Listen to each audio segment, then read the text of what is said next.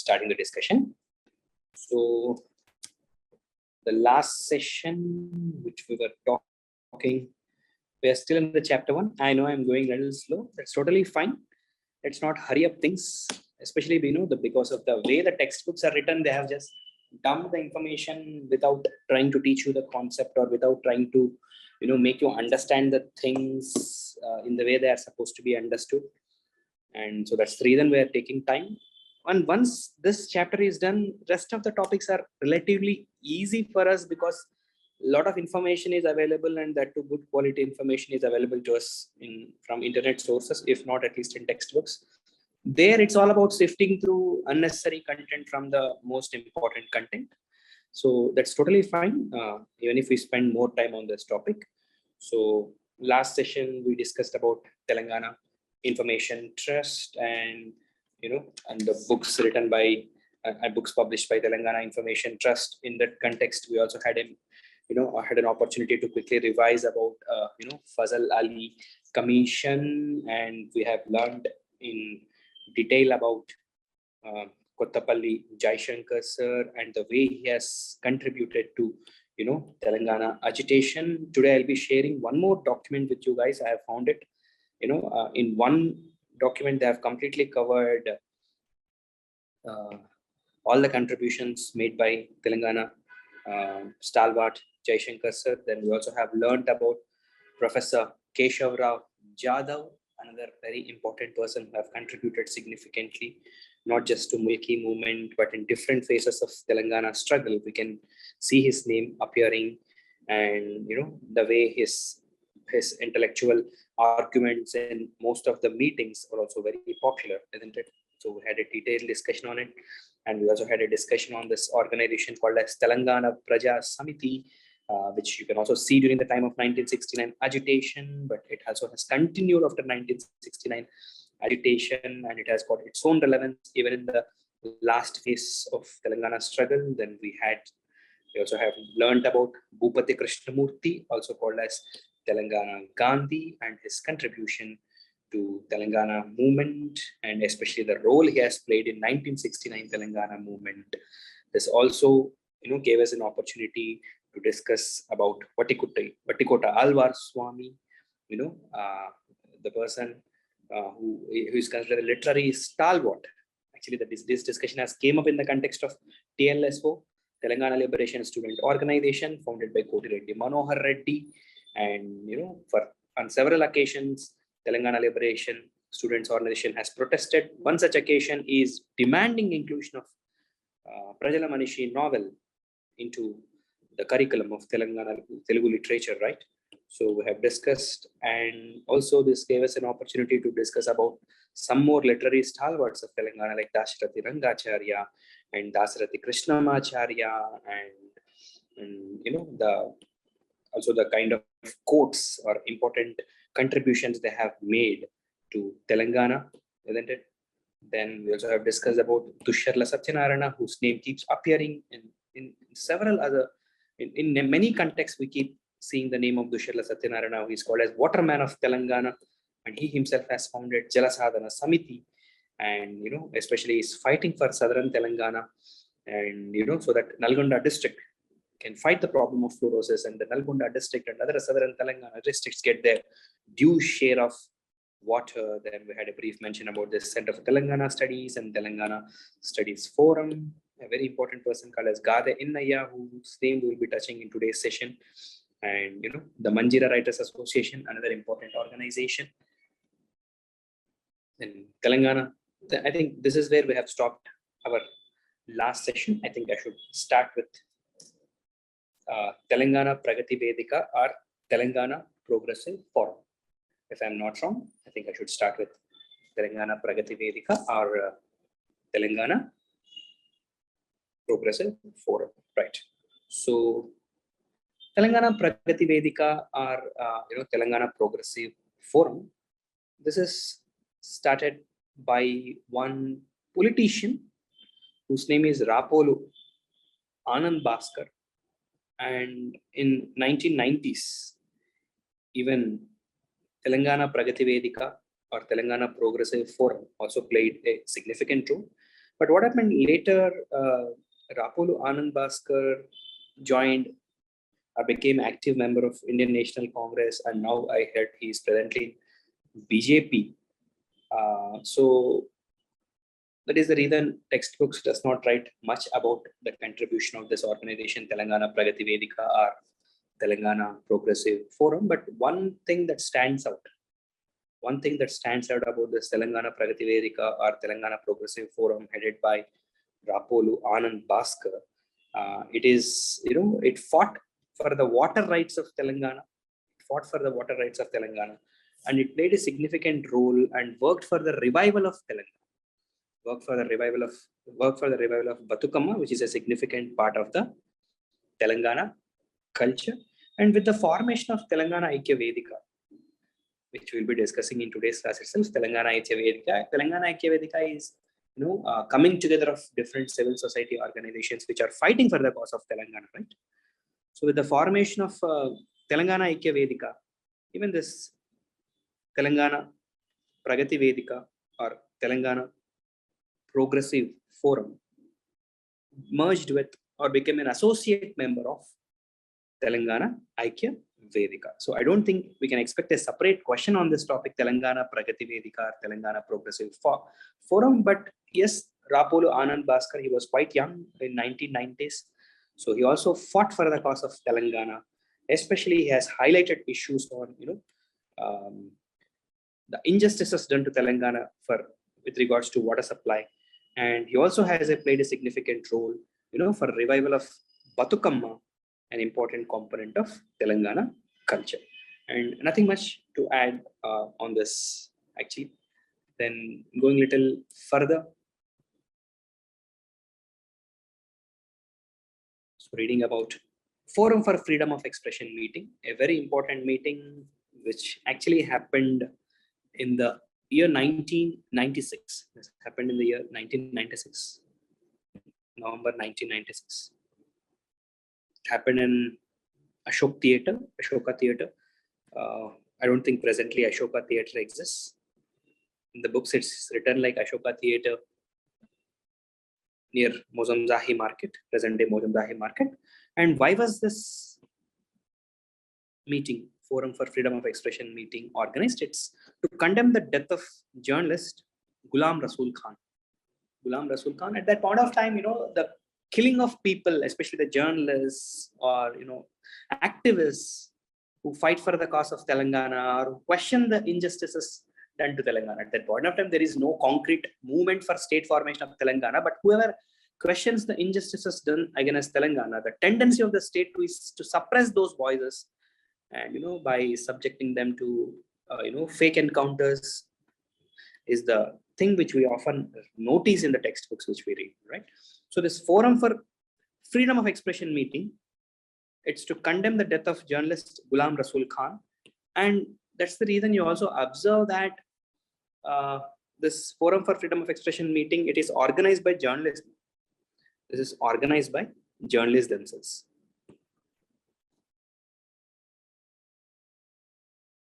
Organized by a group of journalists.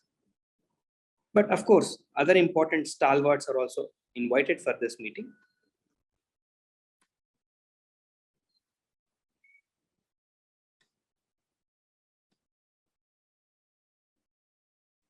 Right? And in this meeting, they have taken this stand that only formation of Telangana can stop the violence in the name of encounters. So many encounters used to happen in those days that they have come to this conclusion that the only way we can stop these encounters is, the formation of Telangana. At that point of time, in mid 1990s, it is too big a stand to take, calling for formation of Telangana. And here they have used this opportunity where killing of a journalist was used as an opportunity, and they have protested against this. And they also have taken a call that only formation of Telangana can stop the violence in the name of encounters. And another significant development in this Forum for Freedom of Expression meeting is, sure all of you know about this person called as Gadar. And Gadar has recited his popular song Amma Telanganama Akali Kekala Ganama, a very popular song. So this was recited for the first time in this Forum for Freedom of Expression meeting.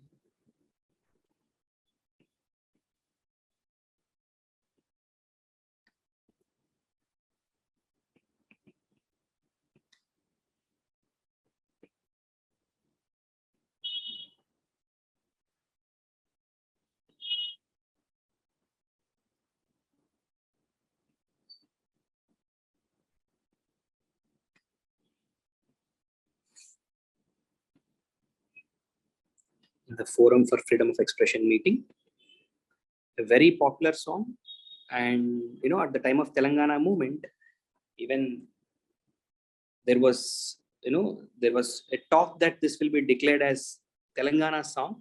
Somehow it did not happen. Later, several other songs also have come into limelight and possibility or probability that they may be declared as Telangana song. So let's use this as an opportunity to learn a little bit more about this person, Gadar. His original name is Gummadi Vittal Rao. You can see it here. His original name is Gummadi Vittal Rao. And where he got this name Gadar from? I'm sure you must have all read in your modern India about Gadar party, right? Gadar party, Gadar movement, which happened in Punjab. So, as in, the revolutionary party, Gadar party, inspired from that, he has kept his name, Gadar. And of course, in 1969 itself, 1969, he joined the struggle for separate Telangana state. And as you must be aware, his primary mode is through folk arts, isn't it? So he formed a Burrakatha troupe named after Mahatma Gandhi to spread awareness about Telangana issue. Burrakatha troupe he has formed. And of course, after that, because of the failure of the Telangana movement, then he later worked with Government of India to spread awareness on several social issues. But again, with the resurgence of Telangana movement, Gadar once again started to express his support for the cause of Telangana and expressed his strong vocal support for all those fighting for a separate Telangana state. So despite being a hardcore communist, he does not share the ideas of some communist parties of India that oppose separate Telangana state. So in recent interviews, and he came out clearly that he is strongly with those who are for Telangana, even if he expresses solidarity with Nava Telangana Praja Party, in spite of being shot at the police during Devgowda's term. So quoting in his own words from various interviews on news channels, even though Telangana can be achieved only by political process through a bill at the center, it lies not only with the leaders of Telangana parties, but all those who have their lives at stake to bring about a people's movement. So this is how he tried to mobilize people of Telangana for the cause of Telangana movement, right? So, and his popular song, Amma Telanganama, Akali Kekala Ganama, it was proposed to be selected as Telangana state song, but right now Telangana does not have any state song. Okay, I think this statement, I'll remove it. It's not correct. So his song is Amma Telanganama, Akali Kekala Ganama. You should be aware of that, right? So yeah, so going a little further in the context of forum for, and also try to remember one more thing. Nishant will be teaching the same, but let me also repeat it. Jananatya Mandali, right? So the group which was formed by Gadar, right? And they have also protested against killing of the Dalits in Prakasham district. And it was at a point of time thought that this Jananatya Mandali is the cultural wing of Maoists. So that is the reason even government also tried to suppress the activities of Jananatya Mandali. Then he returned to Hyderabad in 1990 after general amnesty was offered. Then after that, he continued fighting for cause of separate Telangana state. This is some information about Gadar. So you can expect a 10-marker question on him. Contribution of Gadar.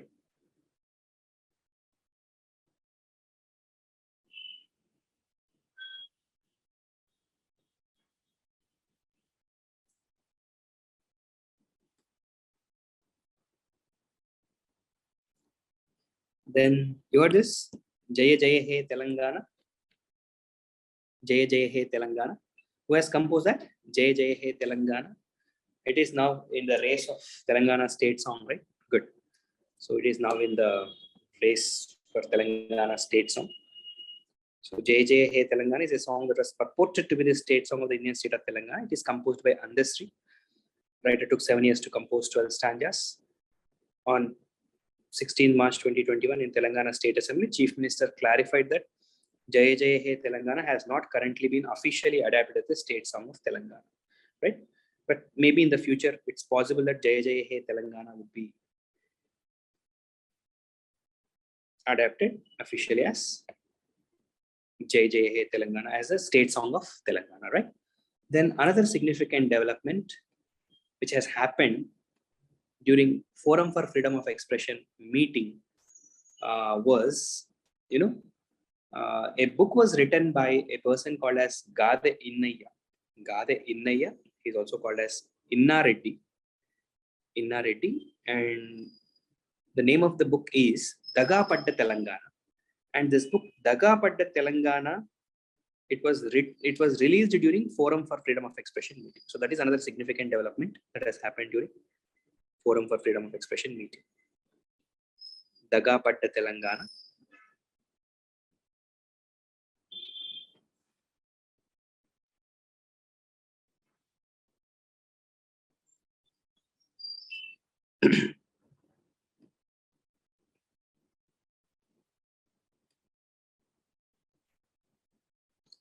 It's a very important MCQ type of question. No? So don't ignore that. So who has written this book? Gade Innaya. Gade Innaya. He's alive even today. He's very popular and he's a staunch critic of KCR's government, President KCR's government. Okay. So that's why he keeps appearing in the mainstream news channels also, which are generally against the Telangana state government. And you can see here, let's know a few things about Gade Innaya. Gade Innaya alias Inna Reddy. He was also arrested once by Cyberabad police for a series of blasts at different places in the city. He's a revolutionary actually. And he said his actions were meant to give a violent dimension to the separate Telangana movement. So that is the reason he is more popular. And a question like any revolutionary leaders during Telangana movement, you have to mention the name of Gade Innaya, also known as Inna Reddy. And of course, I have included this so that you will not forget about Gade Innaya or Inna Reddy. You should know his name, and especially the book Daga Padda Telangana of him is important. And police has arrested him. And remember, Telangana Liberation Force. After coming out of TRS party, he has established something called as Telangana Liberation Force.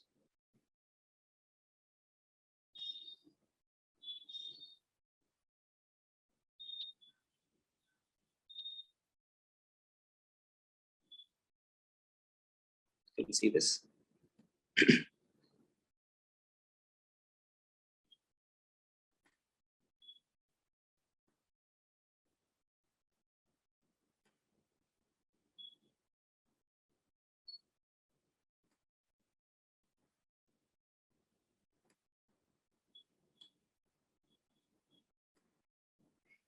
He was a Naxalite, People's War Group in the past. Later he came out after amnesty and he started playing an active role in Telangana movement. He's very much alive even today and he's a staunch critic of the present Telangana government. Another significant development that happened during this Forum for Freedom of Expression meeting, which we should not forget, it is this.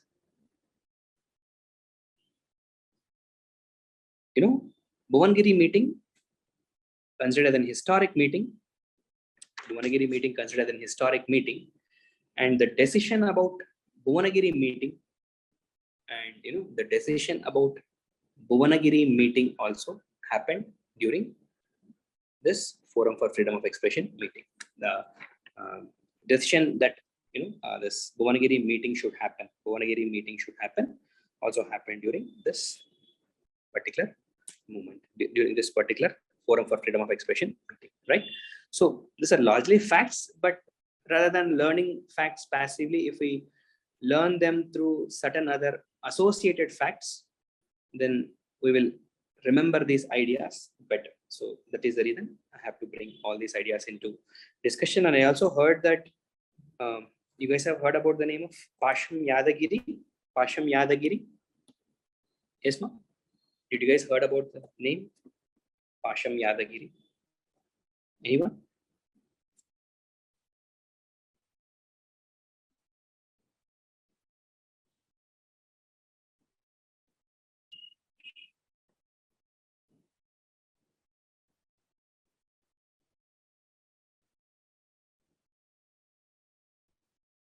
No. Pasam Yadagiri is an important person. He's a journalist, noted journalist. Of course, he worked in several newspapers, contributed to several newspapers. And another reason is he fought for the cause of tribals of Telangana also. He is not just involved in Telangana movement. Of course, he played a pioneering role in many organizations which fought for Telangana movement. Another significant aspect about him, he also has deep knowledge about especially the tribals of Telangana, and he also has very good knowledge about how names of different places in Telangana has come. I have a good fortune of meeting him a couple of weeks ago. Like I was sitting in a mock interview panel in one of the civil services coaching center, and sir has come. And my ignorance, I was not aware of. I did not see him anytime. So I heard about him, and at that point in time, I forgot his name. So I just introduced him. I spoke to him. Had I been, into Telangana movement teaching at that point of time, that 3-4 weeks ago, I would have spoken more to him, and I would have, tried to know more information about him. Good that one good thing I did, I have taken his contact if possible. Not just Madabushi Sridhar sir, I'll also try to request Yadagiri sir, Pasam Yadagiri sir, wants to address you guys. Maybe input from people like him who have participated real time in the movement, would be really helpful. Sir stays here only in our Ashok Nagar, Gandhi Nagar. I think it should not be difficult, but such people will give us first-hand information, and when we get to know that first-hand information, we will easily remember, and we will better remember the ideas, isn't it?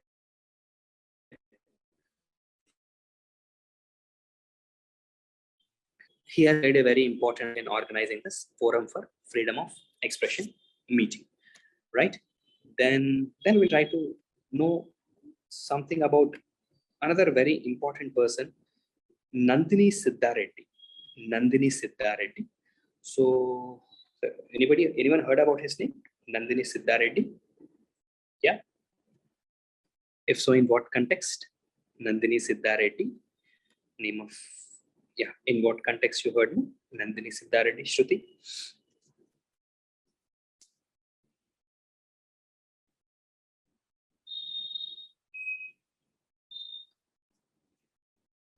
He was, I think he's currently also the chairman. Chairman of what now?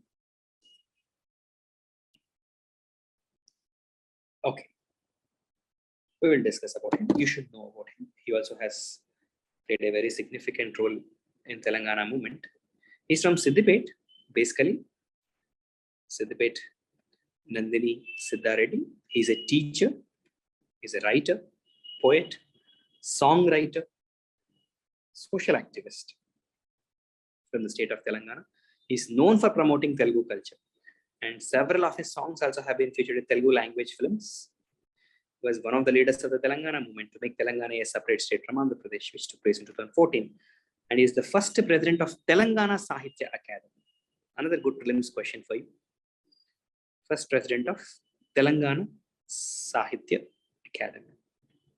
First president of, in the movie Jai Bolo Telangana, also Nandini Sidda Reddy's songs have appeared. Then, yes, Telugu language writer and poet whose efforts were instrumental in enlightening people of Telangana about their neglected language and culture. He's very much alive. And a very popular song, you must remember, it's important. They can ask you a question, who has composed this song? Nageti Salala, Na Telangana, Na Telangana.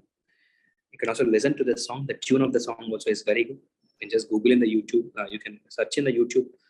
You will not forget at least the name of Nandini Sidda Reddy, because it's a very popular song. And especially during the Telangana agitation, we remember in the speakers often, though I don't think it's there in any movie, but there are many private songs recordings. They used to play this song, Nageti Salala Na Telangana, Na Telangana. It's a wonderful tune and a song composed by Nandini Sidda Reddy. So both two are important for your prelims examination. This can be asked, and this also can be asked in your prelims examination. Let's try to know a little bit more about him. So he began to write stories and poetry in his student days. Later, he ran an organization called Navasahiti, and he also started a Medak study circle to teach students, and a small magazine called Rose. All those things may not be important. And he founded the Manjira Writers Association, which is mentioned in all your textbooks. Manjira Writers Association is founded by him. All the textbooks write about it. And he organized several literary events and also edited a magazine with the name Manjira and published several collections of poetry.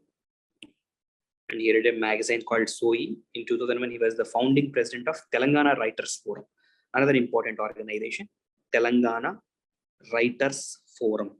This also is mentioned in your textbooks. All these are very important prelims questions. Don't take them lightly. Founder of Manjira Writers Association, founding president of Telangana Writers Forum. Textbooks do not write them properly and emphatically, so we tend to forget it. That's the reason I've taken this slide directly from Wikipedia so that we will not do that mistake. Okay. Keep writing down things in your notes so that you will not forget it. I may be writing here, but only if you also write in your notes, you will not forget these things. Okay. In August 1997, written in just 1 hour, Sidda Reddy's poem on the need for a special Telangana movement. This also can be a question. What is the theme of the song Nageti Salallo Na Telangana? Need for a special Telangana movement, right? And in this, he talks about culture of Telangana. Of course, the song is all about the culture of Telangana.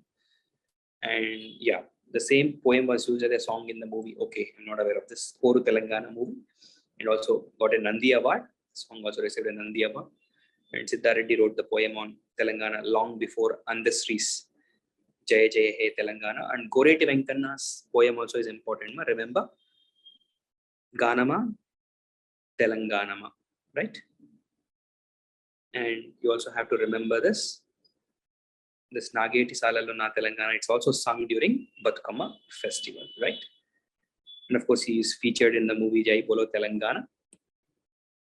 And in the same movie, one more song of him was featured.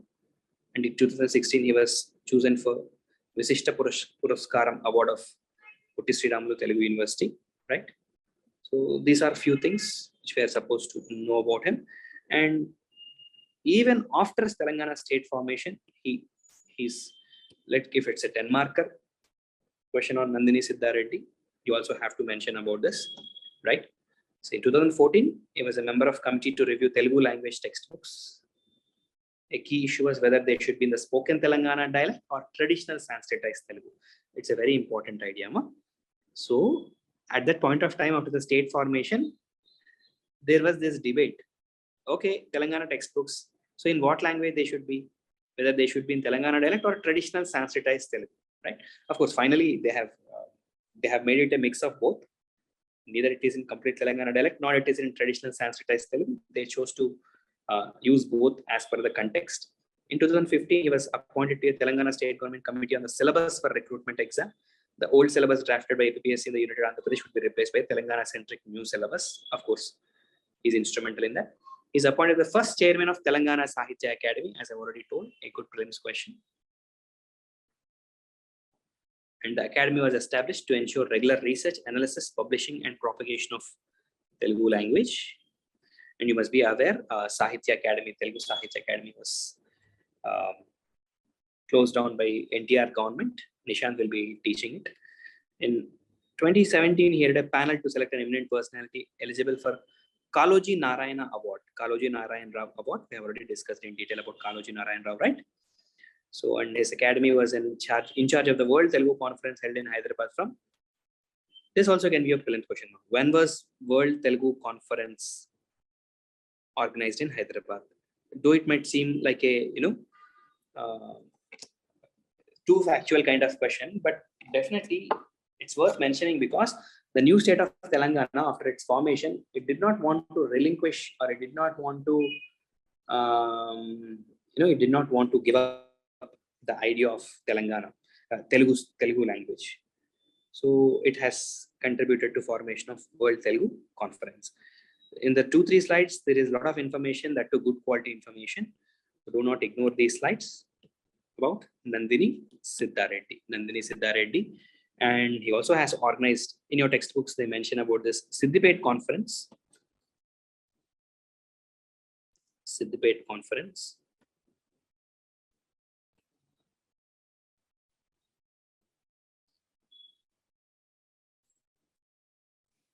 So who organized this Siddipet conference? Writers and employees of Telangana.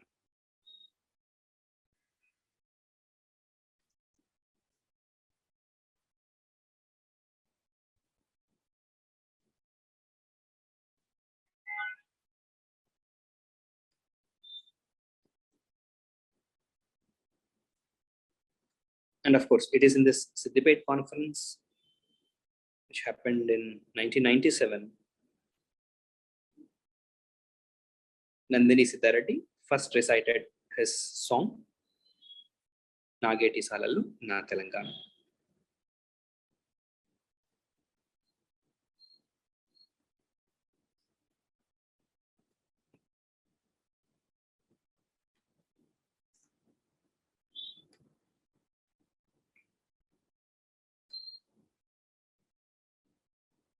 Right. Yeah. Let's go a little further. So another name another person whose name keeps appearing in all the textbooks and definitely worth mentioning is Dasam Pranay Bhaskar. You heard about his name, Dasam Pranay Bhaskar? Yeah. Dasam Pranay Bhaskar. Did you hear his name?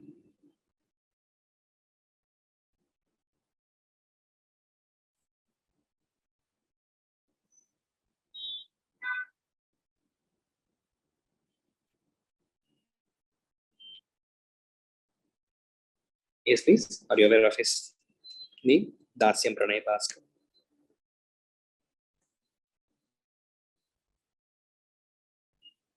His name can be important, no?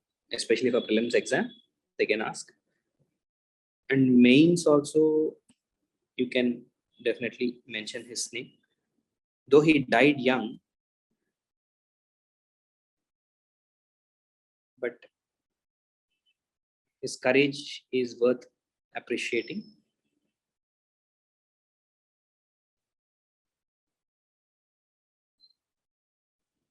So he's a former minister. He is an inspiration to Telangana movement. And this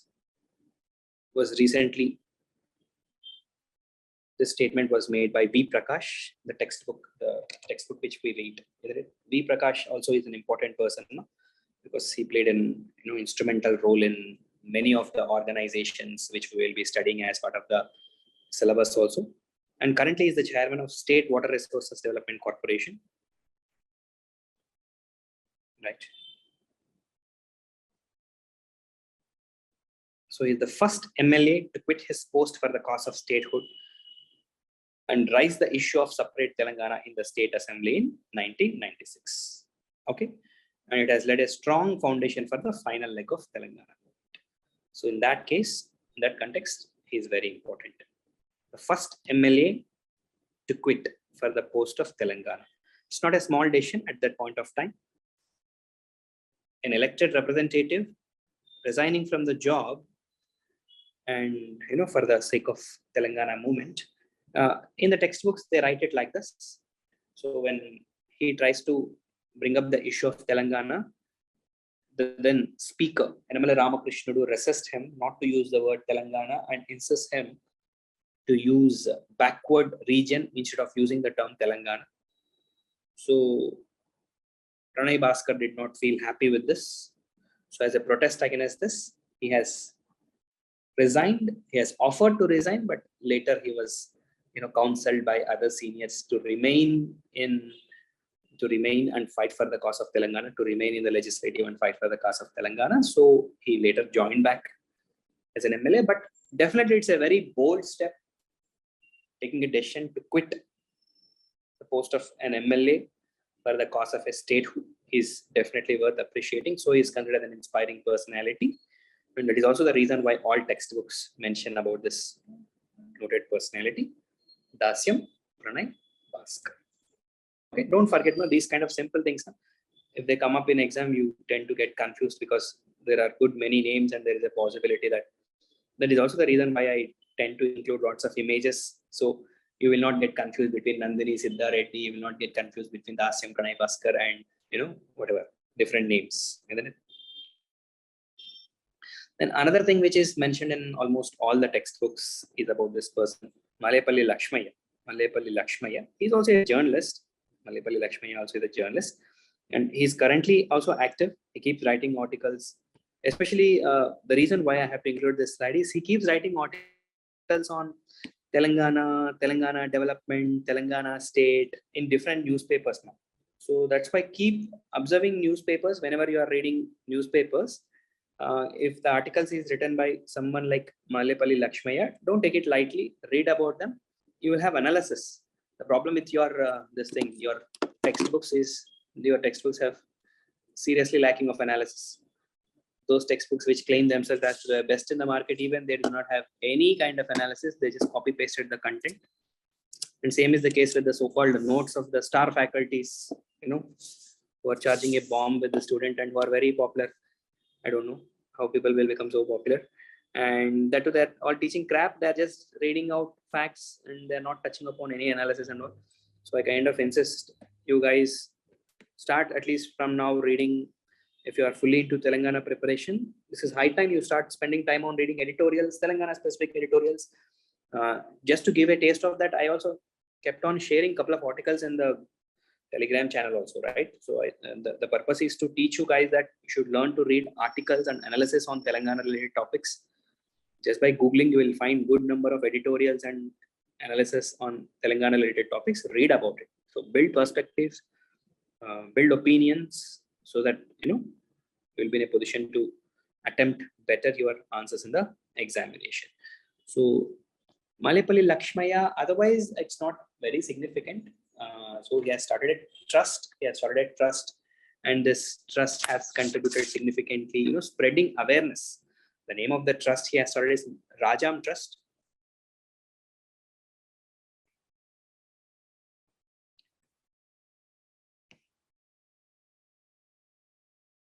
That is what is mentioned in all your textbooks also.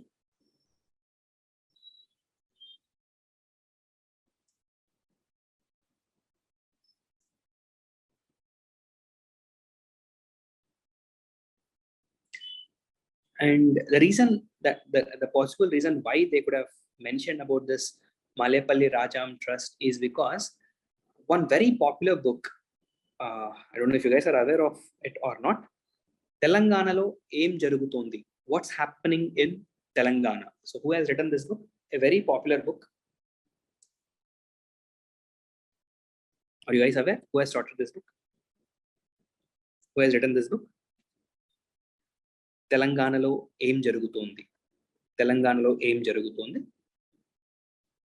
This book is a kind of watershed book kind of book now, because the book is very comprehensive and it played a very important role in educating the people about the need for Telangana and what's happening in Telangana. For that matter, most of the books that follow this after this, they have read it from one internet source. They just followed the format of this book, and the book is so thoroughly researched, and it's just based on a speech. It's just based on a speech of Jaishankar sir in one of the meeting organized by this Malayapalli Rajam Trust, but it has so much information, not just about information, it has so many ideas that this book is a kind of watershed movement in the Telangana history. So that is the reason I have to, otherwise I would have ignored this fact of Malepalli Rajam Trust, if not for the book Telanganalo Em Jarugutundi, right? I'll write it so that you will not forget it.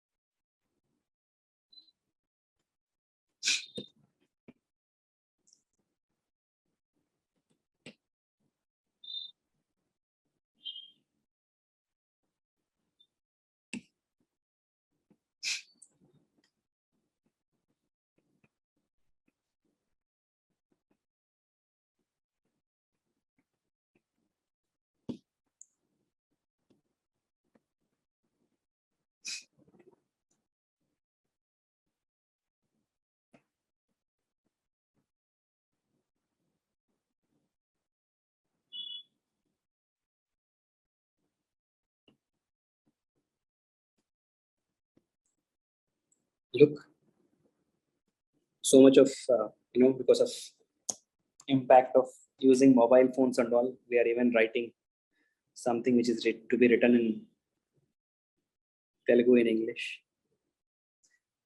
Some of you may be having a doubt. So how should we write if we are writing it in English medium? No, don't hesitate. We all know that you are English medium students, but still it's very much possible. It's very much practical that you are also Telugu students, all of you, without exception.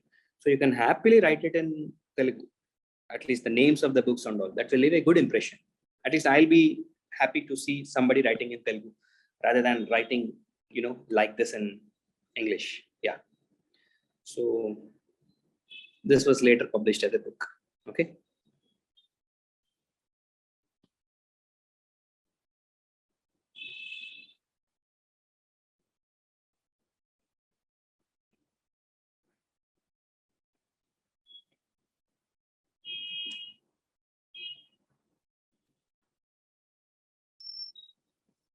You should know these ideas. Okay. So, and yeah, keep reading, keep following and reading articles. Don't take sessions lightly. Sessions are made with, out of some decent research only we give the sessions. We don't give them randomly. Okay.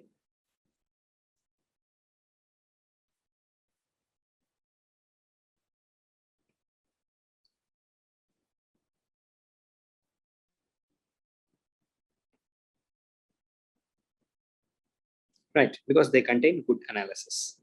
Then, so you heard her name, Belli Lalitha, the nightingale of Telangana resistance. So, did you guys hear her name, Belli Lalitha? Belli Lalitha.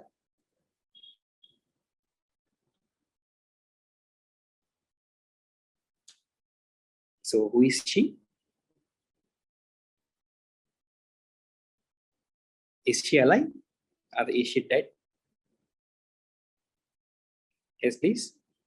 Is she alive or is she dead?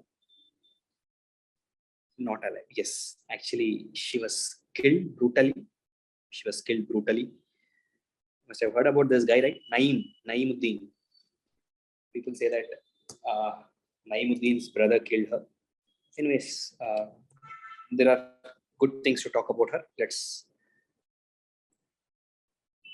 In a question on role of women in Telangana movement, role of women in Telangana movement. If her name is not mentioned, then definitely you will be deducted 1 or 2 marks or even more. Her name must be mentioned without fail. So let's try to know in a little bit more depth and detail about this woman, Belli Lalitha, a stalwart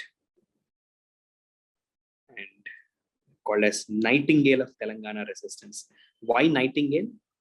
Because she's a folk artist. She's a folk artist.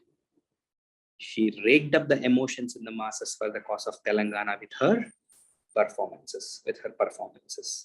So Belli Lalitha was a popular singer who was loved by the masses. She was the voice of resistance and she is the leader of the Dol Debba.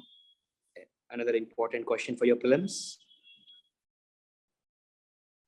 She is the leader of Dol Debba and it's again a cultural organization and she is also the convener of the Telangana Kala Samiti.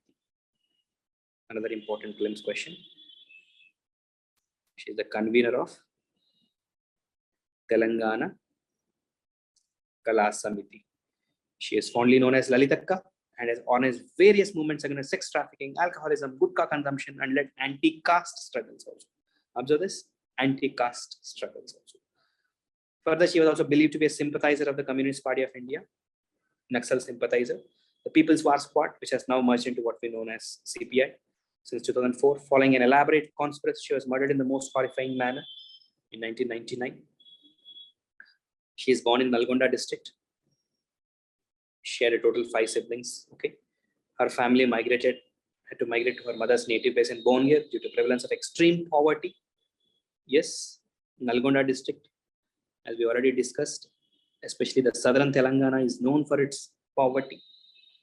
So she has moved to Bhongir. She was a Bahujan, born in Gollakurma caste. Actually, these are shepherds. Belli Lalitha's brother Belli Krishna also is an activist and had to go underground for 17 years after his sister's murder by the Black Gang. Black Gang is this Naimuddin gang. And look, her father is an Ogukata artist, no? Folklore music, with its origin in Yadav and Kurma communities, isn't it? Ogukata, very important. Just like Perini Shivatandavam, which is Telangana state dance, Ogukata also is very, very important in Telangana culture. I expect a separate 10 marker also on Ogukata. Her father also is a singer and laborer. She could not pursue an education in her early childhood and was married off when she was very young. She had 2 children. And coming back to her activism, so also try to know some details about her activism. If a 10 marker comes on it, if you directly start writing about her Telangana contribution to Telangana movement, it will not give you a complete answer, right? So she also worked as a laborer in the Suryavamshi cotton mill of Bhongir. You need not remember the names, but should at least tell that her activism even before entering into Telangana movement. So during her term working as a laborer in the cotton mill, she organized her fellow companions and workers in the mill. She joined the CITU, Center of Indian Trade Union. It's affiliate of CPIM, I think, right? And was part of various worker struggles. She had to leave CITU in order to be a part of Telangana movement. She became a member of Telangana Sahitya Vedika. She's also a member of Telangana Sahitya Vedika and she's a convener of Telangana Kala Samiti. So don't get confused with these names. Member of Telangana Sahitya Vedika. And another very important point, she organized Dagapatta Telangana Sabha. It is nothing but the Suryapet meeting, the popular Suryapet meeting, about which we'll be discussing in today's class itself. A very important meeting, right? A very important meeting. Suryapet meeting. What is the other name of Suryapet meeting? They can ask such a question. So other name for Suryapet meeting is Dagapatta Telangana meeting. Dagapatta Telangana meeting. Okay. The People's Assembly titled Telangana Mahasabha at Suryapet. It's also called as Telangana Mahasabha, right? And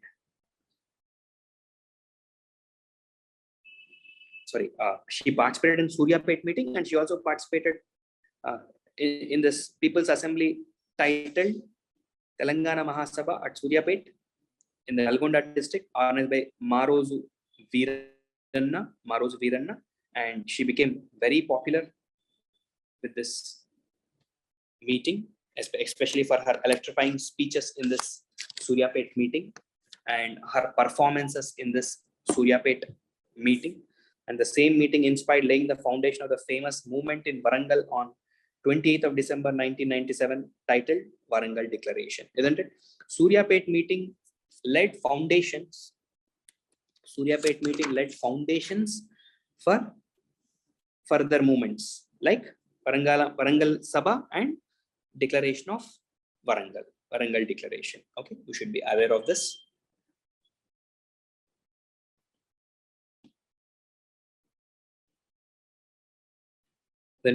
And the same movement has given rise to Telangana Chaitanya Vedika and Telangana Janasabha and Telangana Kala Samiti, right? Warangal Declaration and Telangana Student Front.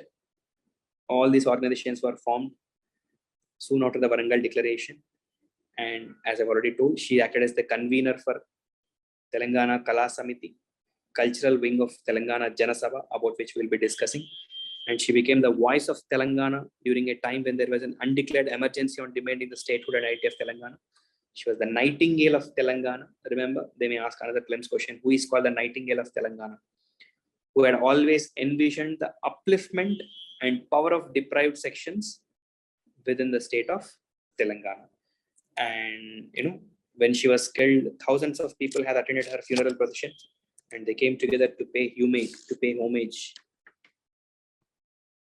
to Belli Lalitha and express their deep anger and hatred against the government. The People's War guerrillas claimed that they avenged Belli Lalitha's death by killing the then Home Minister Madhav Reddy in the year 2000. And she is one of the first representatives of the last stage of democratically led Telangana movement, isn't it? In the last stage of Telangana movement, her name should not be ignored. Her contributions have not been given due importance in the newly formed Telangana state. You did not write this point, but yes, definitely, if you guys are not aware of her name, that itself shows that enough information was not told to us about her by the present government.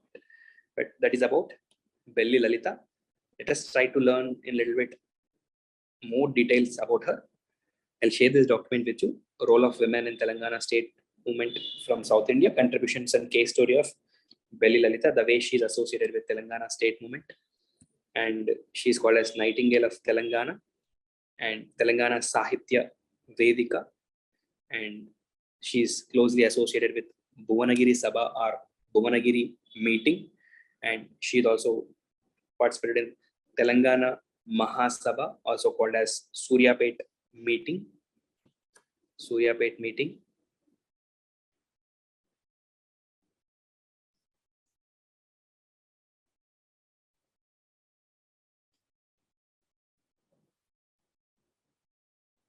And of course, she's also involved in this Warangal meeting or Warangal Declaration. And she's also associated with Telangana Kala Samiti. And later,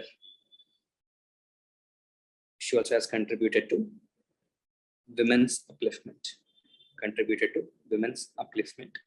So let's quickly use this slide itself to learn few points about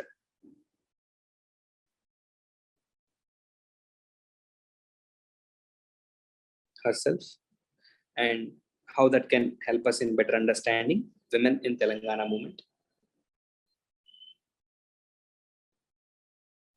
So what is the name of the book written by Puchalapalli Sundaraya regarding Telangana movement? Are you aware? Name of the book written by Puchalapalli Sundaraya. Name of the book written by Puchalapalli Sundaraya on Telangana movement.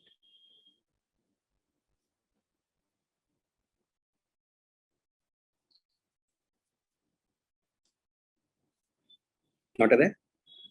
Should be aware, no? It's something on contribution of women to Telangana movement. Contribution of women to Telangana movement, right? So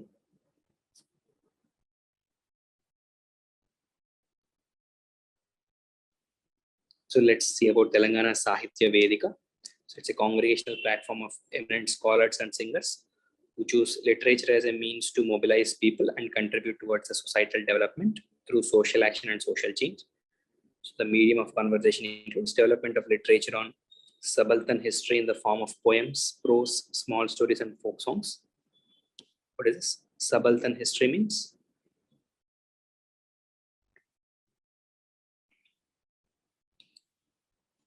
What is subaltern history?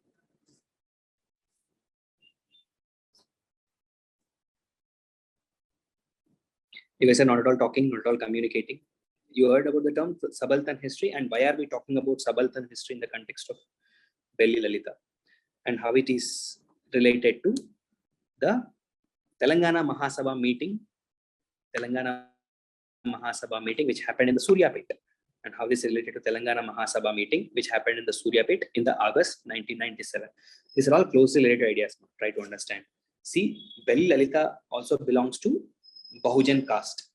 Bahujan caste means Dalits and OBCs. All of them are called as Bahujans, right? So she did not just fight for the cause of Telangana, along with Maroju Veeranna. So she is also working for the upliftment of those downtrodden sections of the society. Try to understand, ma. So these people like Maroju Veeranna, Belli Lalitha, they are not just working for the cause of Telangana. Simultaneously, they are also working for the upliftment of the downtrodden sections. So that their focus was not completely on Telangana movement alone. Okay, that also could be one of the reasons why they are not adequately represented in the Telangana history, right? So yes.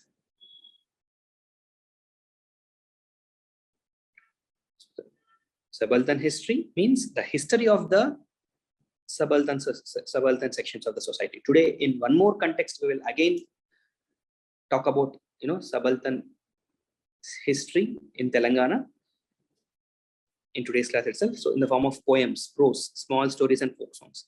And Belli Lalitha's initial movement was an agitation and fight against the issues mentioned before. So which also included fluoride in drinking water and coercive nature of land mafias. She was gradually drawn into the Telangana statehood movement after meeting with Maroju Veeranna, don't forget his name, and students and Dalit leaders who motivated Belli Lalitha to join the movement. With the inspiration of Maroju Veeranna, she entered active political domain and organized and participated in major events such as Bhuvanagiri Sabha. She participated in the Bhuvanagiri Sabha. She participated in Telangana Janasabha or Telangana Mahasabha, which is Suryapet Sabha, and of course Warangal Sabha. So she was active member of Bhuvanagiri Sabha. All the three are historically important, right? Telangana Mahasabha, Suryapet meeting, and Warangal declaration. So even if these three questions are asked, these three questions are highly expected questions, isn't it? We have to mention about the name of Belli Lalitha without failure. Okay, let's quickly use this slide itself to know a few things about Bhuvanagiri Sabha, about which I'll be mentioning again. So Bhuvanagiri Sabha organized, the date of Bhuvanagiri Sabha can be important. March 1997 in Bhuvanagiri town of Nalgonda district under the presidency of Jaini Mallayya Gupta. In the textbooks, I don't know why they have ignored, they did not mention the name of Jaini Mallayya Gupta. In most of the textbooks, they did not give his name. Maybe it was deliberately ignored, or I don't know, but it's not mentioned in the textbooks, at least I have read. Then Keshavrao Jadhav, Kaloji Narayan Rao, and KG Satyanamurthy as member. It was the first step in creating a platform for writers, artists, academics, and journalists combined. Sahiti Mitra Mandali under the theme of Dagapadda Telangana. Under the theme of Dagapadda Telangana was organized by Belli Lalitha under the convenership of Nagaram Anjaya and Balakrishna Reddy. About 40,000 people participated from all corners of Telangana region. This Sabha acted as a catalyst to revive Telangana statehood movement and propel it into the final stages. The songs of the Belli Lalitha inspired Telanganites, especially those in the movement. This platform focused on the domination of Andhra people over Telangana culture, literature, politics, and economy. So that is the significance of Bhuvanagiri Sabha. Okay, an important Sabha. Then Telangana Mahasabha. Let's see this Telangana Mahasabha, which has happened in the Suryapet, isn't it? And here also,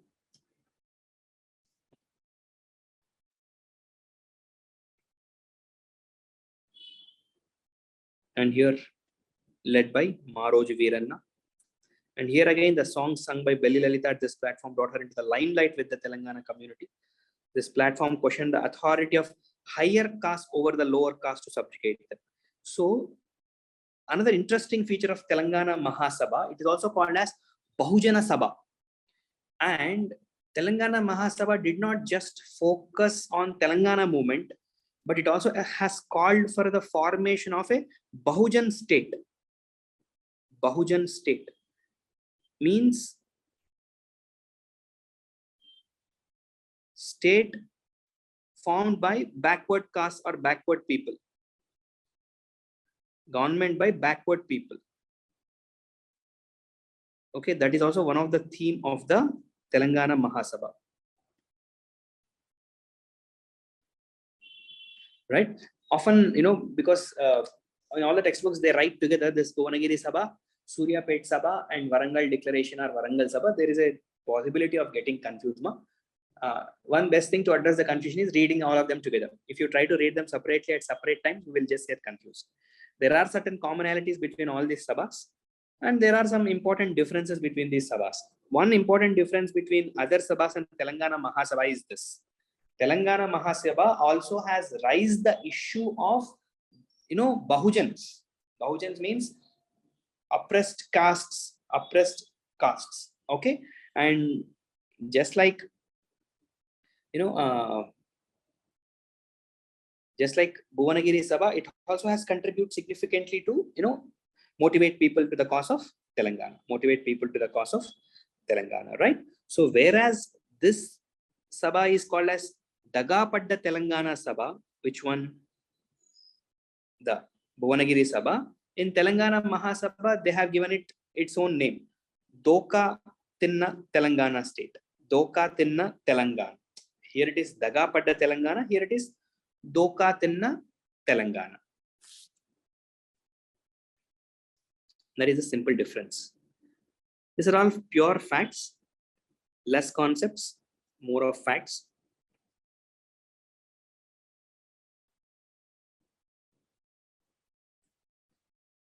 And both of them happened in the same year. And this platform also questioned the authority of higher caste over the lower caste to subjugate them. Speakers here also, Jaishankar, Professor Jaishankar, Gade Innaya, Dushyarla Satyanarayana. I think now you are familiar with all these names. Mandali Satyanarayana, these are the eminent speakers. They demanded a separate Telangana state. So the main demands put forward were the formation of Telangana with 10 districts. Look, the demands made by Suryapet meeting are important for exam. At least remember these demands. Formation of Telangana with 10 districts. Then, observe very carefully, they can ask stoppage to construction of Polavaram and Pulichintala project. Then, distribution of surplus land to poor and an end to extrajudicial killings in the name of Naxalites, fake encounters, and ban on privatization of public property and more. If you observe carefully, 1997, those were the times when Chandrababu Naidu government was in the limelight, and Chandrababu Naidu was aggressively adopting neoliberal policy. And that is also the time when India has embraced LPG reforms. So those are also the times of impoverishment and immiserization, especially of the poor people. There is a gross neglect of the caste of the peasants, not just in Telangana, both Telugu states. And because of the obsession of the then TDP government to focus only on, building of Hyderabad city and attracting investments, generating wealth, the welfare was systematically neglected. And of course, this neglect of welfare had a severe impact on the, lives of peasants in both the Telugu states, not just in Telangana, right? So let us also use this opportunity to quickly see about Warangal Declaration. Though here we are reading about Warangal Declaration in the light of Belli Lalitha, but we will get to know some information about this. Of course, I'll be discussing again Warangal Declaration. Use it like a primer or introduction to the Warangal Declaration topic. So this Warangal Declaration brought all the non-parliamentarians, social activists and other powers together to support the demand of Telangana people. So Warangal Declaration is a very important question. They formed the All India People's Front.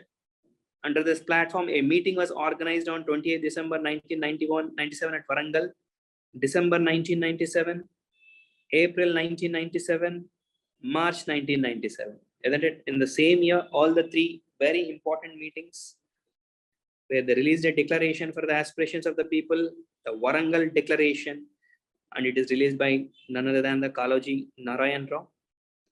The gathering was attended by, look at the number of people who have organized that meeting. It's a big gathering, 2 lakh people from all over the state. It's not a small thing. It was the biggest of the meetings organized at Bhuvanagiri. It was and Suryapet. So that is the reason in the history, they have remained in the annals of the history, right? The Bhuvanagiri meeting, the Suryapet meeting, and the Warangal meeting. The Warangal Declaration consisted of more than 60 demands by the intellectual classes for the upliftment of Telangana people. And all the 60, you need not mug up, but you should be at least familiar with those 60 demands. Like, some of them were like implementation of land reforms, then implementation of 1/70 Act in agency areas to prevent tribal land alienation, means dragging away or snatching away of the lands from tribals, then provision of irrigation facilities, then construct only Ichampalli project on Godavari River, and of course against Pulichintala project and against Polavaram project, and again no to privatization and revival of public sector undertakings. And definitely at this point of time there is a lot of resistance against privatization. And Warangal Declaration also inspired the formation of Telangana Janasabha. We will talk about Telangana Janasabha. Warangal Declaration responsible for the formation of Telangana Janasabha, which is a platform of Telangana lawyers, journalists and teachers. And Telangana Students Front also was formed in the year 1998, about which also we'll be discussing. Telangana Students Front in the 1998 to fight for Telangana self-rule. At all these events, Belli Lalitha's presence played a crucial role in drawing people through her songs on injustices on SCs, STs, other backward classes, women, minorities, exploitation by landowners and moneylenders, and other problems faced by Telangana people. So in this context, Warangal Declaration is very important, and Belli Lalitha's role in all the three, Bhuvanagiri Sabha, Telangana Mahasabha, also called as Suryapet meeting, and the Warangal Declaration and the Warangal meeting. So all the three are important.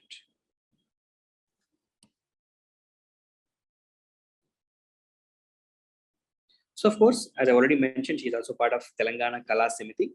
Let's quickly do this. So with the success of Warangal Declaration, teachers, lawyers, journalists, and students formed Telangana Janasabha in July 1998 and started fighting for the right of farmers, laborers, and other downtrodden sections of society. Belli Lalitha acted as a convener for Telangana Kala Samiti, the cultural wing of Telangana Janasabha. You should remember that point. What is Telangana Kala Samiti? It is the cultural wing of the Telangana Janasabha. Let me write it so that you not forget.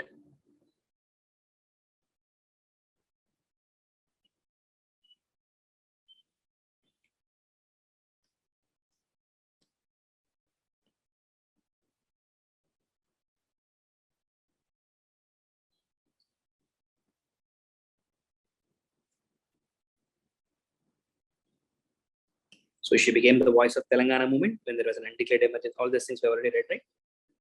Raise the people of Telangana, equipment, women, okay.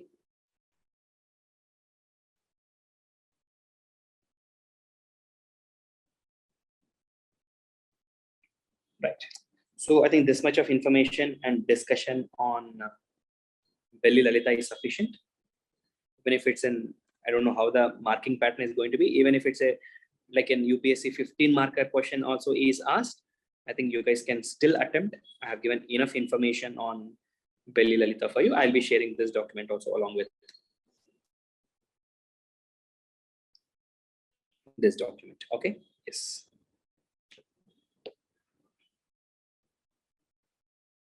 Keep remembering timelines.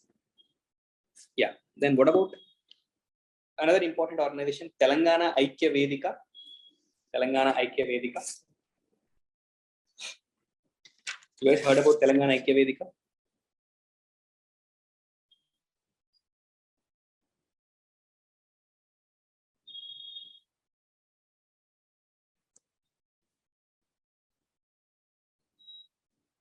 A very popular organization, right? So I'm sure all of you would have at least heard about it.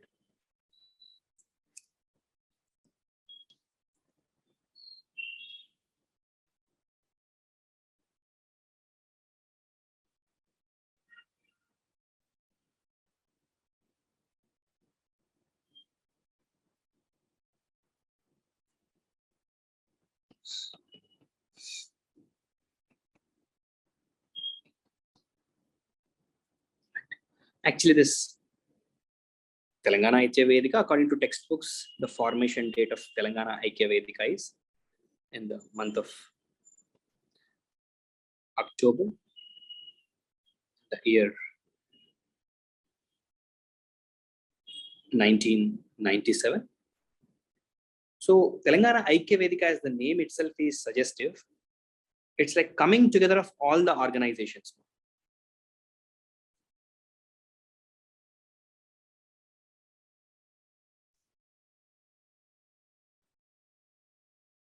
Coming together of all the organizations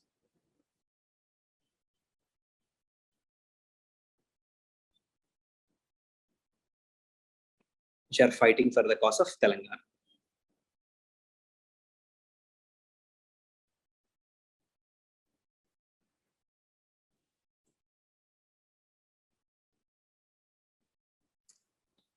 And I've already mentioned. So who is instrumental in forming of this organization? So it is headed by none other than Professor Jaishankar sir.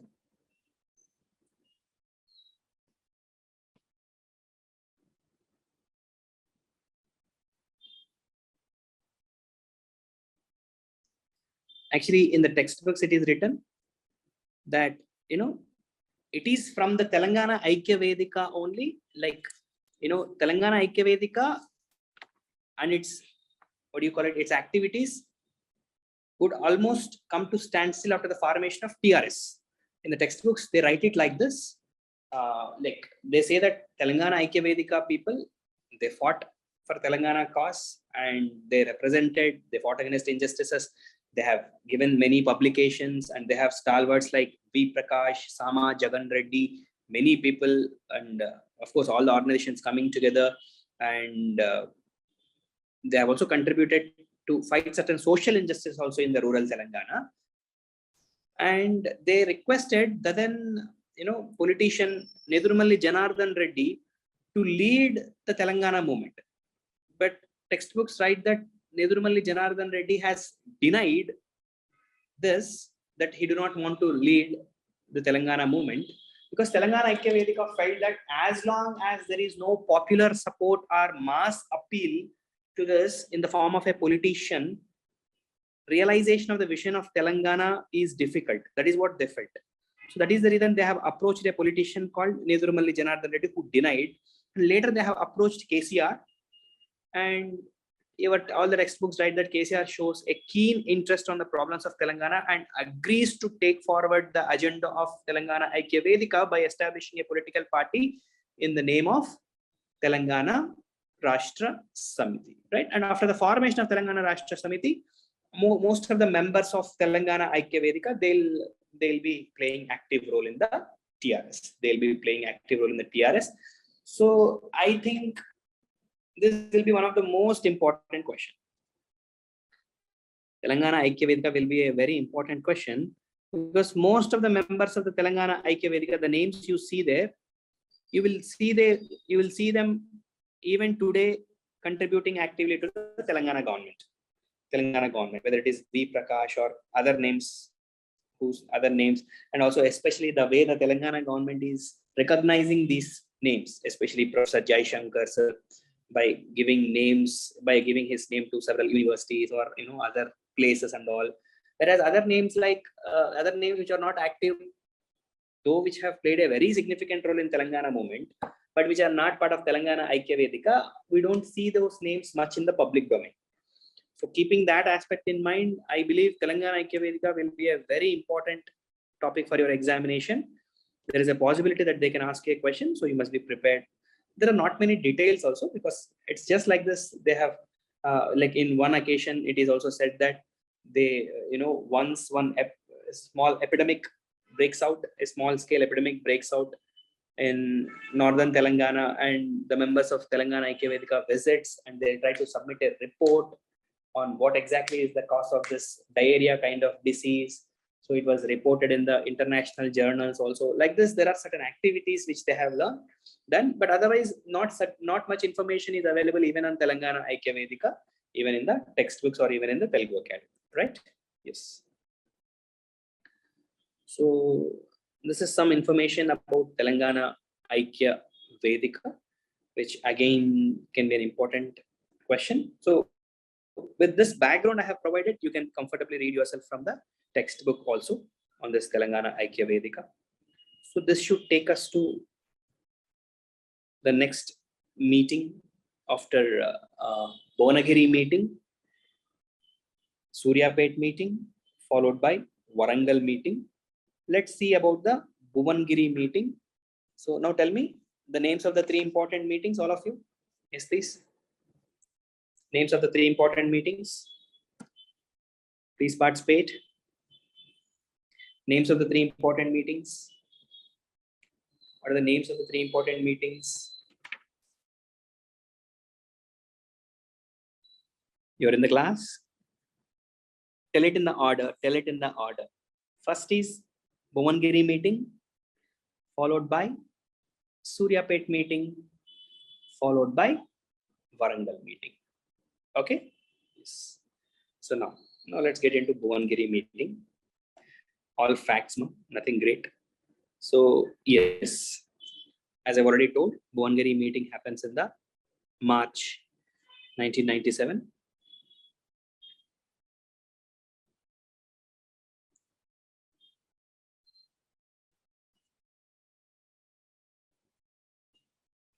March 1997.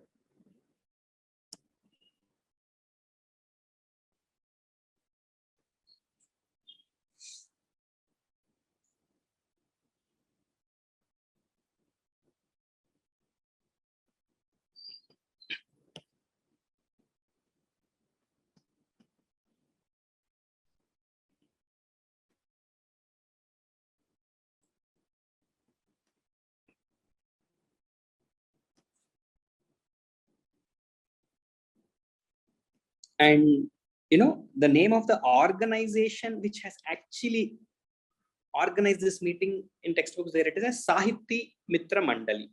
Sahiti Mitra Mandali. So remember the name. It can also be asked in your prelims examination. So what is the name? Sahiti Mitra Mandali organized the meeting.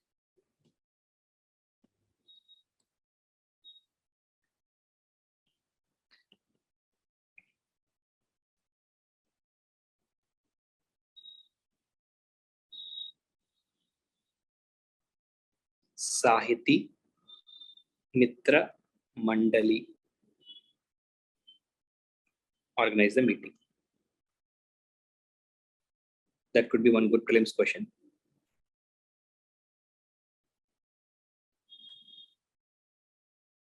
The name itself should give you a hint. So writers, poets, artists, teachers, journalists, all of them have come together and formed this Sahiti Mitra Mandali. One more fact, as I've already told, the meeting was named as Dagapadda Telangana, whereas Telangana Mahasabha or Suryapet meeting was called as Doka Tinna Telangana. So don't forget that fact.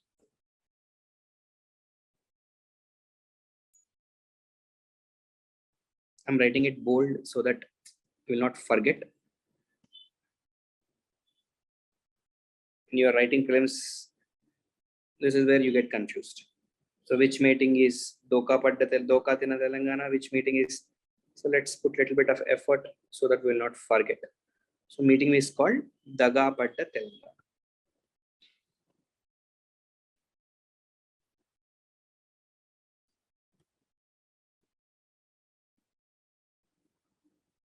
And of course, the meeting is inaugurated by Kaloji Narayan Rao. Meeting is inaugurated by Kaloji. Maybe that also can be question.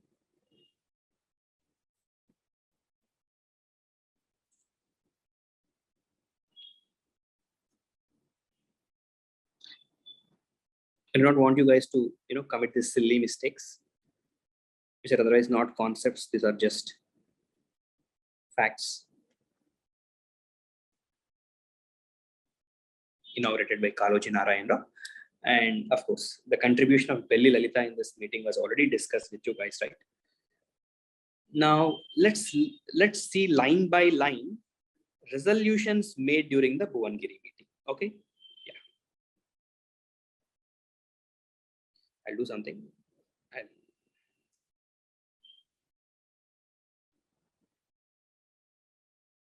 Let's, in this slide, let's confine just to Bhuvanagiri declaration. Why should we?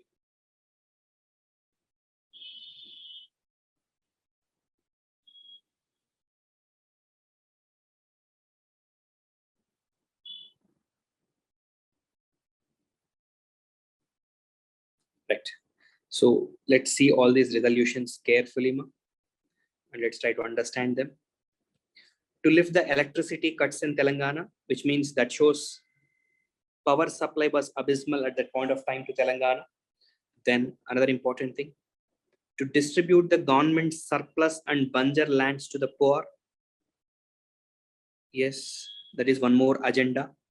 Then strictly implement 1/70 Act and reallocate convicted forest lands to Adivasi, means fighting against land alienation of Adivasis and drinking water facilities. Then immediate release of the funds required for the completion of Sri Ram Sagar and Sri Sailam left canal. Understand that Sri Ram Sagar project and left bank canal of Sri Sailam project, which can provide water to Nalgonda, Khammam districts. Then of course, to take up the works of Ellampalli project and complete the small and middle range projects and release funds to Ichampalli, already we have mentioned, Ichampalli lift irrigation project immediately. And to condemn the attitude of political parties who are not working for the development of Telangana, to stop oppression of Telangana people and to ensure the congenial free atmosphere to conduct meetings and conferences. Isn't it? A lot of encounters to strongly oppose insulting Telangana language in print, electronic media and movies. At that point of time, it's very common, as I've already discussed once, isn't it? Telangana language was often looked down, and often the comedians or villains are shown to be speaking Telangana language.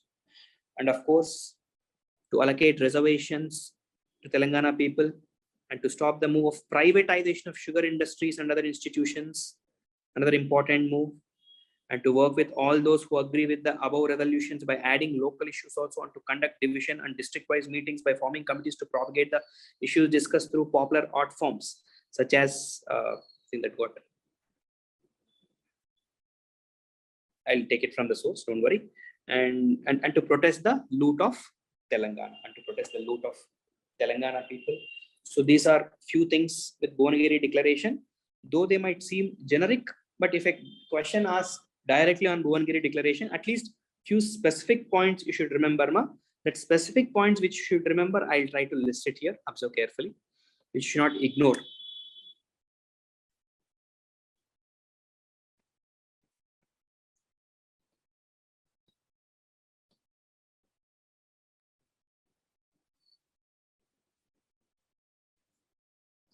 One, against tribal land alienation.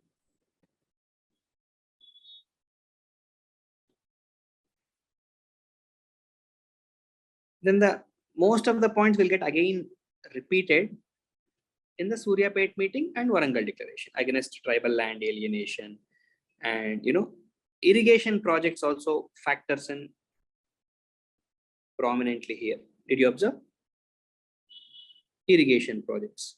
So what irrigation projects? And the names gets mentioned here. You can see it here. Say one.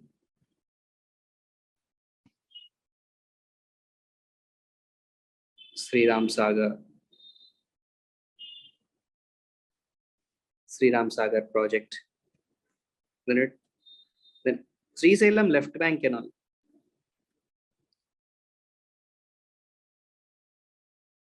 If you remember, we already discussed, right?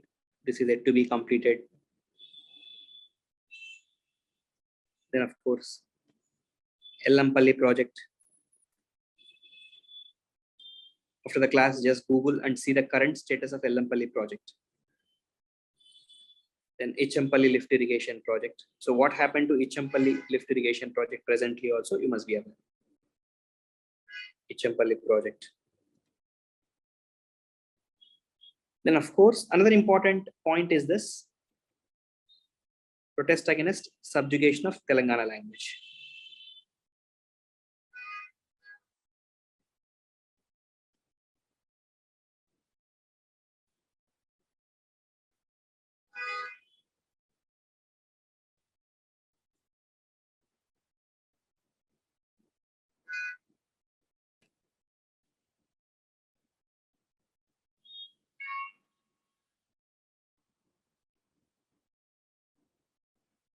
Then of course, to protest against privatization of sugar industries. At least these 4 points, don't forget.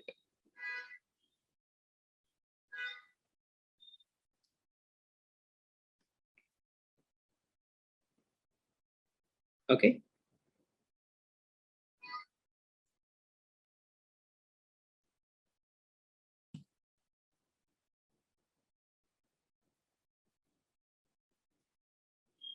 So Bhongir declaration, you can expect it as if they are giving 10 marks or 10 marks question. It can be both 10 marker question or it can be also a 15 marker question. If it can be a big question or it can also be a small question. Be prepared for both. Okay, simple, right? It's just group of people coming together and the name of the organization which has organized it and the person who has inaugurated the meeting. And what was the meeting called as? Dagapadda Telangana meeting. It's a successful meeting. 40,000 people have attended this meeting, and different intellectuals have delivered speeches. Like people like Gadar has come, Nandini Sidda Reddy, Professor Jaishankar sir, Jadav. All such people have come and they have addressed this meeting. And Belli Lalita has, with her electrifying performances, has motivated people. So definitely, this is an important meeting, Bhongir meeting, and these are the important resolutions or demands which were made as part of this Bhongir meeting, right? Then comes this Telangana Mahasabha. We often get interchangeably use this term, Telangana Mahasabha, for Suryapet meeting. So just to avoid confusion, let me write it big so that you will not forget it hereafter.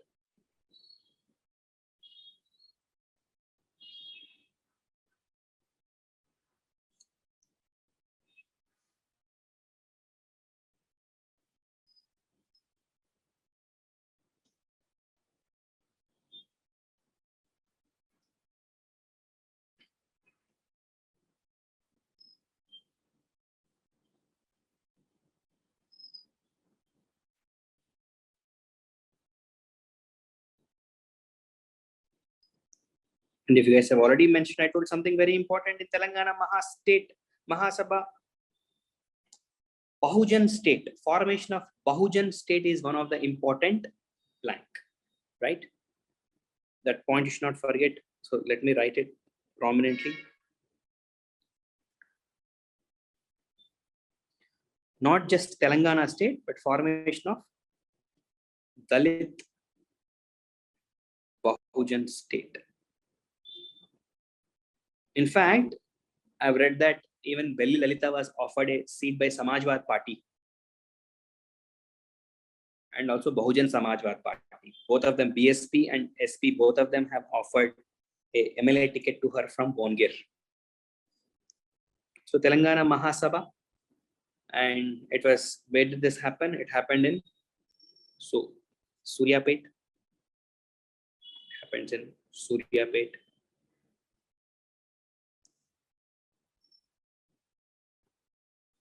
So who is the chief organizer? Maroju Veeranna. Maroju Veeranna.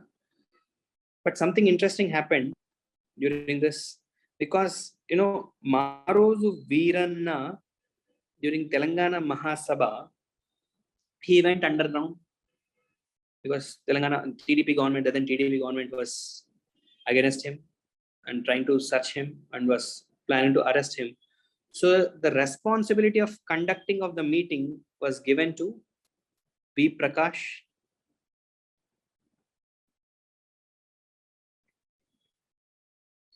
and Dr. Cherukuri Sudhakar.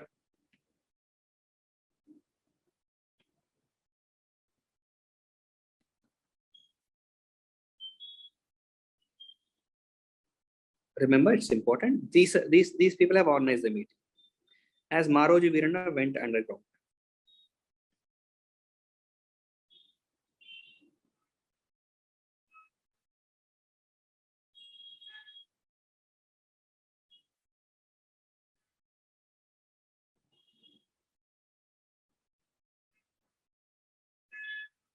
Okay, as he went underground, so the organization of meeting fell on their hands. So let's use this opportunity to learn few things about Maroju Veeranna also. Okay, yeah.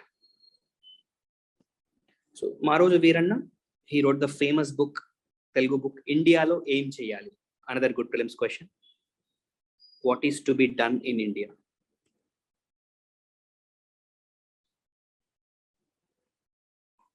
What is to be done in India? It can be a good prelims question. What is to be done in India? And it is based on the Lenin's book, What is to be done? And it is modified according to the Indian context. Okay. Veeranna analyzed the nature of Indian politics and told his cadre or supporter that the histories of castes and villages have to be written. Very important, right?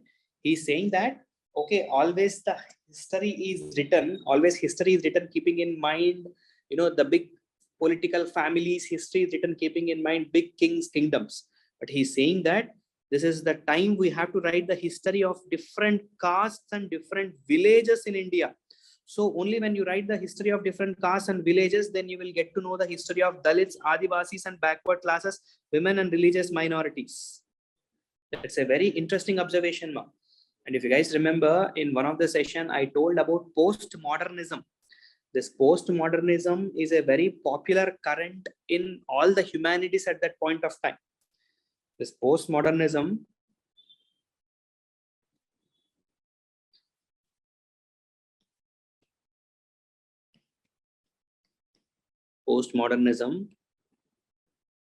is a popular academic current. Means it's a popular academic trend.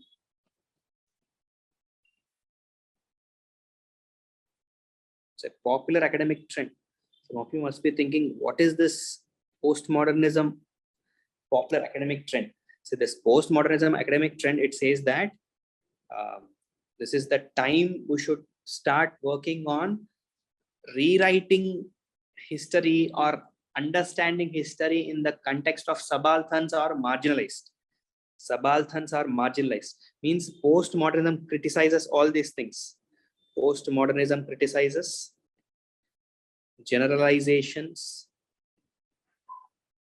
Postmodernism criticizes established theoretical perspectives or established theories. And postmodernism criticizes meta-narratives.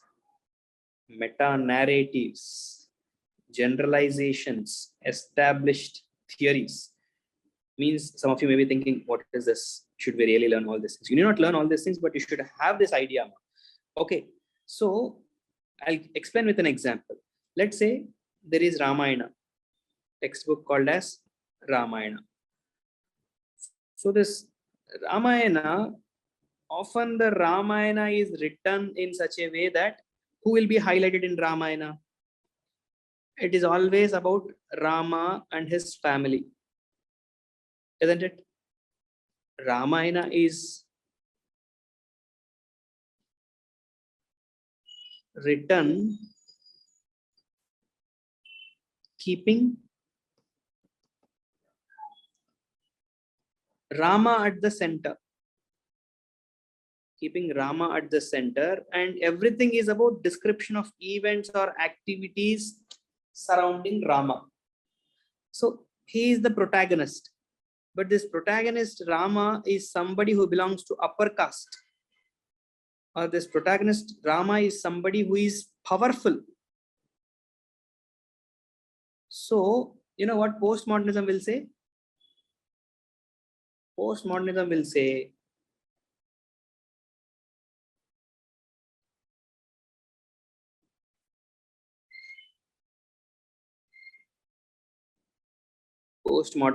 say the same Ramayana should be narrated. The same Ramayana should be narrated in the view of Ramayana should be narrated in the view of subaltern societies.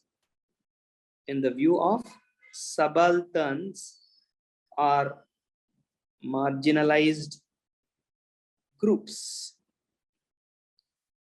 Some of you may be thinking, what is this narrating of Ramayana in the form of subaltern or marginalized groups? Simple, ma. Let's read Ramayana in Shabari's perspective, like that. Reading Ramayana in Shabari is a character in Ramayana, right? So it is like this. Reading Ramayana in Shabari perspective, or let's say reading Mahabharata in Eklavya's perspective, like that. Simply put, all these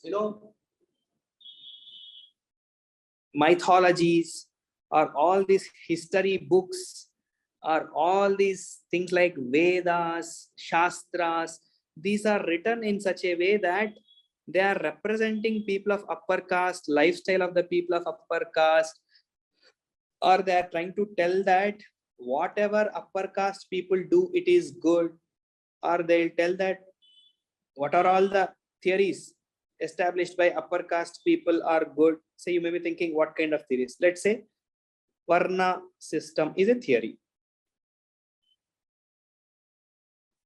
Varna system is a theory. So why should we believe that Varna system is correct? We have to question Varna system, isn't it? So postmodernists will question the established theory of Varna system. Meta-narratives. The meta-narratives means these have been told to us hundreds of times. We start believing that these are correct. Let's say one good example of meta-narrative is, say, Brahmins have superior intellectual knowledge.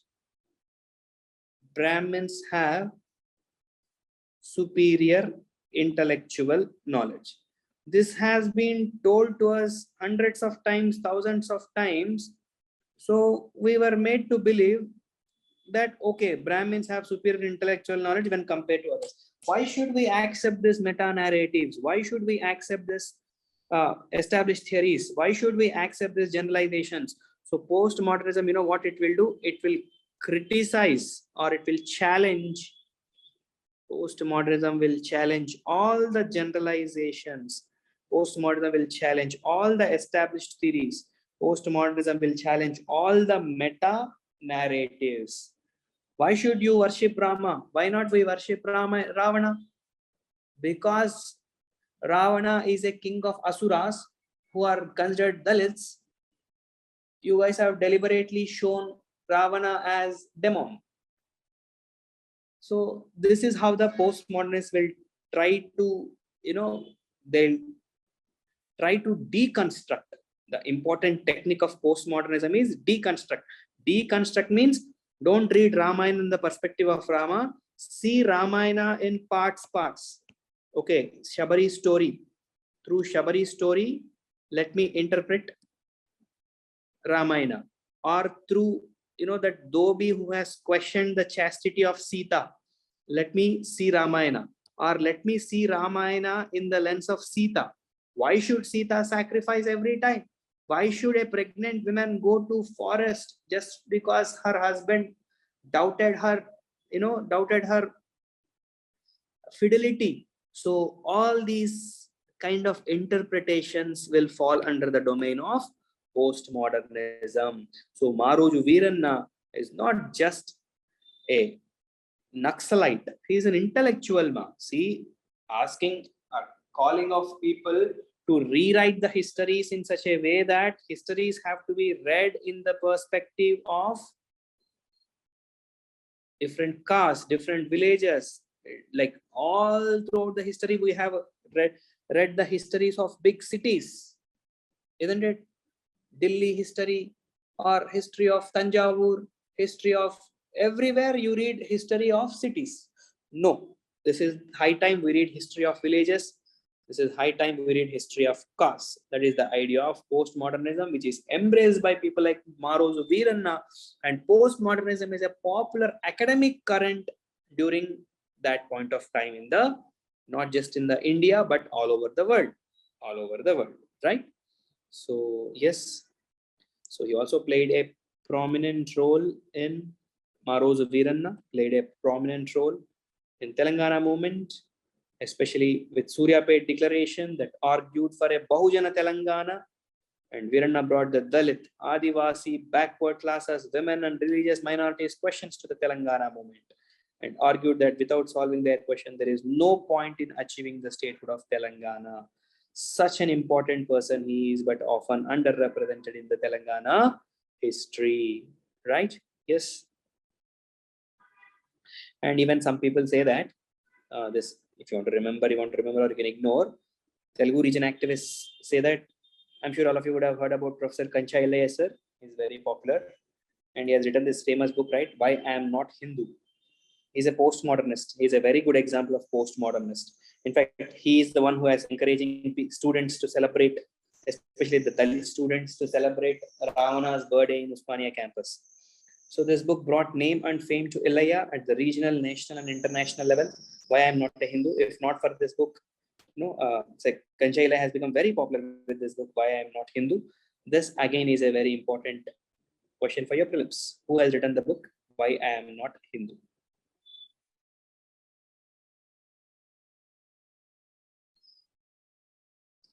And of course, he is assassinated by Chandrababu Naidu government.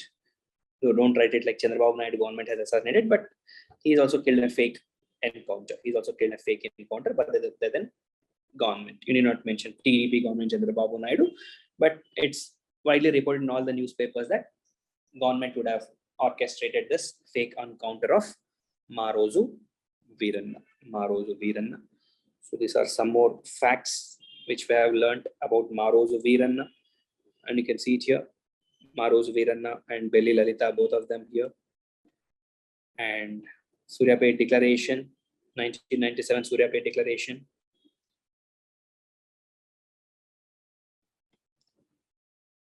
So social democracy, this is what they have asked for. Social democracy in Telangana through a Bahujan state.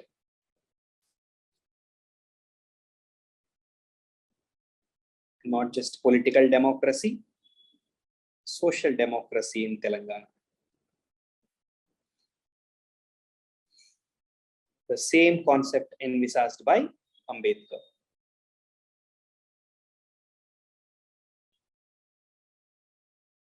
Ambedkar also says this, right?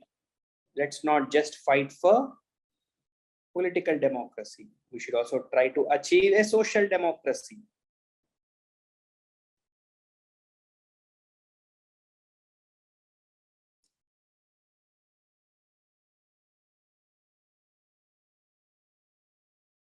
Right. So that's it for today. I'll talk about Warangal Declaration in my next session. Meanwhile, you also keep preparing, and at least classes like this should help you to understand that don't passively read content and mug up things. Read conceptually and read by trying to associate try to associate things like this with memory. So when you read, do that little bit of extra research from internet sources and read images, read from other sources, then you will remember things better. You need not read it 10 times. Otherwise, you will feel that there is a lot to learn from Telangana movement. Actually, there is not much to learn from Telangana movement, right? Yeah. Any doubts, man? Any doubts you guys have?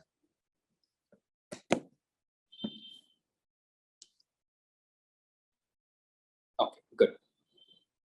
So, thank you. Good night.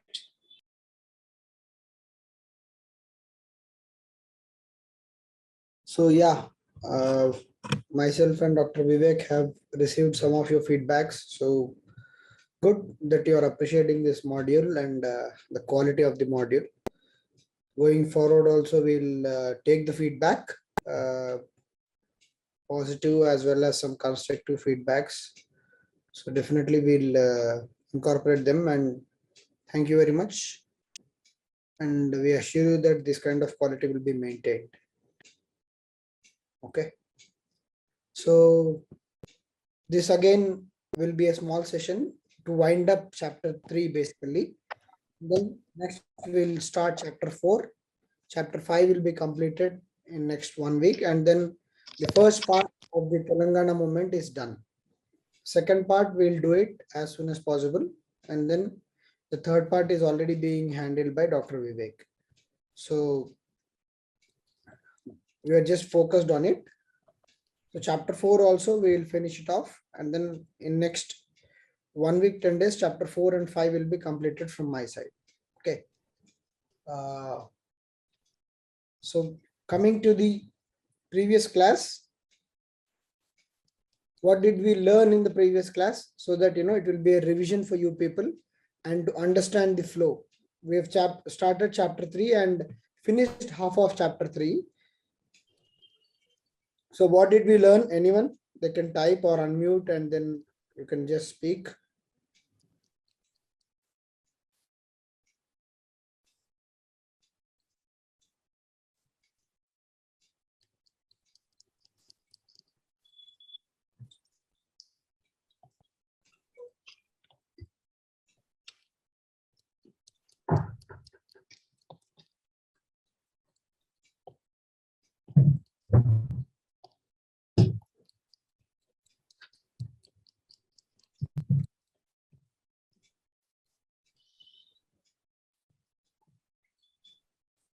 Formation of AP, safeguards. Violation of safeguards you have not yet done.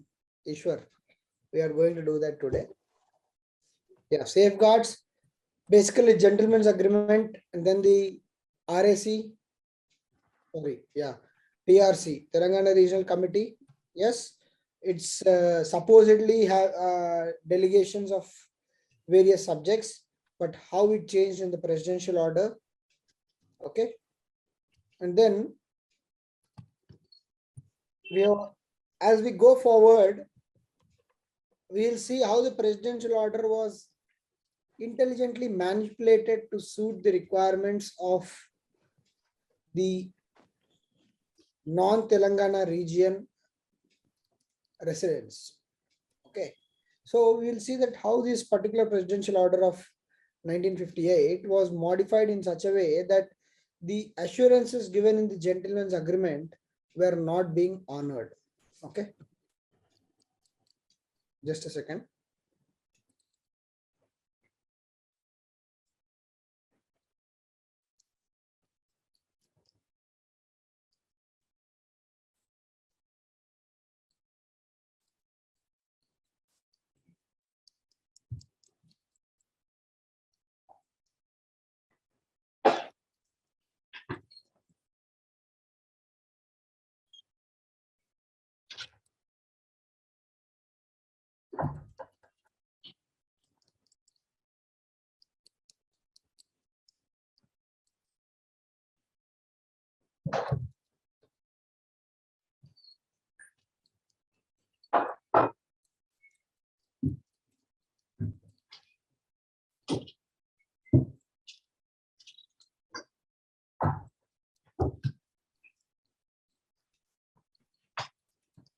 Yeah.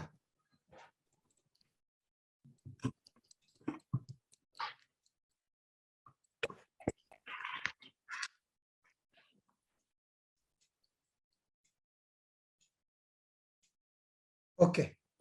So this is what we are going to talk today. Basically, the violation of safeguards. Okay, migration from coastal Andhra and other regions and its consequences. Is the screen visible? I hope it is visible.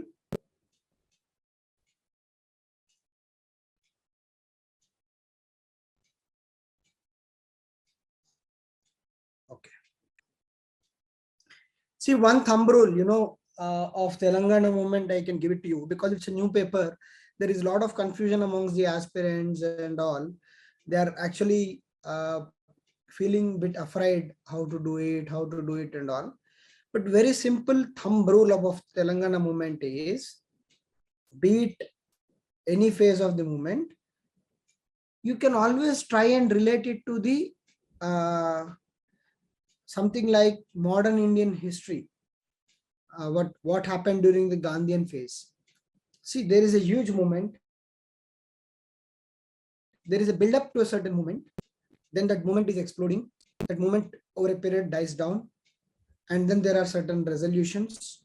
And then the system carries on for some time. And then those resolutions of that movement are not honored. Again, the build up starts. One more movement.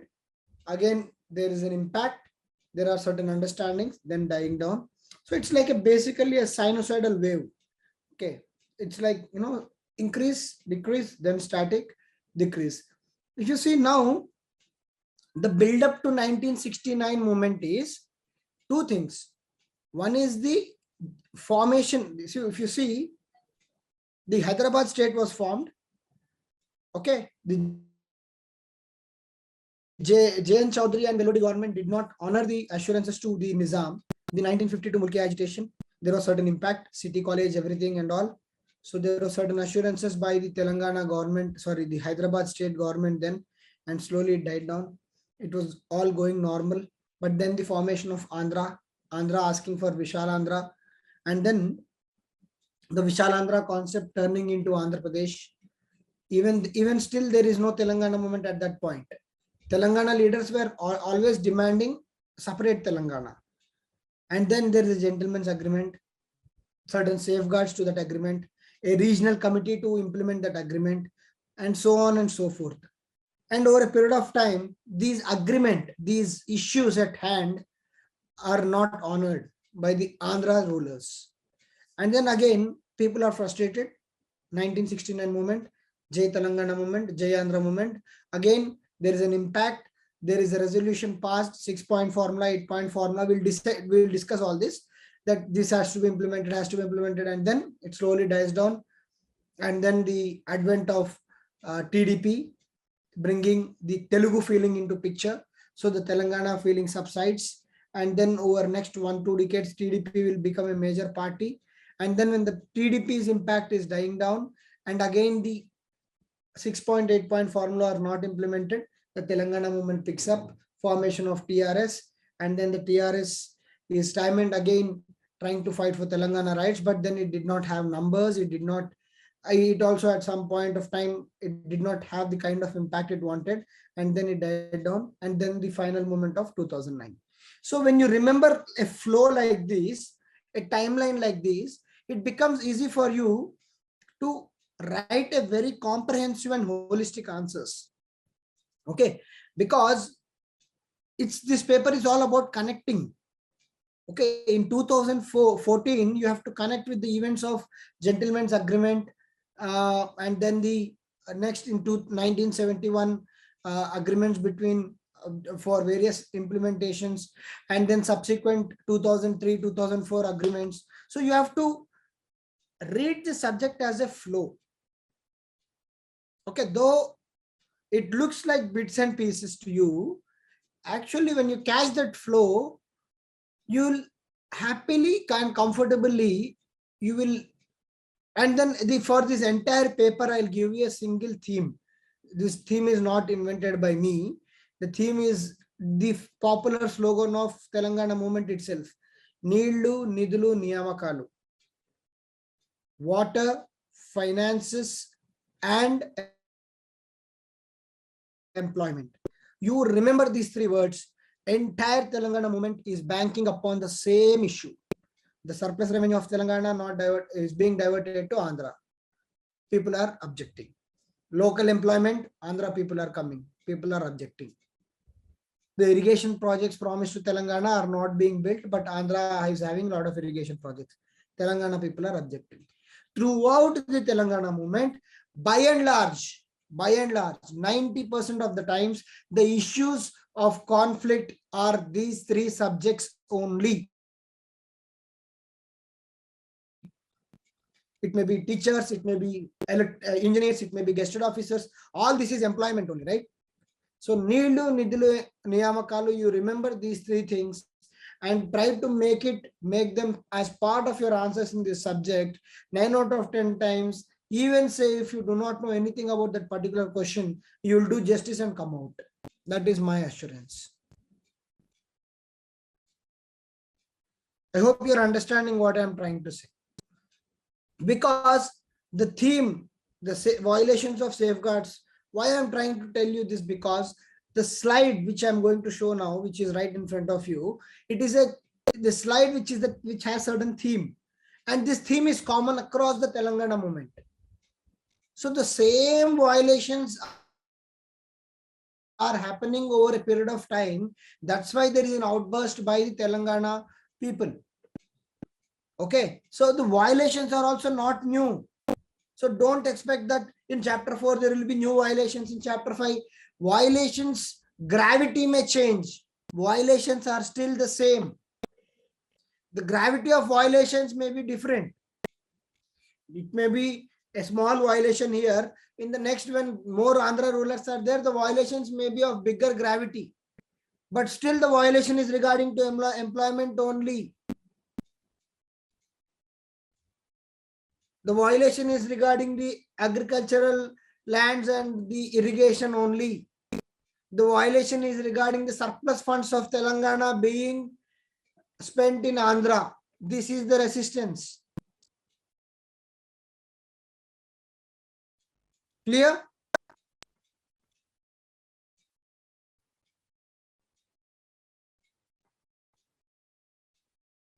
So understand the theme of this subject.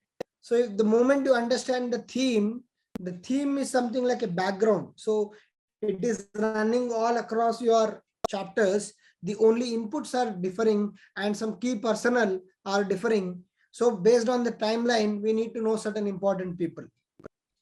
So Burgula during 1950s, then Professor Jayashankar is coming to picture. P.V. Narasimha Rao is coming into picture. Then Mari Channa Reddy is coming into picture. So during various points of time, various people have driven this movement. Okay, fine. Coming to the violation of safeguards, that is happening because of the migration from coastal Andhra region and its basic consequences.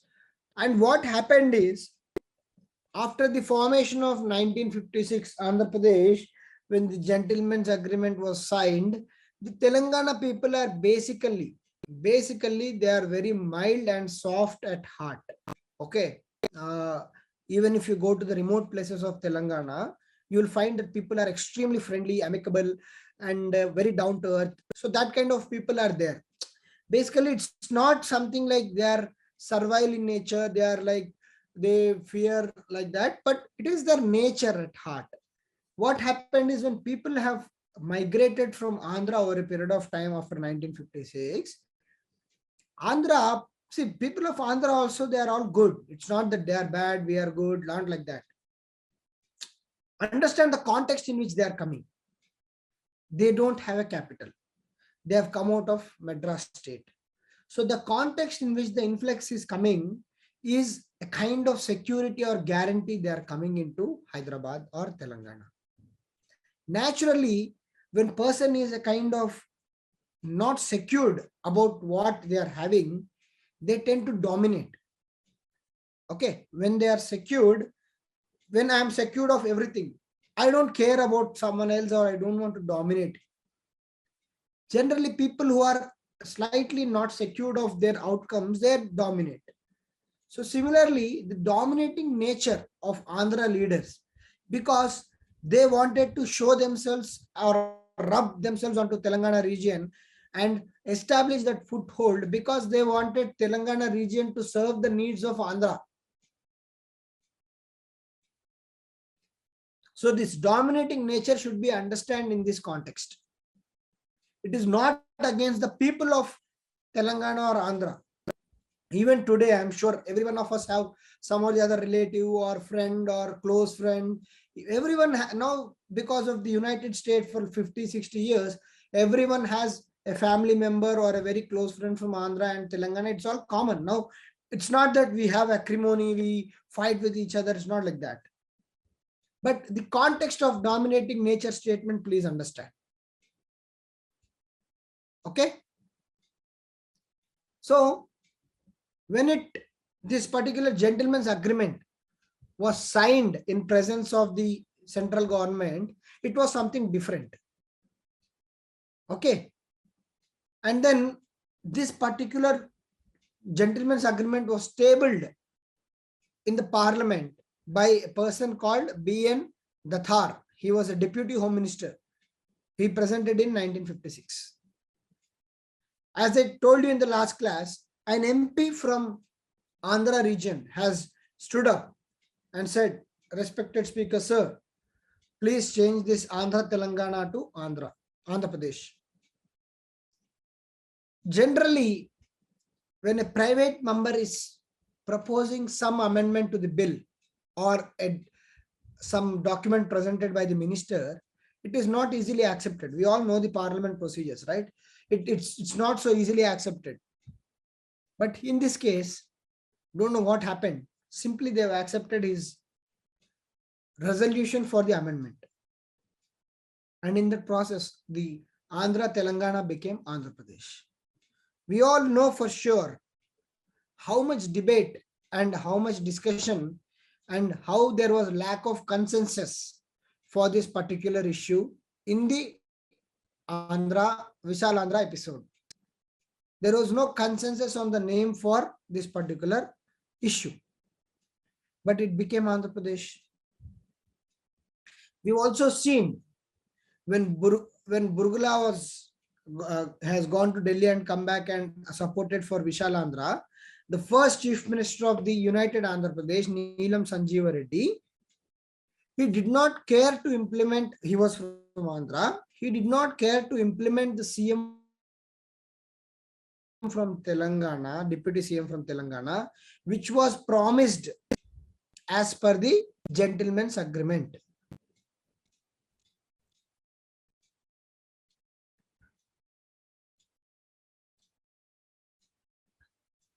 And we also knew that the strength of regional committee was 20 members. The strength of regional committee was 20 members. That is 9 MLAs, 6 MLA or MPs nominated by the Legislative Assembly, and then 5 people nominated by Legislative Assembly, only legislatures of Telangana region. Okay.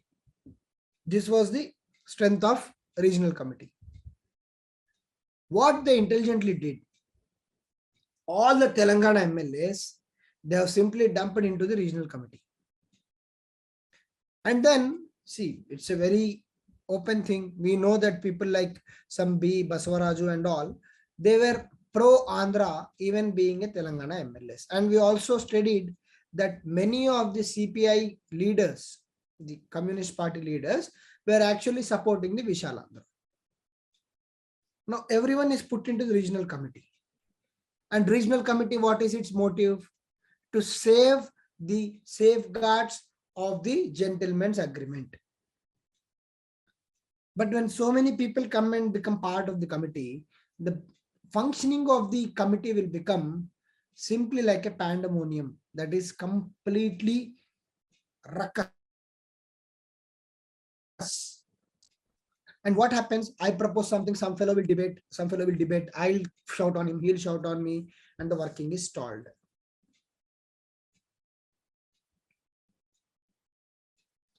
Working is stalled.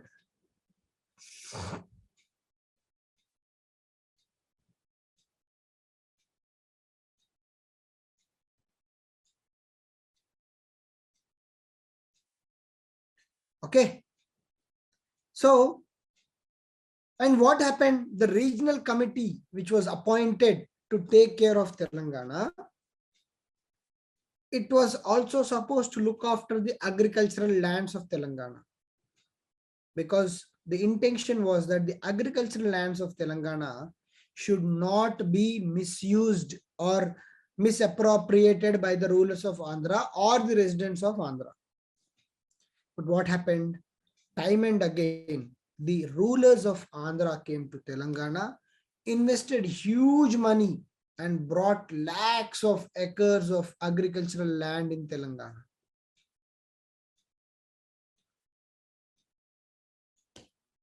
And how did they do it? The revenue department, which actually registers the land, was completely filled by Andhra employees. Similarly, in other departments, including police, including municipalities, including teachers, including engineering department, all these departments, most of the recruitments were from the non-local people, and these people helped their rulers in procuring assets, diverting funds, and procuring agricultural lands. And the regional committee, they ensured that by dumping all the MLAs of Telangana there, they stalled that committee working properly. And meanwhile, they have systematically violated the safeguards of the gentleman agreement. And how this happened, how the employees were actually brought into the Telangana itself, when the gentleman agreement clearly says, please follow Mulki rules. What happened? They simply said, when the presidential order came in 1958, the entire Telangana leaders were shocked to see that the employment, which was a primary demand and subject, was removed from the scope and questioning of the regional committee. Simply, it was out of the purview of regional committee. So whenever regional committee raised the issue of mulkis or non-mulkis becoming the part of Telangana government jobs and all, so the rulers of the day, the Andhra rulers, used to simply say, boss, this is none of your business, because as per presidential order, you are not supposed to speak on the employment part. When regional committee used to say, but gentleman's agreement is there, they said, no, gentleman's agreement is nothing but your presidential order.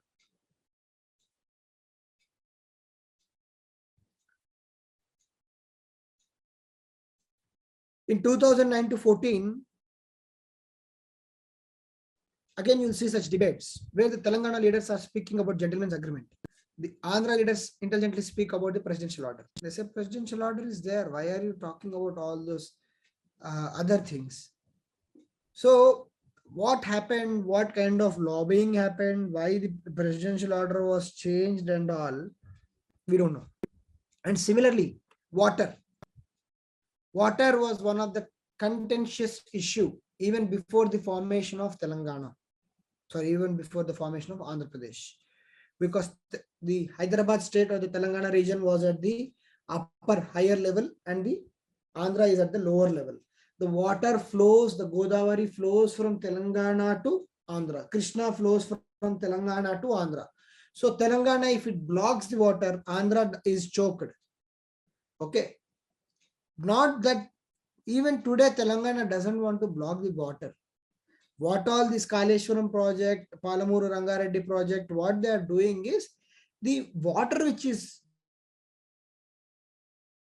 periodically or from decades which is flowing through Telangana, and Telangana is not using any bit of it. We are simply trying to make the best use of the water which is available. Because if you see the flow of Godavari to Andhra, especially in a place called Sileru, which is in the border of Khammam, there is flow from Telangana as well as from the other region, that is from Chhattisgarh also the water is coming and joining. So that's why the water in the plain area of Andhra, it is very much available. Okay. So what happened is even the projects which were assured as part of the gentleman's agreement were never fulfilled, or may they were just like that random funds were given to them to ensure that they are not completed on time. For example, if the project requires 100 crores, if you give 50 crores in this year and 50 crores next year, it makes sense. When there is 50 crores worth of work spending at that site, if I sanction 5 crores, what will happen? What will be the priority of that site in charge or the engineer? And he will simply say, funds are not there, and the project gets hold. So these kind of things were being followed. And then at that time, the only project which was providing some kind of irrigation to the Telangana was the Nizam Sagar project, which was built by Nizam. And only 2 to 3% of Telangana was being irrigated, while 19 to 20% of Andhra was being irrigated. And when M.K. Vellodi was the head of Hyderabad state, so this person planned some projects and got even approvals from the central government for implementing these projects on the two main rivers or the lifelines of Telangana, Godavari and Krishna. But this was also part of the gentleman's agreement, but it was never coming to the light. It was never coming into the picture.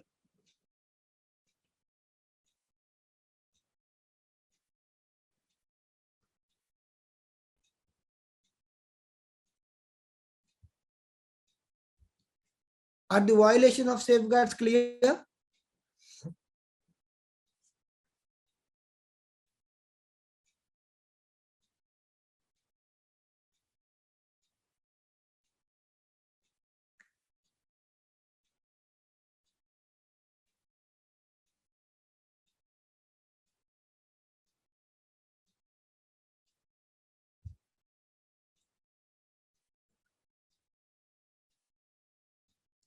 So in this context,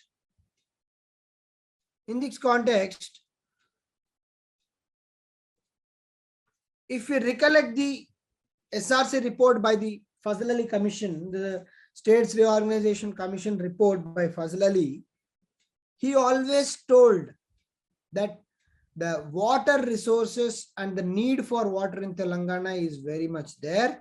And this was one of the points for Fazl Ali to not recommend a united state. This was one of the points where Fazl Ali said the United States cannot actually come to agreement upon the utility of the water or the usage of water.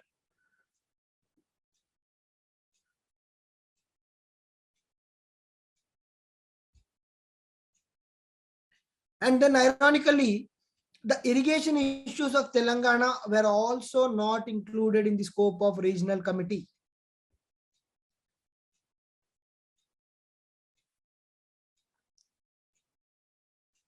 The irrigation issues of Telangana were also not included in the scope of regional committee.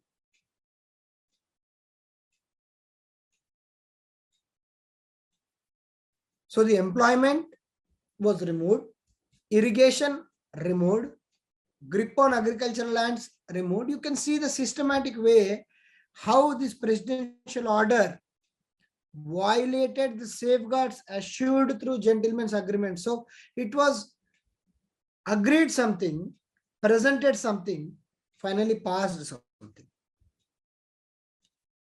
So there is no head and tail for what was agreed and then what was shown and finally what was released. A systematic effort to bring down the power of regional committee.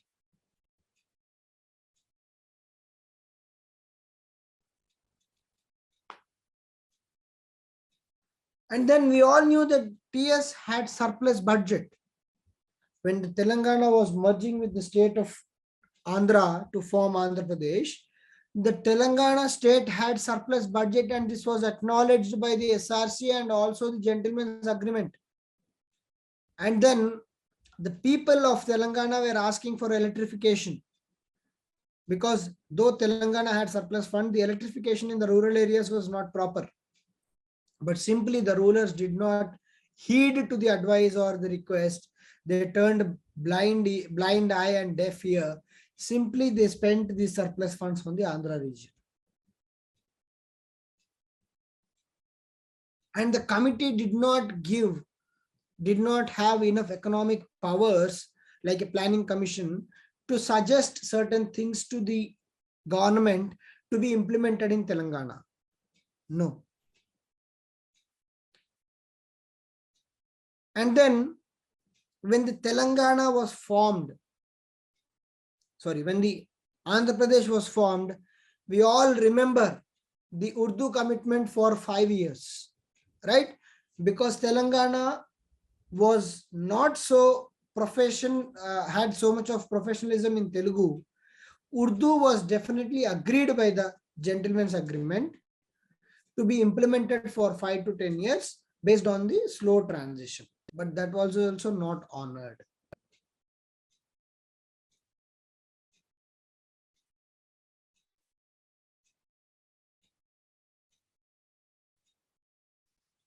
Urdu commitment was also not honored.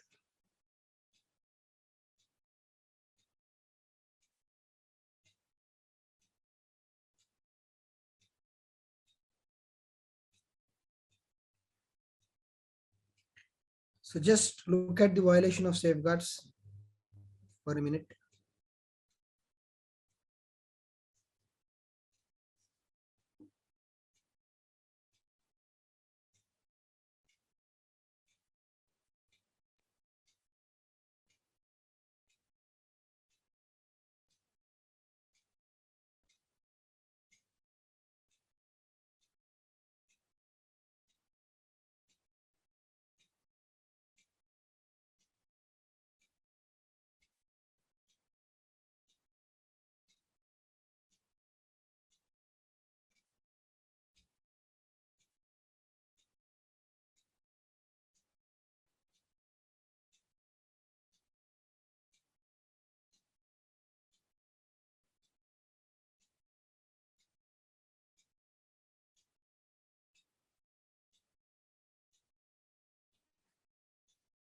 You can make fast note of it. Anyhow, I'll share this PDF tomorrow or day after to you. And next class, I'll finish off chapter 4, whenever it is. So as we move on, there are a lot of names. So don't get confused or don't get afraid of the names. One thing I can tell you is this subject will be very interesting if you have that genuine passion for Telangana. So since you are all writing group 1, okay, so by default, we are all mulkis, okay. We should be happy and proud that, we are writing this group 1 with 95% reservation of locals. So going by our paper jargon, the non-mulkis have only 5% reservation, while mulkis have 95% reservation.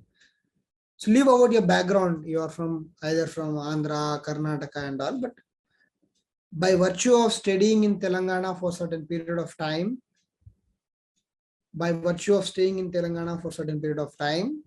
you all have become Telanganites. So if you have the passion for this subject, you will try to remember as much as possible.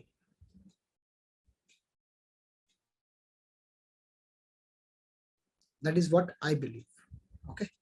This is the first thing of the safeguards. This is the next where the safeguards are deviated.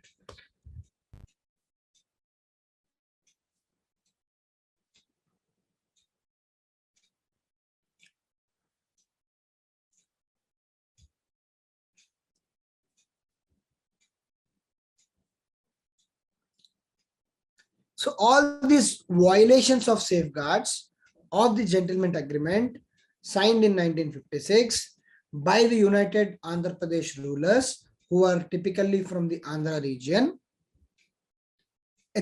On 8th March of 1958, for the first time, Telangana Mahasabha was gathering. So this Telangana Mahasabha, a chairman was S. Venkataswamy. Under him, prominent leaders like Harish Chandra Heda, Boj Reddy, Madapati Hanumantarao, all these people came together on this platform called Telangana Mahasabha, that is on 8th March 1958. They came forward and said, please implement the gentleman's agreement in letter and spirit.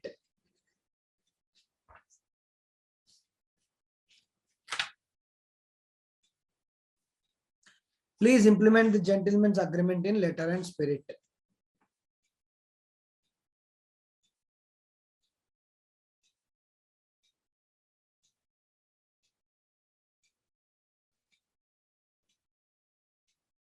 And in the same context, a PCC, that is Pradesh Congress Committee, subcommittee formed by INC to look at interests of Telangana.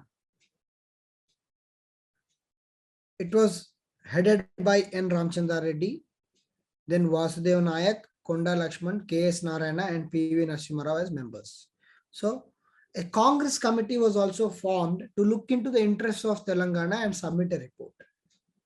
And parallelly, Telangana Mahasabha was happening in 1958, 8th March, and it was requesting for in toto implementation of the gentleman's agreement. So all this sequence of events, that is the violations of safeguards, and then the Telangana Mahasabha, and subsequently we'll see in the next chapter, that is the 4th chapter, how the violations only got worse but not better. All this was the build-up to the first Telangana agitation of 1969. So any big movement will have certain build-up. You take modern history. I take modern history because it is something which easily get connected to. We can take ancient and medieval also, but you people will be bored. So if you see modern history, especially the Gandhian era, non-cooperation movement, 1920, it has some build-up. From 1915 onwards, from 1916, 1915 onwards, there are certain sequence of events. Gandhi's entry, then Gandhi's Champaran Satyagraha, Kheda Satyagraha, Ahmedabad mill strike, and then the Rowlatt Act, and the failure of Montagu-Chelmsford reforms, the division of powers. So, and then the final nail in the coffin is the Rowlatt Satyagraha, Jallianwala Bagh massacre. Then there is a non-cooperation movement. Build up to certain big event. And similarly for CDM, civil disobedience movement, you just understand, just sit back and what will be the build up for that movement? The Simon Commission. Okay, the non-implementation of properly, the Montagu-Chelmsford reforms, the Simon Commission of 1928, and then the salt taxes being imposed, and then the Lahore session asking for Purna Swaraj, and then finally the breaking of salt law by Mahatma Gandhi, Dandi March. These are the logical outcome of CDM. And then what is the next big movement we recall? Quit India movement. What is the reason for that? Second World War, price inflation, the fall of Congress government in 1939, British not leaving India, desperation from Indian rulers, the fear of Japan invading India. All these are certain events which build up to a big event like Quit India movement. Similarly, 1969 Telangana movement is one of the landmark moments in the history of Telangana itself. That we will discuss in the next class, how it started, again, we will see that there are systematic violations by the Andhra rulers. It's a kind of greed or what, we don't know. But had the gentleman's agreement been implemented in toto, there was never a conflict at all. And a kind of insecurity or a kind of dominance from these Andhra rulers over a period of 5 to 6 decades in the landscape of Telangana caused an irreparable damage in the minds and hearts of Telangana citizens or residents. This was the reason for people like KCR or other leaders to come forward and agitate. So we have to understand in that context the Telangana movement. So the same violations have manifolded, increased the gravity, increased the magnitude of violations, and finally resulted in the 1969 movement.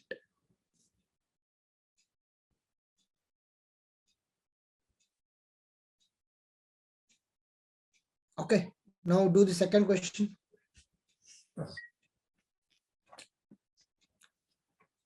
See the second question and answer the second question.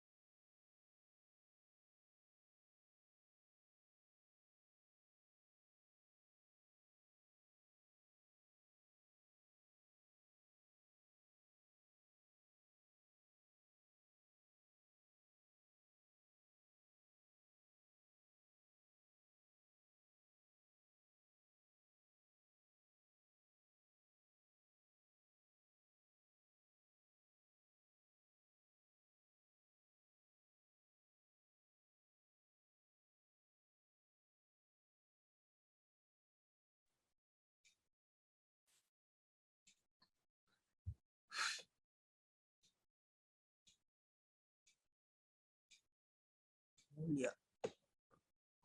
There was violation of all the safeguards given in gentleman's agreement of land rights, employment rights.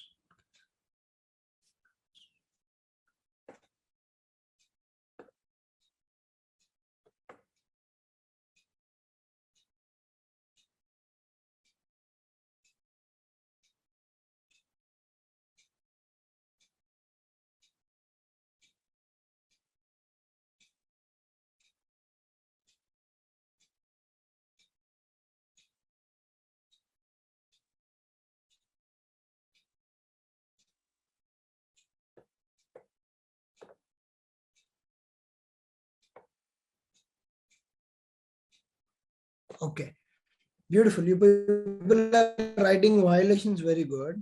So now I only want to focus in this particular answer on the introduction part, because the content or the body of answer is something which you all are aware now.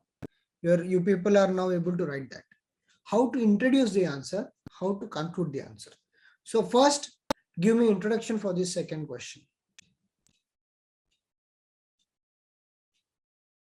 Introduction. How do you introduce for this question?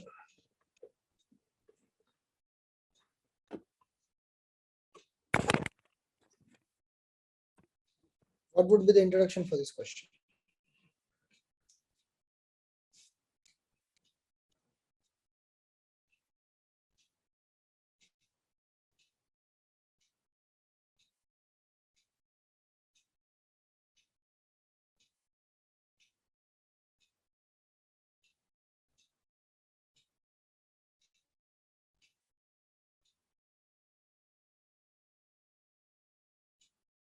Just brief introduction. Don't give a paragraph. Introduction should be brief and crisp, to the point. It should convey the context in which you are writing the answer. So two lines or 3 lines introduction.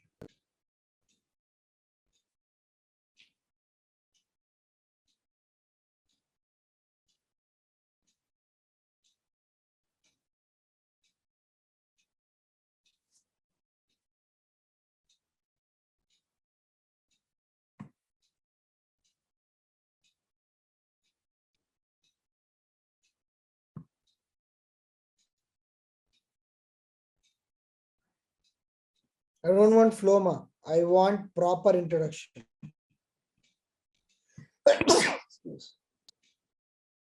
Shruti, I want proper introduction.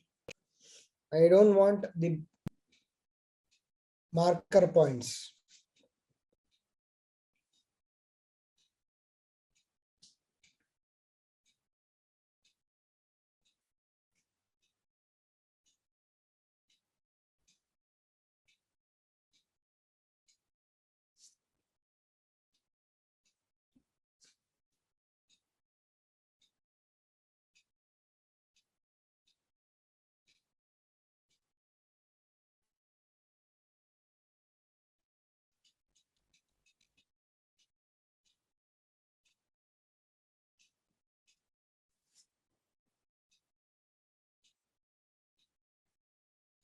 Isn't it too long, Ishwar?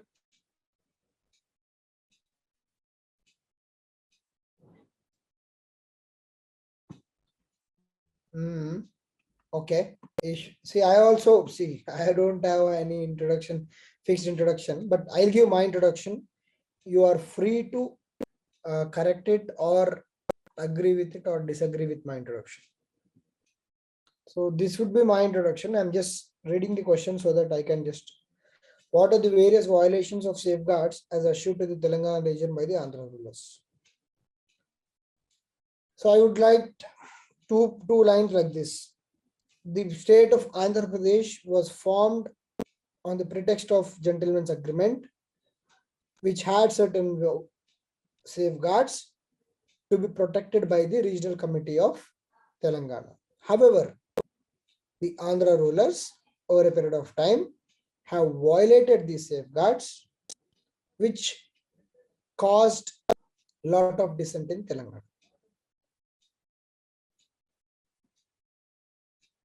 Fine. I'm just giving the flow in my introduction. Is my introduction fine? Okay, now tell me what is the conclusion. With conclusion, we'll conclude our class. What do you want to conclude?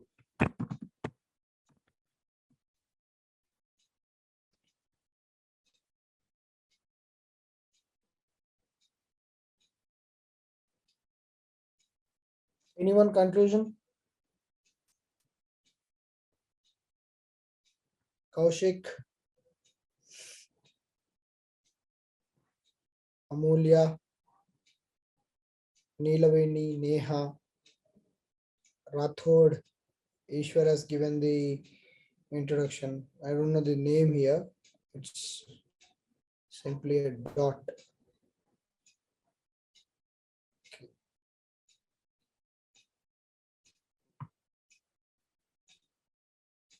VV. Conclusion, please. Conclusion also similarly 2 or 3 lines maximum. So what would be the conclusion, Kaushik or Amulya or any others?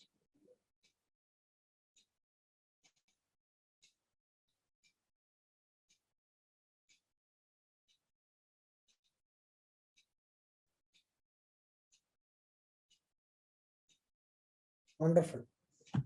Ishwar, that is how we need to conclude. Okay, you just see the conclusion sent by Ishwar. Super. Very good. Amulya, your conclusion is also very, very good. So my style has always been that your introduction should have the context and drive the examiner into the body. And the conclusion should tell that what was the consequence of this particular incident or the question. So these are two beautiful conclusions by Ishwar and Shruti. You see the, sorry, Amulya. You see the conclusion by Amulya. The violation of gentleman's agreement time and again led to a discontentment among the people of Telangana and has laid the path for Telangana movement, the first Telangana movement of 1969 or the Telangana agitation of 1969. If you want to add much more grief or the sadness into your conclusion, the violations of gentleman's agreement by the rulers of Andhra over a period of time, then just 1 or 2 words, but 9 out of 10 times, even if I have to write the conclusion, it will be something in the lines of Amulya or Ishwar. Both have written very good. So that's how you need to build up your answer writing skills. The content is there everywhere. It is there in your slides. It is there. If you want facts, if you are a facts fan, go to the Sectional Academy textbook. You'll be just blown out of that context. Oh, what am I reading? They're giving you water resources, resources. Okay. If you want to debate in TV9, you can read n number of textbooks and go there. But our understanding is to understand the context, the movement, and the violations which we have done. So I hope the introduction and conclusion part is clear today, because I wanted to come to this slowly, because only when you develop this, how do I actually attribute certain points to the answer, then your introduction and conclusion skills will flow automatically. See, today the introduction and conclusion have been written by you people only. And in the last classes, I have not asked you because I wanted to buy some time. Now you are able to appreciate how to start an answer, address the core aspects of the question, and then come out with a proper conclusion, then sign off. This flow will be appreciated by the examiner. You just sit in the chair of examiner. If someone is presenting you these kind of answers, you'll be so happy. Is it clear, everyone?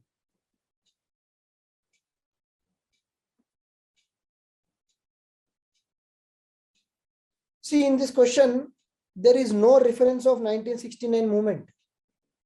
But intelligently what we have done, we have said that, boss, these violations are the reason for 1969. So what you are projecting to the examiner is, don't think I am fool. I know the history of Telangana. And that will give a kind of happiness to the examiner. You just mentioned some small line about 1969 movement, which is a major movement in the history of Telangana, through this answer. And the examiner will appreciate the fact that you knew something about it. Okay, is it clear, everyone? How did we introduce and how did we conclude? And the body part, everyone knows it's a pointers already given in my slides. But the introduction and conclusion, apart from Ishwar, everyone, I want a clear yes or no. If no, we'll repeat. I have no issues.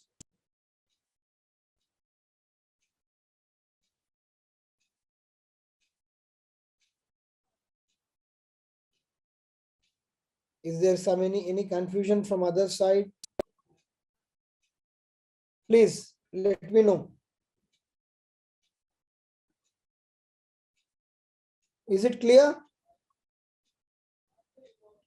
We are only 10 people and getting only 5 messages. It's not that we are 40 and then I'm getting 10, 20.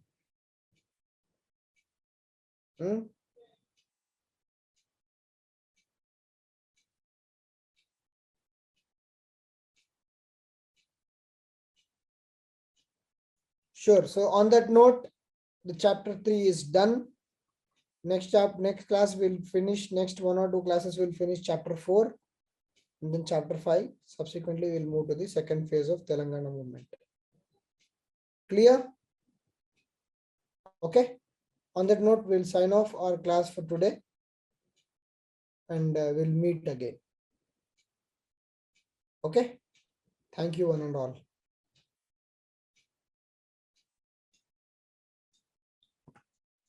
Today we'll try to do chapter 4.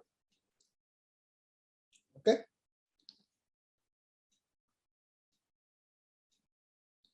Just give me a minute.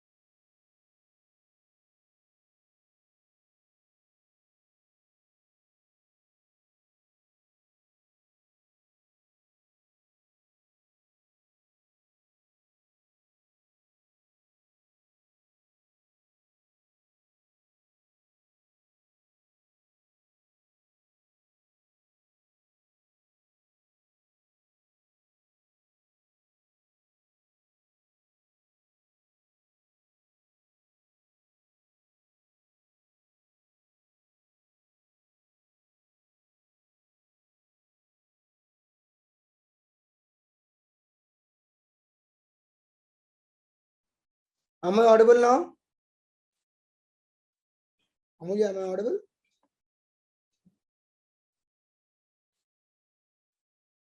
Is it audible now? Okay.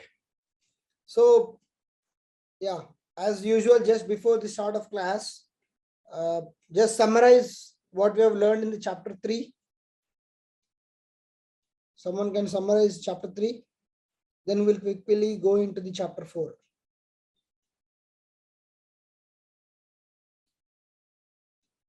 Chapter 4 is quite simple.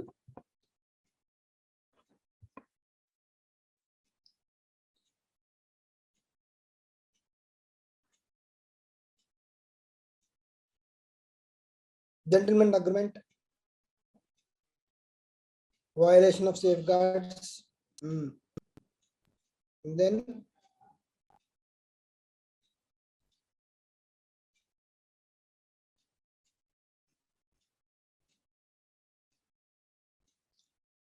and then how the violation of safeguards have actually led to kind of discontentment among the Telangana people, which ultimately gave the impetus for the famous 1969 agitation, right? This is what we have studied, right?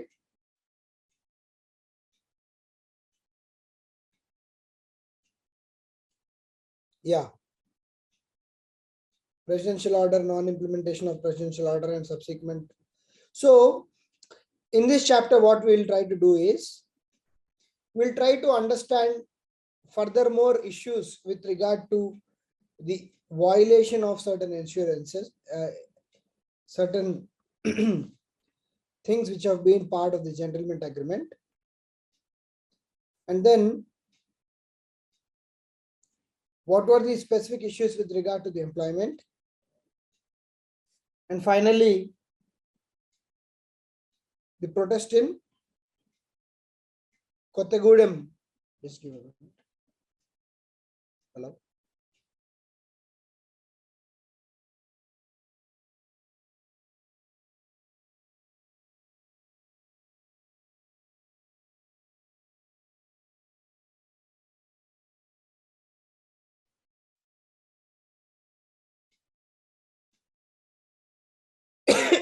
And how the 1969 agitation has started.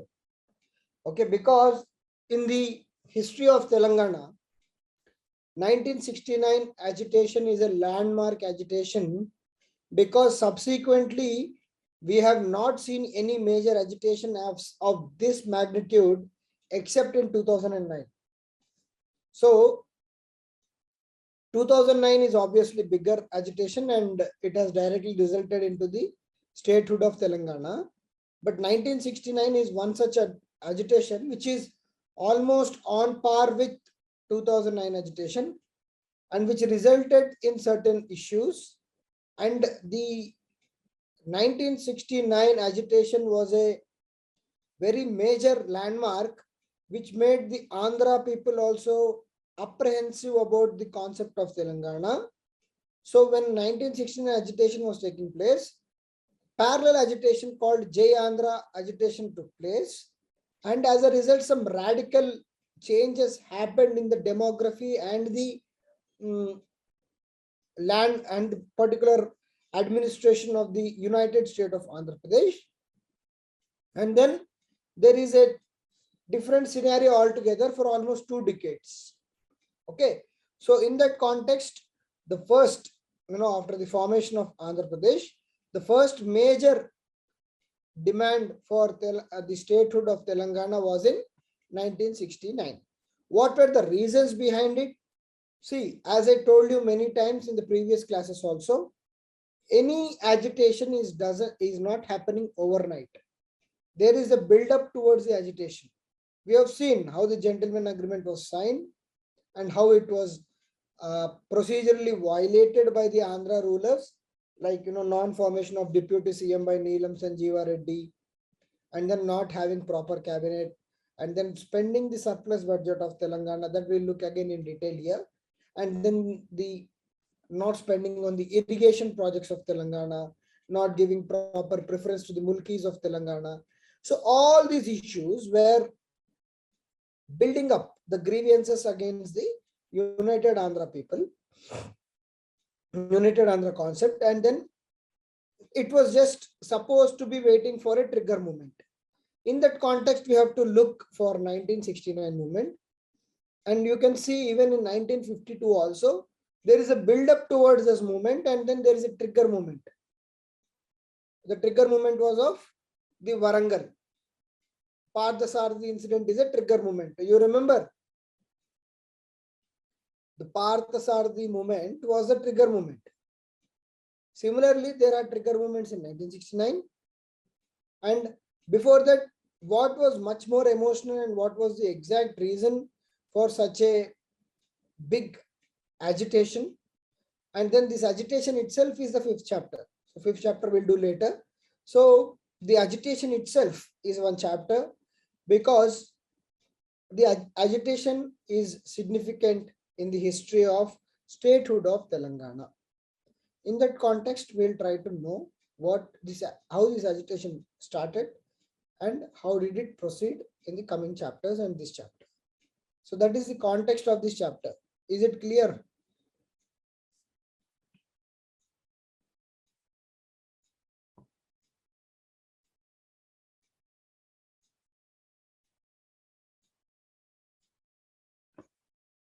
Hello, am I audible? Yeah. Fine. So, violation of employment and service rules followed by protest in Kothagudem and other places. So this is the title of this chapter. Okay.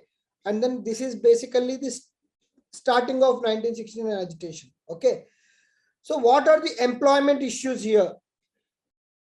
And we all know, as per the gentleman's agreement, regional committee for government employees, regional committee was to be formed, which was of course formed, but it was severely removed of its powers as compared to the agreement in gentleman's agreement.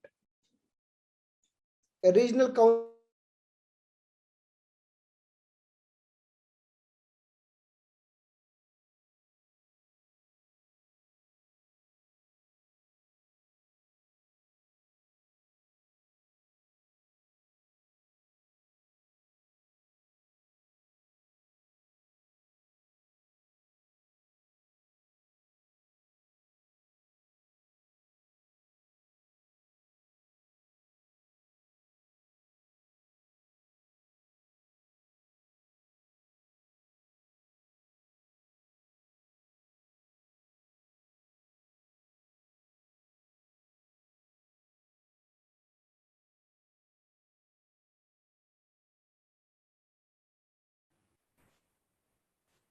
sorry, I think I lost the power. Yeah, I lost the power. One second. Okay, fine. Is it audible now?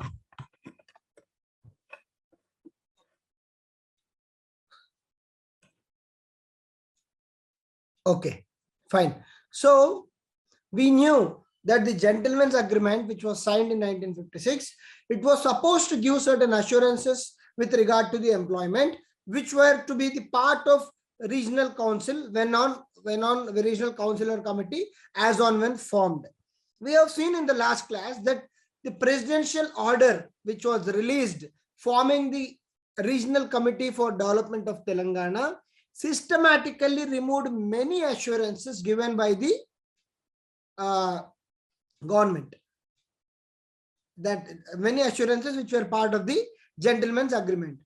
In that context, we have also seen that some important issues of employees and their safeguards were removed from the scope of regional committee or the regional council, which was formed by the presidential order of 1958. Right? Are you able to recollect that the employee issues and the employment issues were removed from the presidential order of 1958?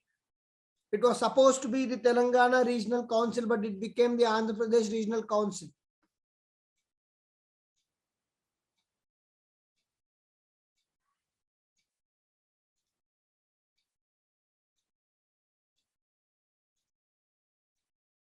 Yes.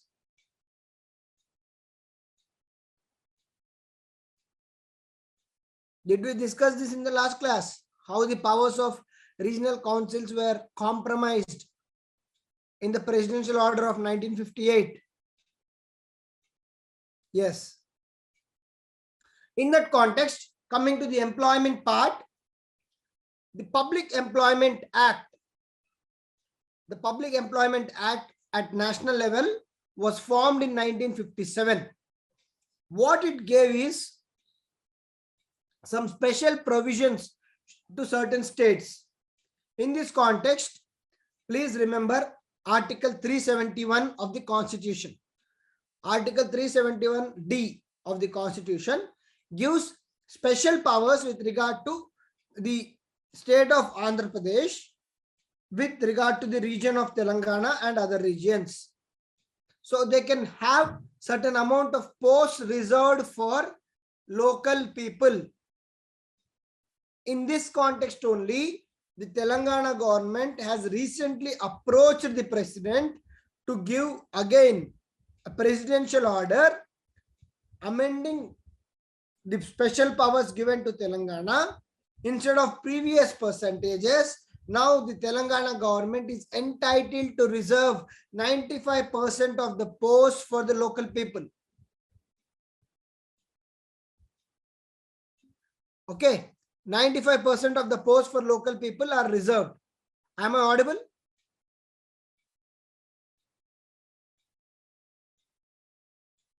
Yes, sir, you're audible. Yeah, there are some power fluctuations, so my internet is backed up now, not an issue. So in that context only, the Public Employment Act of 1957, it gave some certain special provisions to certain states, okay, to have certain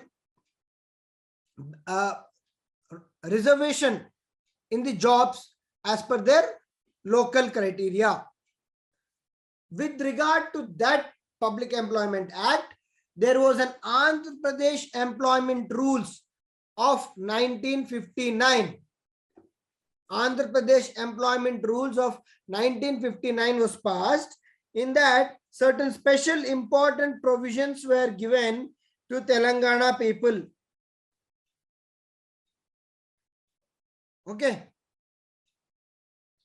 So, at India level, the center has allowed certain states, the special category states, and certain states like the Andhra Pradesh to have special provisions for the local employment.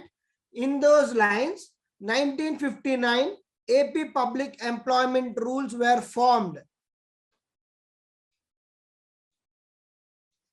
In that, based on the gentleman's agreement, certain provisions were incorporated for the benefit of Telangana people.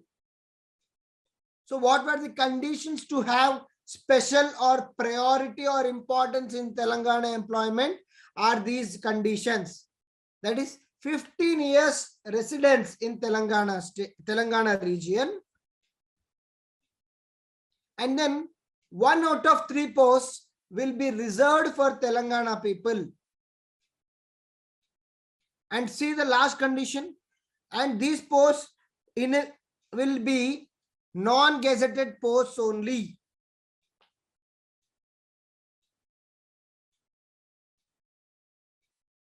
So not for gazetted posts.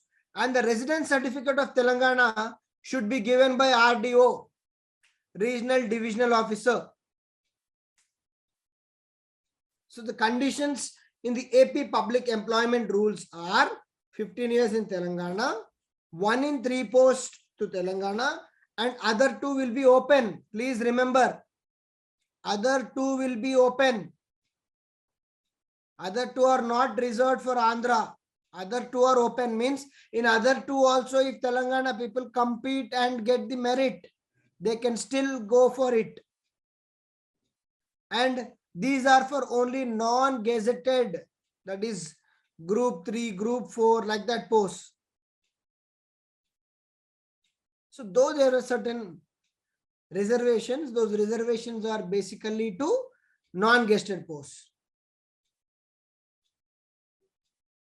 What happened is, the rulers intelligently over a period of time, politicians have manipulated this particular aspect of 1:3.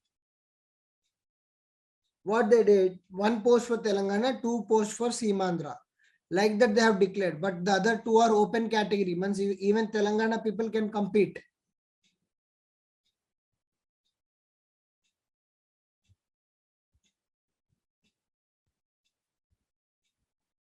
But then what happened is, over a period of time, though these conditions were there, again they were violated.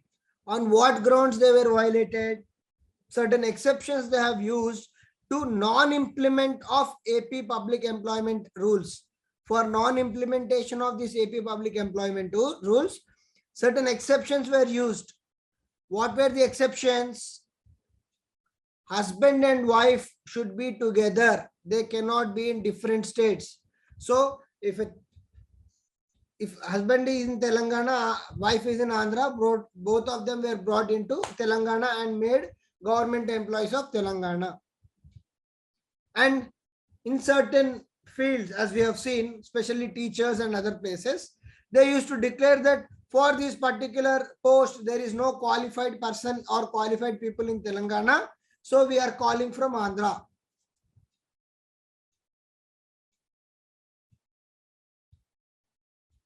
And temporary posts, only temporary posts they are going to call. Only temporary posts they are going to call and put them in Telangana. It's an excuse. And slowly those temporary posts would become permanent. And then mutual transfers. So the Andhra person wants to come to Telangana. Telangana people somehow or some other, they may go to Andhra. So mutual transfers. And some state refugees. And the most generic term which was used was humanitarian grounds. Now, what is humanitarian ground? If you are having sick, if you are sick, that may be humanitarian. If you are not sick, if you are having some relative whom you are missing in Hyderabad, that also can be humanitarian.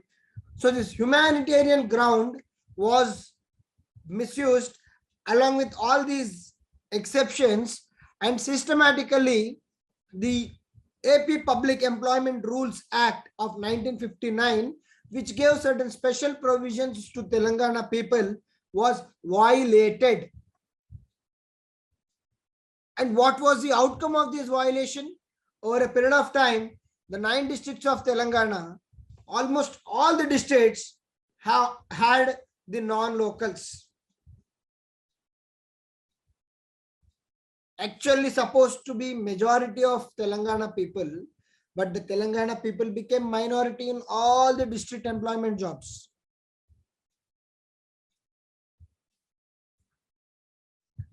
So this is the background of employment. Clear?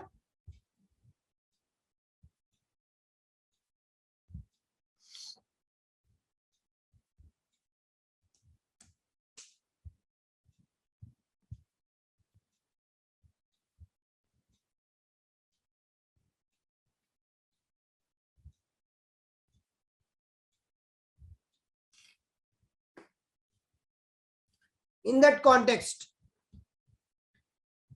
for every department, for every government department, they started to use exceptions and bring in non-locals into the Telangana government. Sorry, into the government jobs by ignoring the locals. And then one of those examples is teachers. Lot of teachers were imported from Andhra region and placed in the government jobs of Telangana. And what was the reason given? Eligible people not there. Isn't it so funny? Because if we see in 1920s and 1930s, we had library movement. In 1938, we had Vande Mataram movement. So that time itself, the Usmania University was established in 1918. So and now we are speaking about 1960. So in 40-45 years, isn't it very surprising to see a government claiming that there are no eligible people in Telangana to take up the government teacher jobs? What must have happened is the criteria. For example, if Telangana, all the Telangana people are having certain criteria.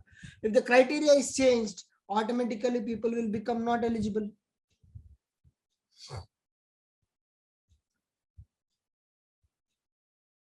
If the criteria is changed, automatically people will become not eligible. Similarly, for forest department, whenever they wanted to accommodate non-locals, they used to keep amending this AP Public Employment Act. Continuous amendment, continuous modification, and to accommodate whom? Non-locals.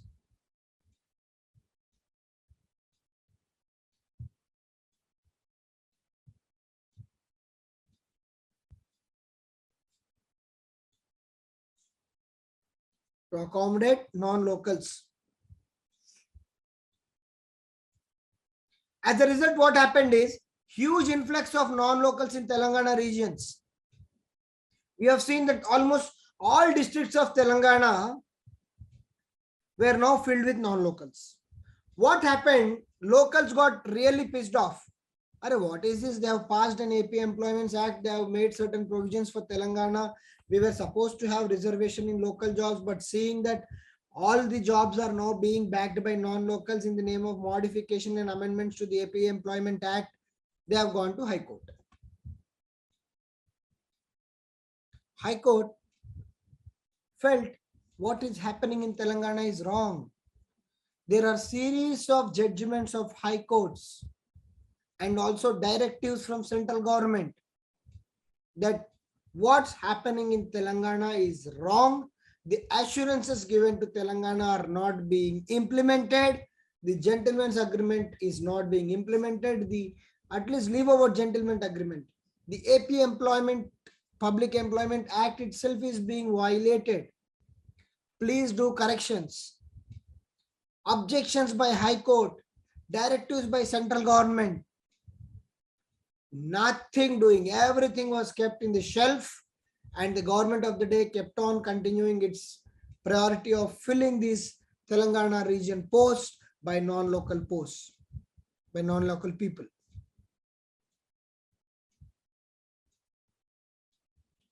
And in one instance, to benefit the non-locals in the employment, the seniority list itself was changed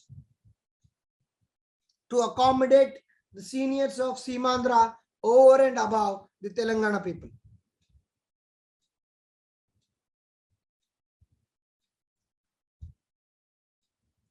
What happened is, again, in this context, people have reached out to High Court. And High Court said, yes, the list has been changed. Please revise the list and come back with proper list. Again, no action. The promotions are delayed, denied. Why? Delayed and denied because to ensure that Telangana officers will not sail through over and above Andhra officers. And whenever they see that the number of Andhra officers are more in number when compared to Telangana officers, immediately they are going to implement the promotions. And similar pattern was followed in the revenue departments, in the civil departments, in the administrative departments, in the engineering department also. Andhras were promoted, but Telanganas were not. Same cadre, same basic, same joining. Andhras are promoted, Telanganas are not. So Telangana people have gone to High Court.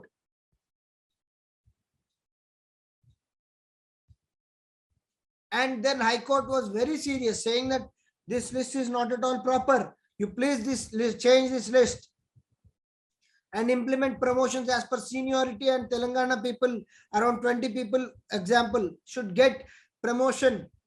You change the list and come back. And central government also said, please change the list. There was no action at all. Instead, the leaders of Andhra people gone to the Delhi, gone to the extent of lobbying with the central government, saying that please allow this. And some or the other way, it was allowed.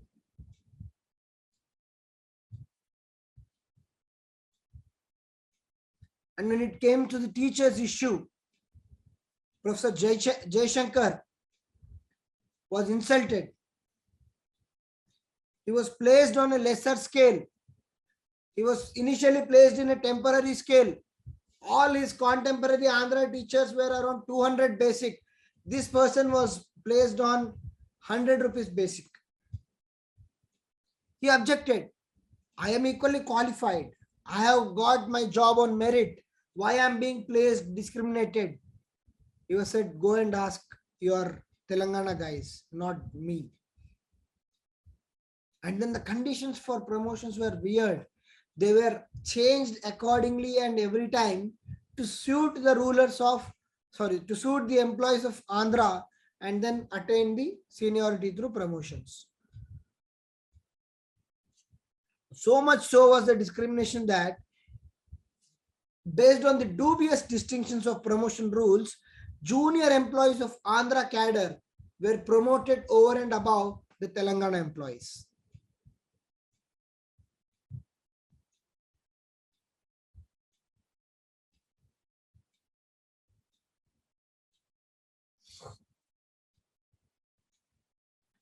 The Andhra employees who were juniors were promoted over and above the Telangana employees.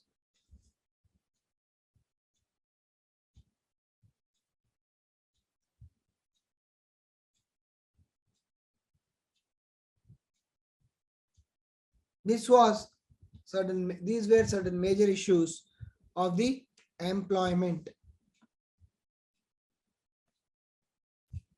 Any doubts here?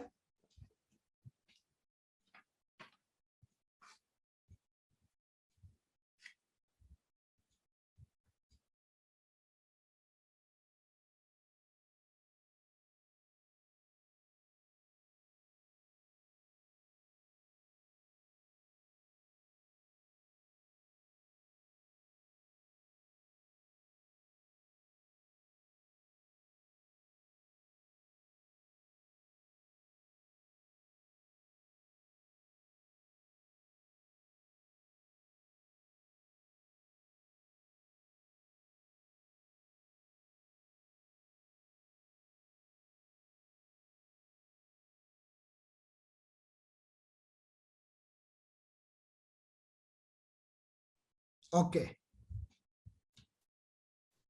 So next, moving on, what happened is now everyone understood that the employment conditions and rules are being tinkered to favor the Andhra people. And the AP Public Employment Act of 1958 was not being implemented in letter and spirit, and it was not favoring Telangana for sure. The teachers are being placed in lesser basic, engineering department promotions are being manipulated, junior officers of Andhra are getting seniority over Telangana guys.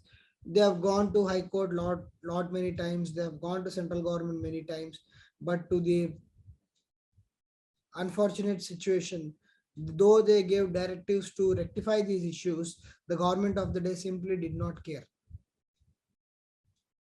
So in that context, the TRC, the Telangana Regional Committee, they have formed to study irregularities in employment.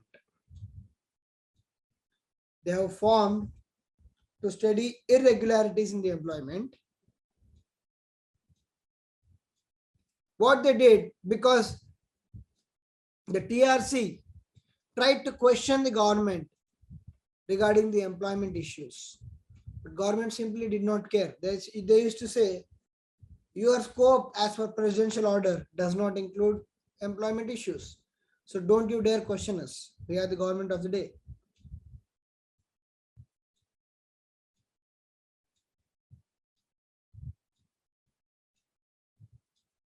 And then Achyut Reddy, we have seen, the chairman of TRC, was very passionate individual towards the cause of Telangana and the assurances which were given during the gentleman agreement. In this context, the Achyut Reddy asked Mr. Hayagreevachari to lead a committee in 1962 and submit a report as to how to move forward to correct these irregularities.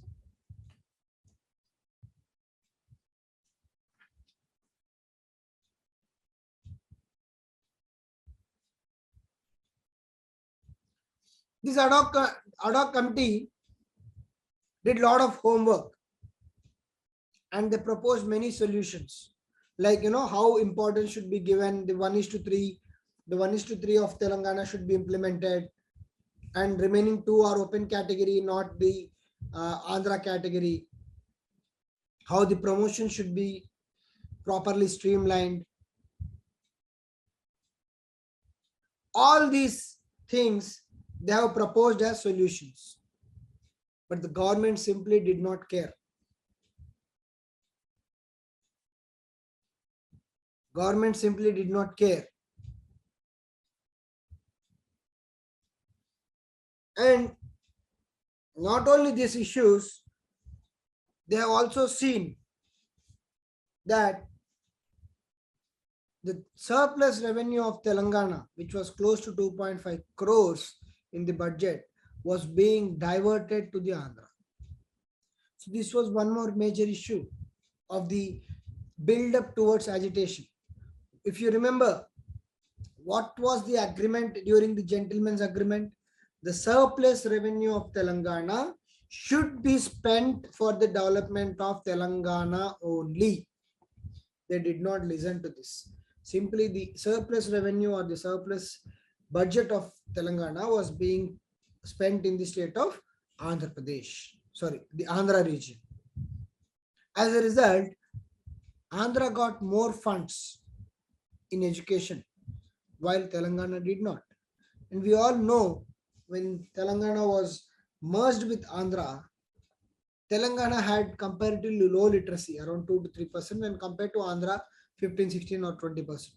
So the idea of developing educational facilities in Telangana to be used by Telangana people was that the Telangana will become equally literate society when compared to Andhra society.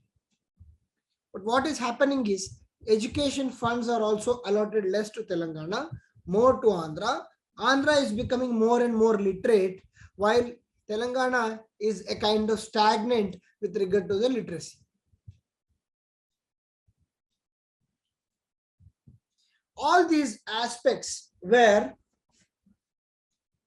projected or spoken about on the floor of assembly by Maroju Veeranna Reddy.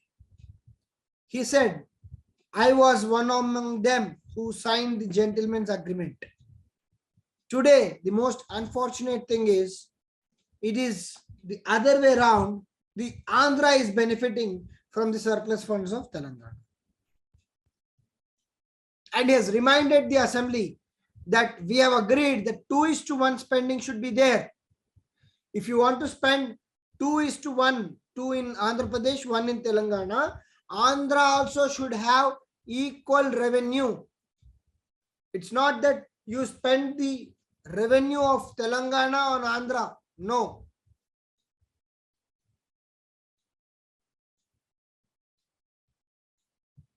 And the 2:1 should be implemented across all the areas, be it loans, be it salaries, be it pensions, as per the gentleman's agreement. But this was ignored.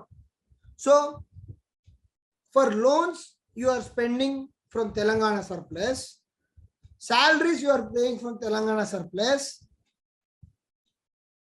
So, where is that going?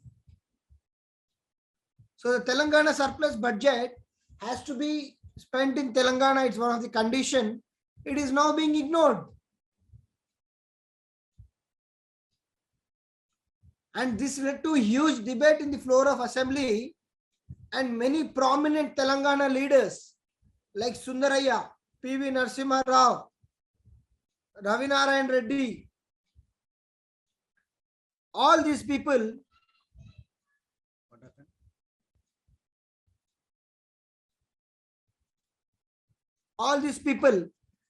questioned the government of the day. Boss, what is wrong with you? You are not spending our surplus on ourselves. You are spending on Andhra region.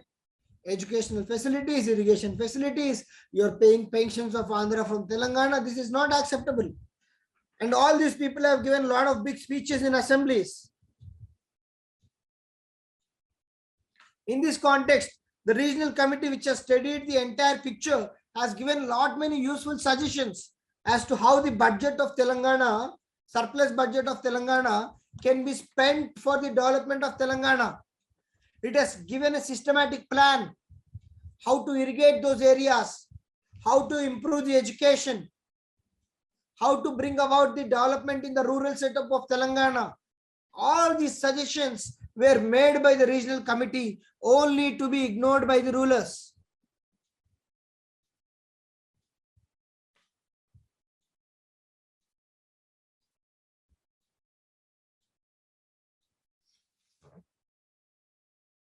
The most unfortunate thing is, even when Marri Reddy became the finance minister, he was a hardcore Telanganite, and even then, the surplus of Telangana was not spent on Telangana. He was the one who was questioning the Telangana discrimination on the floor of assembly. And then the sad part is, even when he was the finance minister of the combined state, the surplus of Telangana was not spent on Telangana, but it was diverted to Andhra. Many Telangana MLAs spoke of this discrimination. And one was like Arutla Kamala Devi. She requested for funds to be provided for Pochampadu project. Konda Venkat Reddy, he requested funds for irrigation and education. Vijay Rangarao also asked for Pochampadu project. Lakshmikant Rao asked for spending on education. Mohan Rao asked for again the Pochampadu project. And Rajeshwar Rao asked for education and Pochampadu project. So the common line across all these is the Pochampadu project and education. Because the Pochampadu project was supposed to be the lifeline of Telangana for bringing lakhs of acres under the irrigation. So these are the systematic violations in the context of the Telangana state, in the context of Telangana agitation.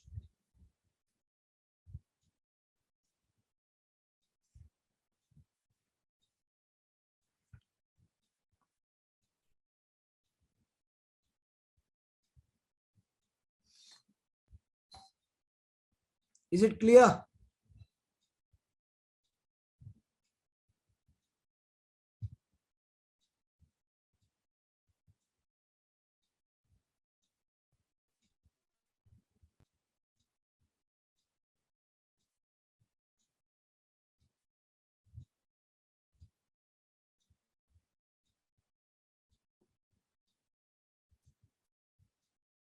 Yes.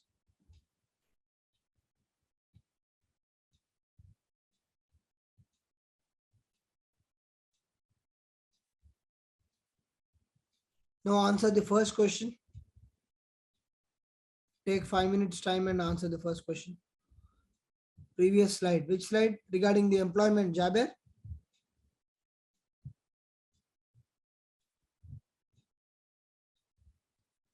You're asking for this slide? Is this the one you're asking?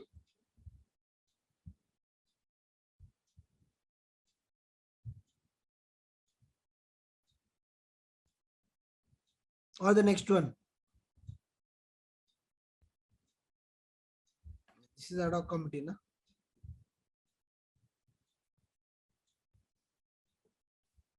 Just look at the slide.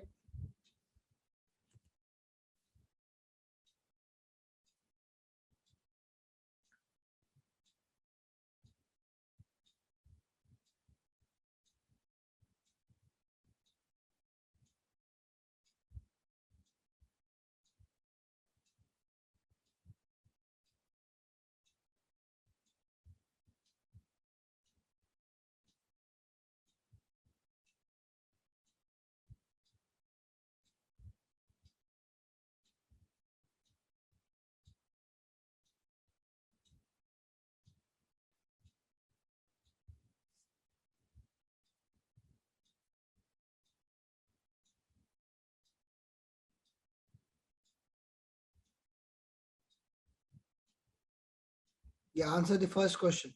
Take 5 minutes time.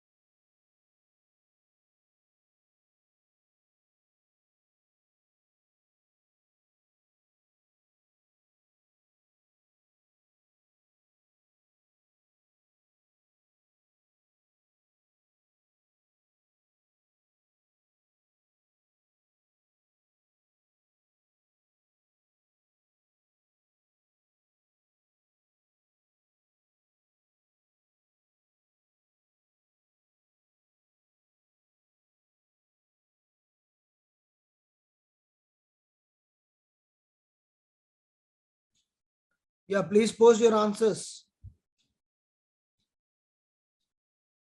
Please post your answers.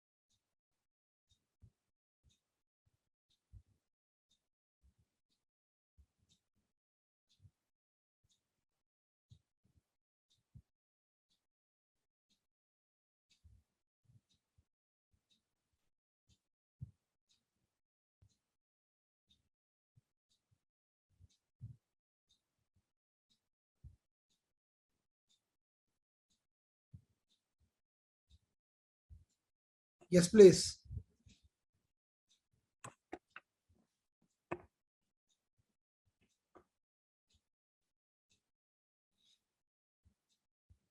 So what's the question? Discrimination in employment towards locals of Telangana was always a contentious issue in the state of Andhra Pradesh. Elaborate. Okay. So here we are saying state of Andhra Pradesh means the combined state of Andhra Pradesh. Okay, don't get confused. Okay. So Kaushik has given an answer. Who else? Only Kaushik. What about others? With regard to employment, the assurances in gentleman's agreement.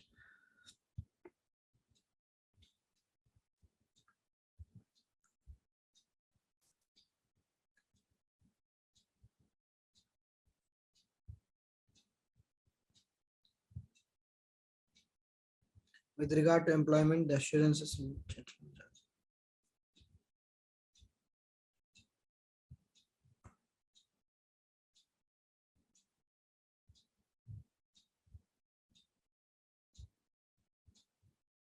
Good.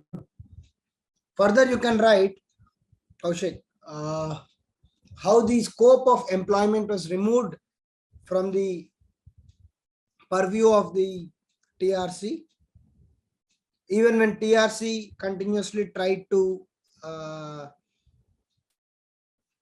give suggestions.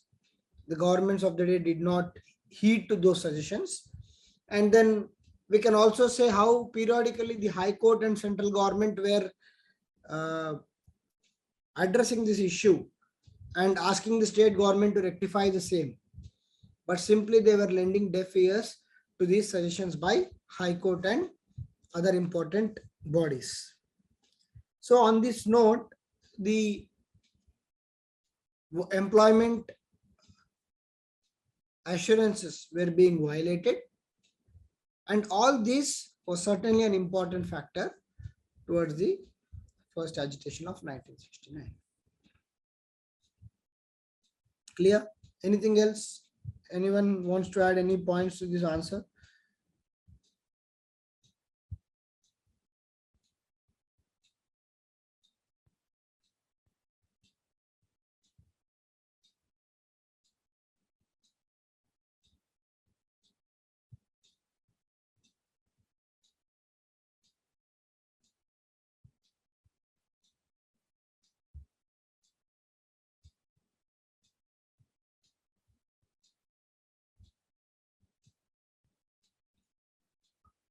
Who is the violator here, Amulya?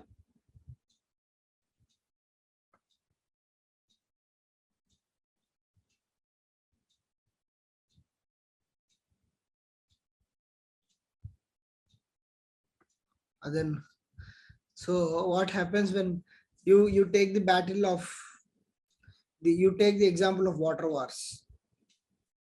Okay, someone will give some order.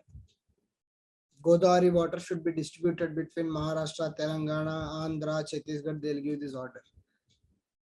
Who are the government officials? See, if government of the day doesn't want to, they'll go and see, they'll give some judgment. To stop that judgment, they'll go and give some other petition. Or they'll say, okay, sir, we are working on it. Let us come back. They'll give one more list. High courts are giving certain judgments.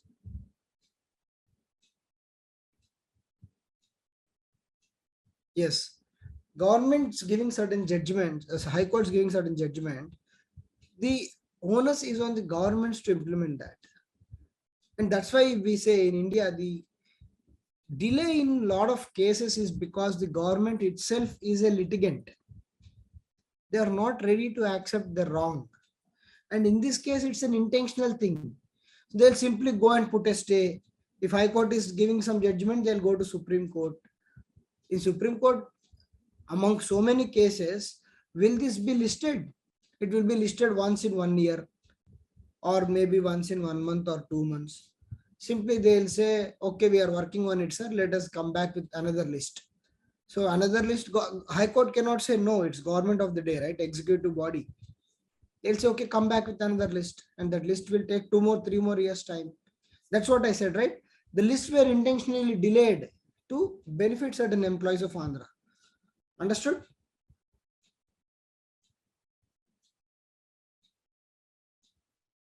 Yeah. Any doubts else? Tomorrow we'll do one more session and we'll close chapter 4. Chapter 4, where the first start of the Kothagudem issue.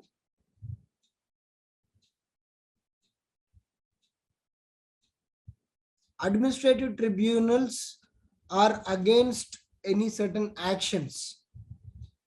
Okay, if state is dismissing you or suspending you, okay, or if the state is withholding your promotion, okay, that is different thing. Here, the promotion is if you are meritorious, okay, if you are meritorious and if your promotion is stopped, you can still approach the tribunal. If you are punished, if you are apprehended, any penalty, you can approve in the tribunal. But the list itself is completely manipulated. Even if they go to tribunals, state government will have the same version as they are having in the high courts.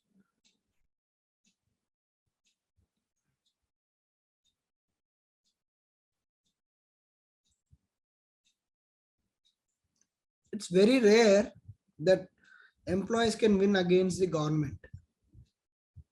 Government is ready to argue in the courts. And if employees are going and fighting against government, who should spend the money? Government will spend money from the exchequer.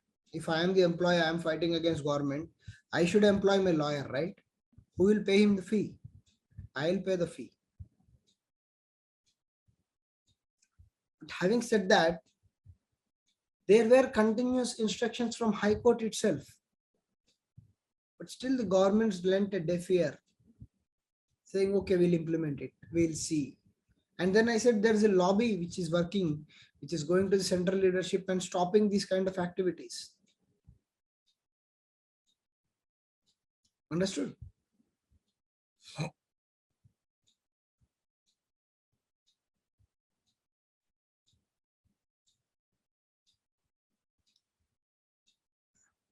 Yes, Jaber, clear?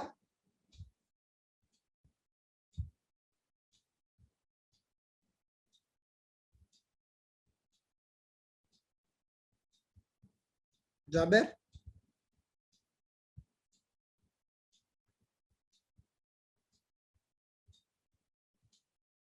Am I audible?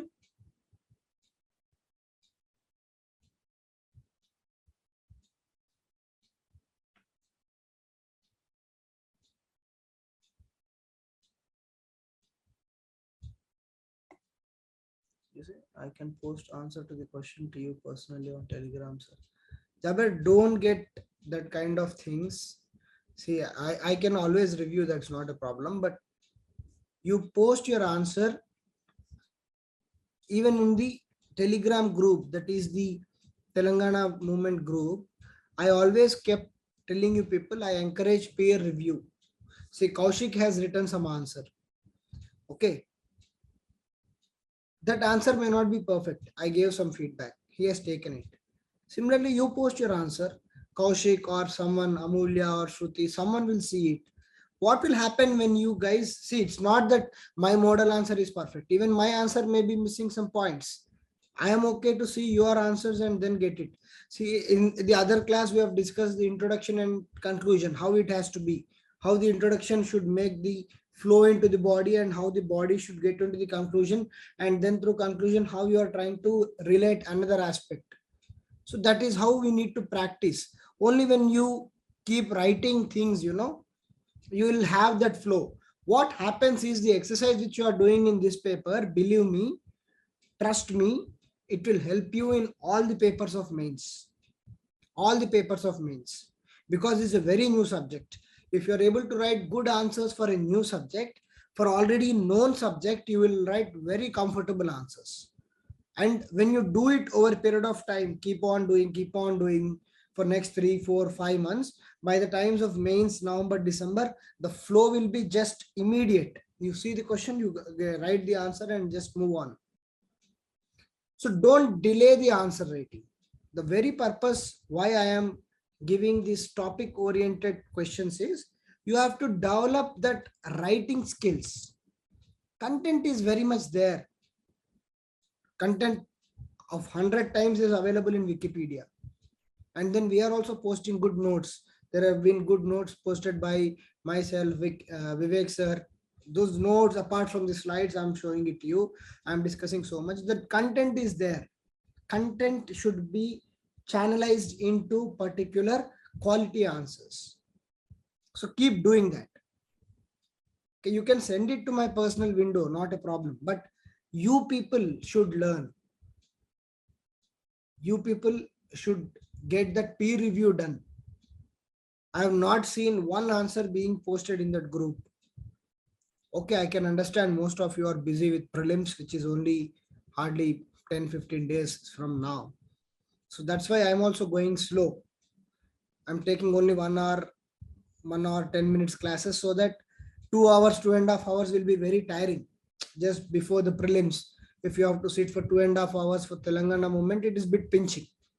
That's why one chapter, actually at a stretch, if I take in 2 hours, I can finish a chapter. But then with the larger benefit in mind, I am trying to subdivide my chapters into 1 hour each. One is the content also will be easily registered and you will not feel, oh, 2 hours, so let me skip the class. 1 hour will be like just relief. You're doing prelims preparation, coming 1 hour, attending the class, and then just going back and then doing your preparation. That is the only intention.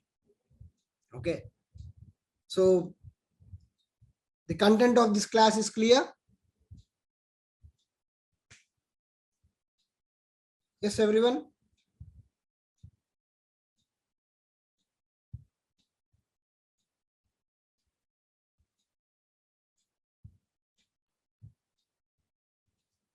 Fine. On that note, we'll meet tomorrow and finish chapter 4. Hopefully tomorrow, unless there is any other scheme of things, but we'll try to meet tomorrow and close this chapter. Okay? Fine. Bye, everyone.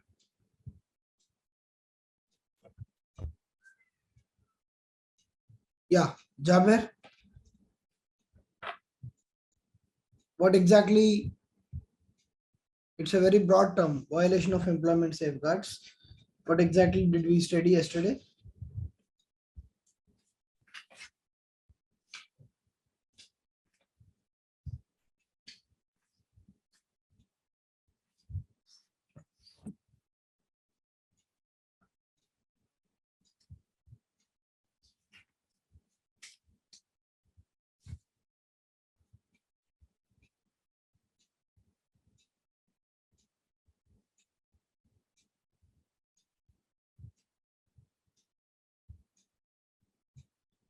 One out of 3 post Mulkis or the Telangana people was treated as, in every 3 posts, one should be Telangana and remaining 2 as Andhra, instead of remaining 2 being open. Very good. Okay. And how the promotion lists were time and again changed to promote the interest of juniors who belonged to non-Telangana areas. Then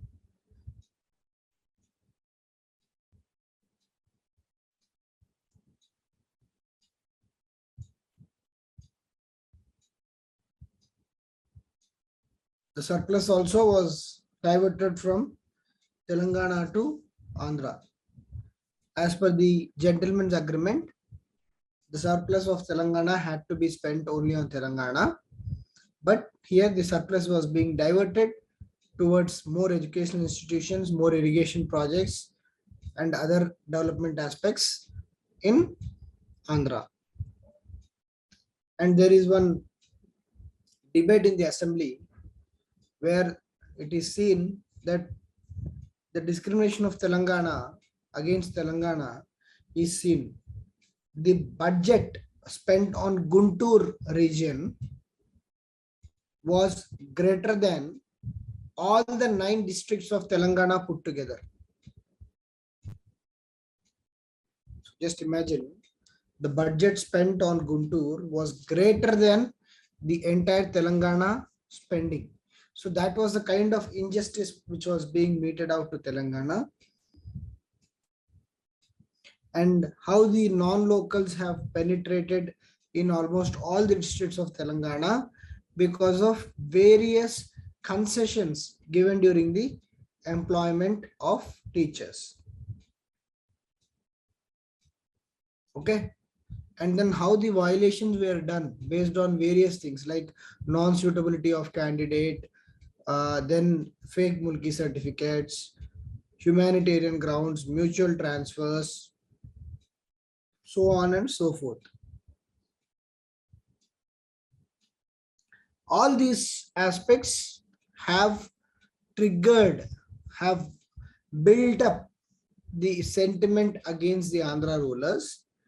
They felt that even though the gentleman agreement was signed way back in 1956, none of the rulers of Andhra, who were the chief ministers or subsequent ministers, they did not try to implement it in letter and spirit. And then Telangana was suffering because of the neglect in the United States.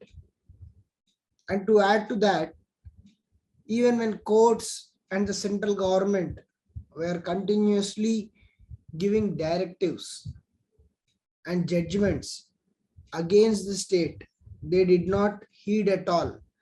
They lent the deaf ear. They put the courts in stay. and they kept on changing the list to promote the Andhra engineers, Andhra teachers and all. So all these kinds of things which were done in the United States led to the situation of a kind of resentment towards the leadership of the day.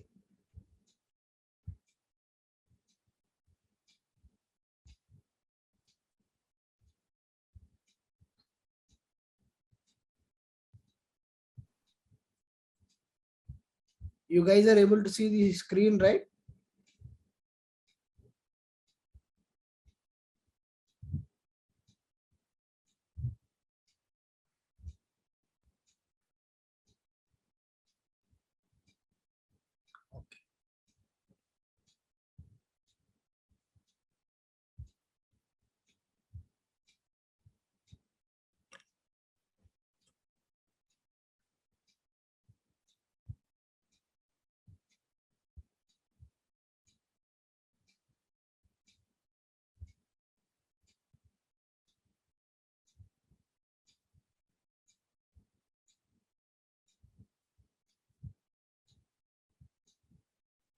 Yeah. So in that note, we have to trace the origins of Telangana agitation. Okay. On that note, we have to trace the origins of Telangana agitation. So as I told you even yesterday also, before a major event happens, there is a series of events which are piling up and causing the grievance among the citizens or residents here or the Telanganites in this case. So there are certain series of events. We have seen all the series of events, and now we will see what is the trigger moment, and then subsequently the cause and the reaction. Okay. So the cause is your pile up, the trigger moment is certain activity, and the movement is your 1969 separate Telangana movement, Telangana agitation. And then the byproduct of this agitation is the parallel movement as far as this agitation is concerned is the Jai Andhra movement, and the byproduct is the 6-point formula, 8-point formula, which we will discuss. Okay, so now are you clear what are the various factors which are building up over a period of time and now waiting for one trigger moment to happen?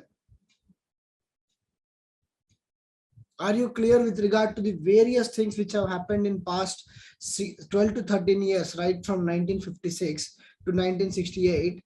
There are certain series of events which have been causing grievance to the Telanganites. On that note, we have to understand 1969. I am very clear with this regard to this approach, because that is what makes the flow, the subject and the understanding very easy. If you look 2009 or 1969 or whatever it is or 1952, as a matter of fact, if you look them in an isolation, you will get bored or you will not understand the context of the movement. Movement doesn't become big just like that. It is carried by people, and there may be a leader to every movement. In 2009 it was KCR. Okay, so there may be leaders who are igniting the movement, but the movement is carried by the people. In 2008 it was students, and then the employees, Sakala Janula Same, Vanta Varpu. Okay, and very innovative programs they have done. So why they are doing all this? It is done by the people. So only when people connect to a particular cause or a particular reason, they carry that movement. They should get emotionally connected to that movement.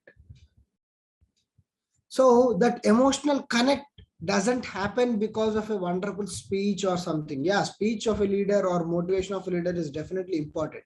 But what leader is speaking at that point of time should make sense. So in that context, we have seen that there is a certain build-up going on till 1968. So what was the trigger movement and what was the outcome of the trigger movement? We'll see now. So we know that the origin of Telangana agitation is basically because of the grievances which the Telangana people had, because the assurances during the merger of the state or the gentleman's agreement was never implemented or fulfilled at all. There were some of the other hindrance which was being caused by the Andhra rulers by not honoring the commitments and assurances given to the Telangana. So this was one major mistake done by Andhra people. So the concept of Vishal Andhra itself was very threatening at that point of time. And to add salt to the wound, the Andhra rulers exactly behaved in the same way by not implementing the assurances given to the Telangana. And in that context, be it with regard to the employment, be it with regard to the irrigation, be it with regard to the surplus budget available with Telangana in all the departments, and then the literacy rates, the education institutions, all the places, Telangana was being discriminated in the joint state. Telangana was being discriminated in the joint state. And then there were certain safeguards like the TRC, Telangana Regional Committee, which was supposed to monitor the gentleman's agreement, the safeguards given in the gentleman's agreement without getting violated. And we have seen during the presidential order 1958, the scope of TRC was completely changed from what it was proposed. And TRC, maybe we can call it like a toothless tiger. It was continuously recommending many things to the government of the day, but the government of the day did not care. In the last class, we have seen when TRC has attempted to give certain suggestions with regard to the employment, that also they did not care. And their own notification, the AP Public Employment Act, that also they have not honored. And how systematically even people recruited from Telangana were discriminated in promotions or transfers. So a lot of violation of safeguards was going on and on. So the TS people and the leaders, the people from Telangana and their leaders have pleaded in courts. We have seen courts. They have gone to the president. They have gone to the prime minister. They have requested to ensure fair justice. They said, sir, 1956 was a landmark event. We wanted to have certain safeguards. We were promised to have certain safeguards, but we are really disturbed as to why the safeguards are not implemented. They have gone to high courts. We have seen in the high courts also, they won the cases, but nothing stopped the lobby, which was very strong, to go against the Telangana.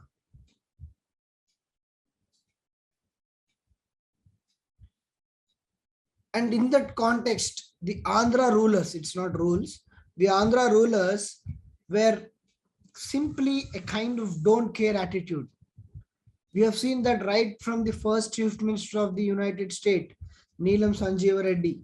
He did not care to appoint a Deputy Chief Minister, which was promised as per agreement of gentlemen.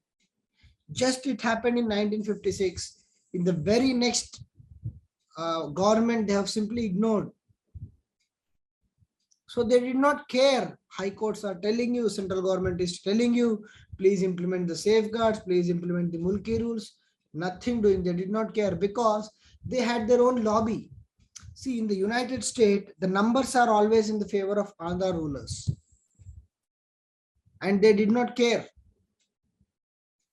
Because even if in the United States, if they do not get sufficient votes in Telangana, they win Andhra and Rayalaseema, they can form the government. So 294 was the magic number. Even today we know 175 is Andhra, 119 is Telangana. So in Telangana, obviously they'll have some kind of people who are supporting joint state, at least 20-30 in Telangana, remaining 100, 120 in Andhra, then you are making a government. All you require is 147. So they were very confident of definitely getting the political advantage, but then they did not care about the gentleman's agreement, which was so agonizing and so frustrating for a Telanganite, because they were expecting much more from their rulers And unfortunately, even when people like Maroju Veeranna Reddy, when they were finance ministers, and they could also not do much from stopping the surplus of Telangana to going to Andhra.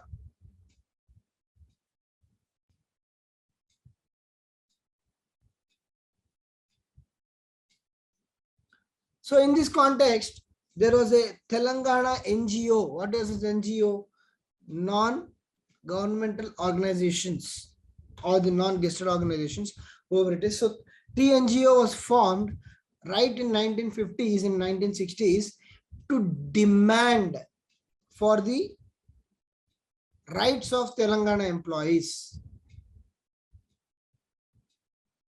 They wanted to demand the rights of Telangana employees, and it was founded by this person called K.R. Amos.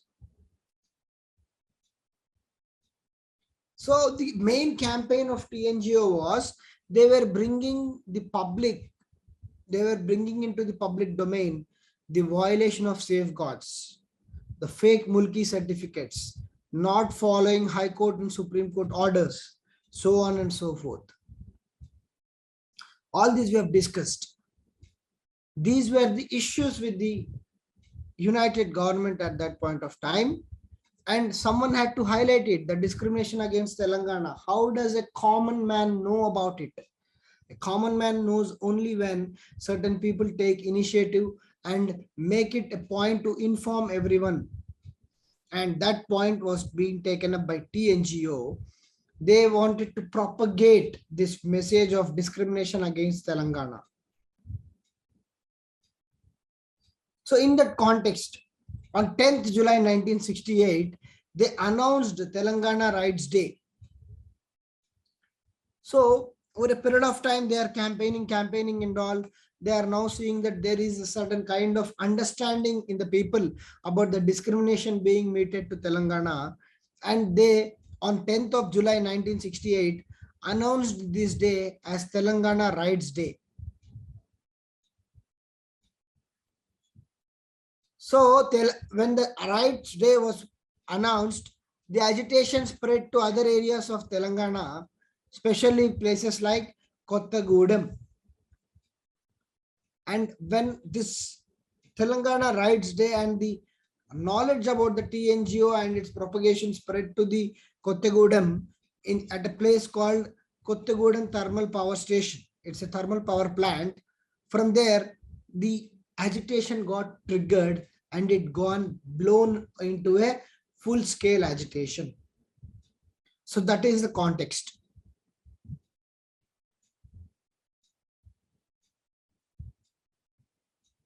Is it clear?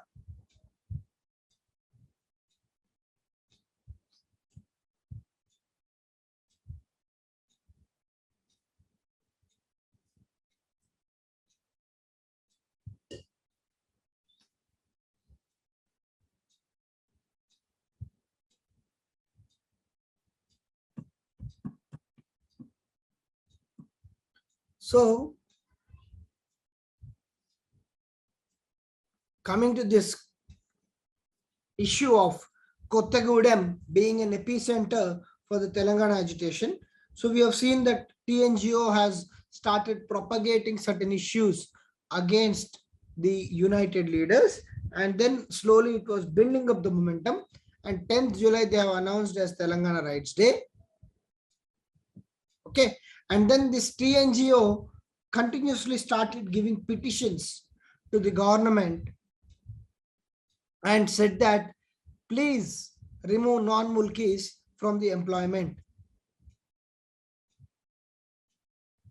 The K.R. Amos, the leader of TNGO, has successfully convinced the government to remove the temporary employees who were non-mulkis. We have seen that in last class that temporary employment was one of the excuse in which the Andhra people were brought and settled in Telangana, and then they were converted into permanent over a period of time. In that context, K.R. Amos went to government with his petition, and government thought, okay, now that the people are becoming serious about this issue, at least let's start at some point. And they announced that all the temporary employees who are non-mulkis across all the departments in Telangana shall be removed. This government order was passed. It was a sensation. It was not heard of, right? Government passing an order to remove the temporary employees of Telangana across all the departments in Telangana who are non-mulkis. It was a sensation. What then many departments did, they did not agree, because the bosses or the chief engineers, the head of the MDs, all departments heads are Andhra people. They did not agree. What they have done, they have gone to courts against the government itself. You see the audacity. As someone asked, how people are not even honoring court orders, and they are to challenge the court orders, again they are going to courts. And in this case, they challenge the government order itself, they are going to courts. Government has given an order to me. If I am the MD from Andhra, I have seen that order and I am filing a case against my own government saying that I am a government employee. Government is asking me to become unethical. Simple case I will put. And what is ethical, what is not ethical? Now courts have to start digging into that. It will take time. So such was the audacity, where even though the government has given an order to remove temporary non-mulki employees across all the departments, simply the departments themselves have gone to court and obtained a stay. And they obtained a stay.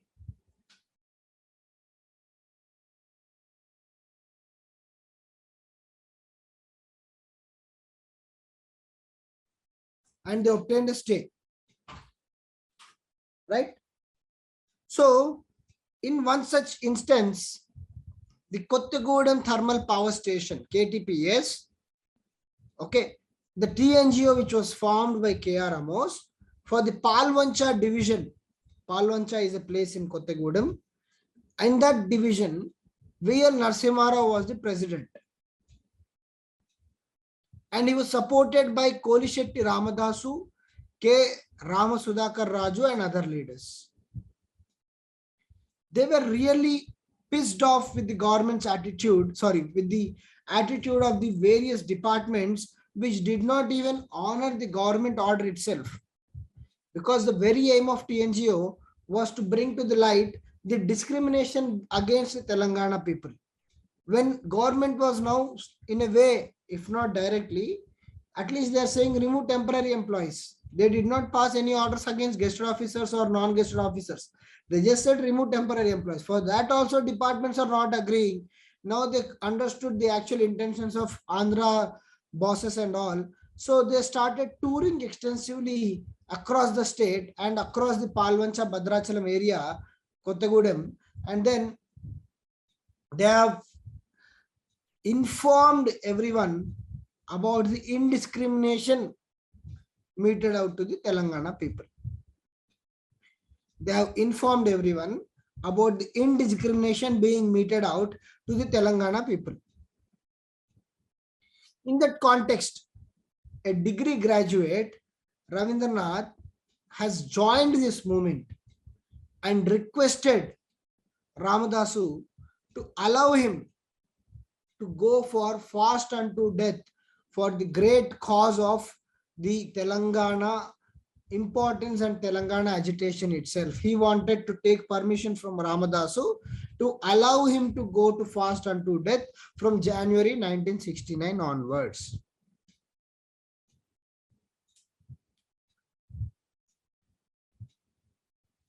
And in this context, these leaders have come together and formed Telangana Regional Samiti at Illandu. Again, this is in Bhadrachalam. Illandu in 1968.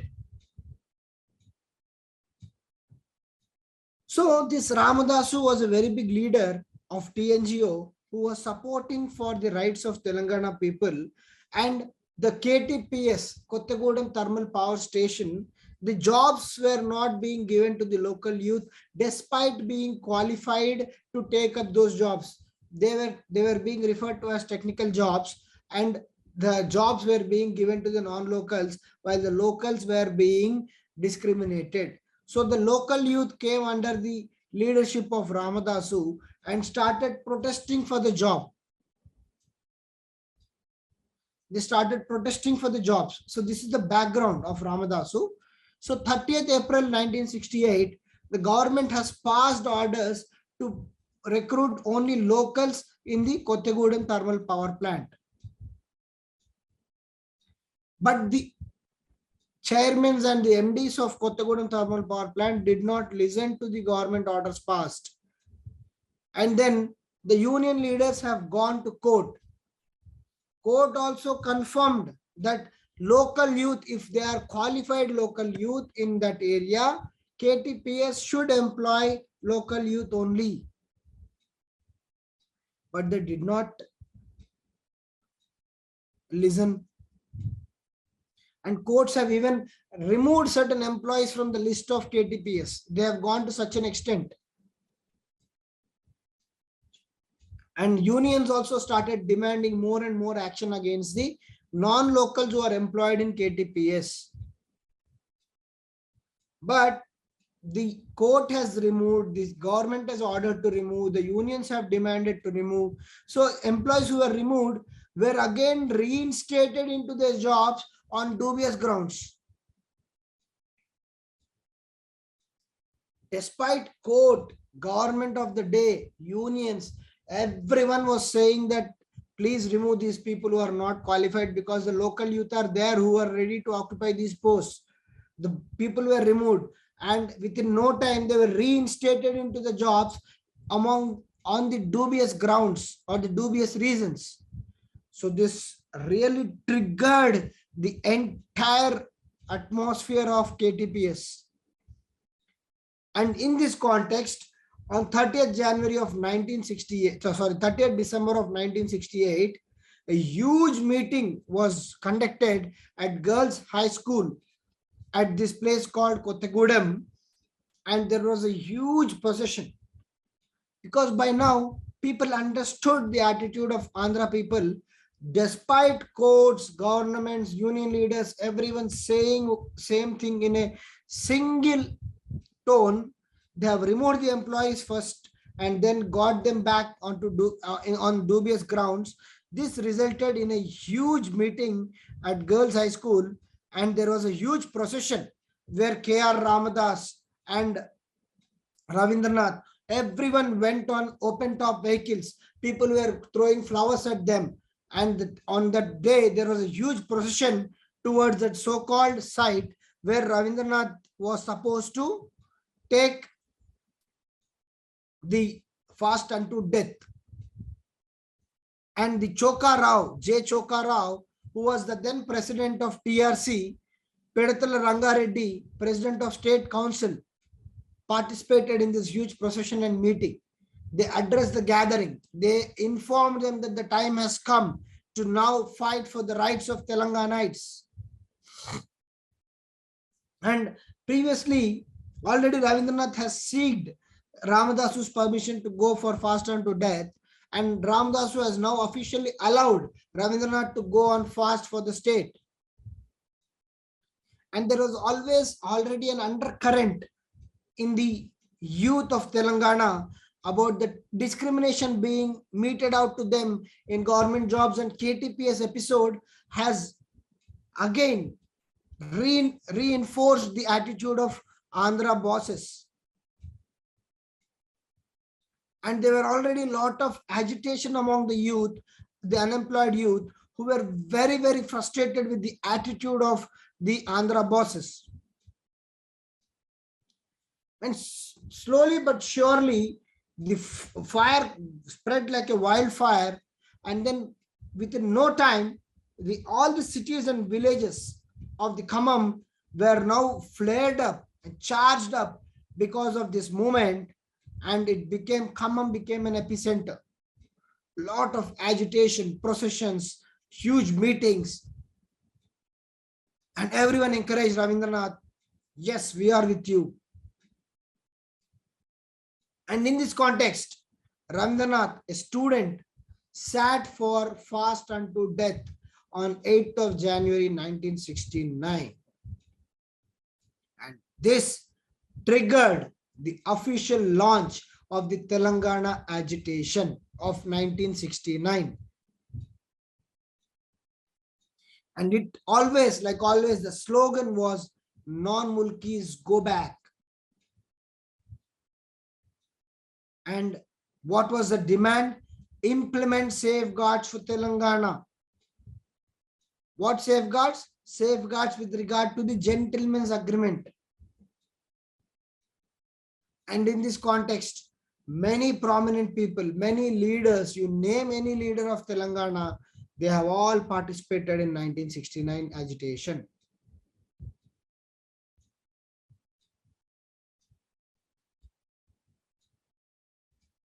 They all participated in the 1969 agitation. So that's how your 1969 agitation started.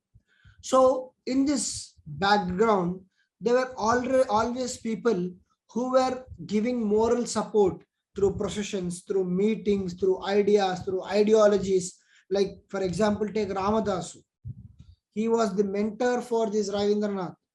He was an intellectual who was a TNGO member, who was giving the message across the state about the discrimination, and then encouraging students like Ramadasu, and students like Ravindranath to take up the fast unto death. So he's definitely an intellectual here. Similarly, there was a public meeting at Warangal to give moral support to Ravindranath's fast. And the agenda for that public meeting is, apart from giving moral support to the Ravindranath, they said the TRC, Telangana Regional Committee, which was formed, should be empowered, should be given power to spread the revenue of Telangana on Telangana only. If you spend the excess revenue or the surplus revenue of Telangana on Telangana, Telangana as a state is bound to develop. It is bound to develop. So that was the kind of confidence they had in meeting the Telangana agitation. And then what were the resolutions which were passed at the meeting? There was a huge meeting at Warangal to support Ravindra's fast. And then there was resolutions. What were the resolutions at the meeting? Non-mulkis across all posts and positions and departments should be removed. Non-mulkis should be removed with immediate effect. There should be a strict examination on false mulki certificates. See, these false mulki certificates was there right from the time of Vellodi government itself. So people are bringing false mulki certificates and gaining employment in Telangana on the pretext of being a Telanganite. So examination on false mulki certificates. And we have seen in the last class, even in the assembly floor, people were so very bothered about this project called Pochampadu project, which is going to be a lifeline for the irrigation at Telangana. And then the demand was still the same. The Pochampadu project must be completed fast to serve the needs of Telangana's irrigation. There shall be a clarification on gentleman's agreement, and people should clarify as to what is their stand on implementation of gentleman's agreement. And there should be a high-level committee which is formed to look into the surplus of revenue of Telangana and deficit revenue of Andhra, and they have to come with a white paper. What is white paper? A paper which presents facts. And there shall be agitation to implement safeguards. And there was an agitation to implement the safeguards which were there to the Telanganites.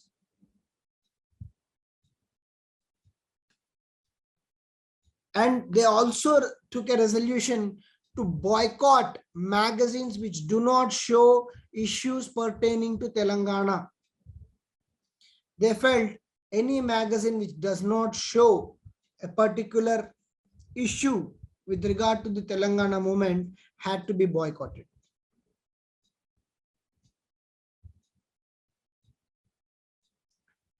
And they have unanimously passed a resolution congratulating Ravindranath for the fast, and they said on 8th of January, to coincide with the Ravindranath fast, they will also take up strike in Warangal.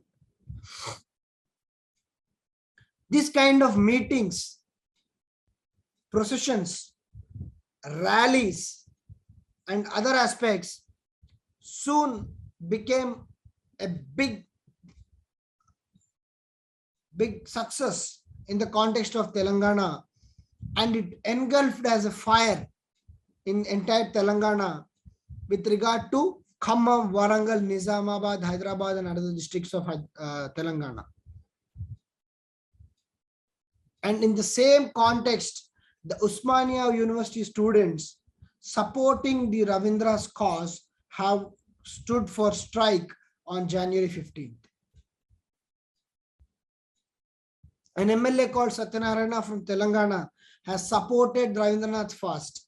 All parts of society have morally reached out to Ravindranath, and then they said, "We are with you."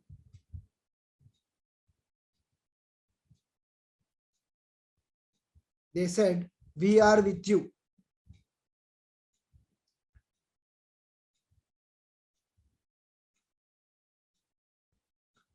And strangely, Achyut Reddy, who was the ex-TRC chairman, he said, "I am not against this fast or agitation. We will fight for the rights of Telangana, but in different way."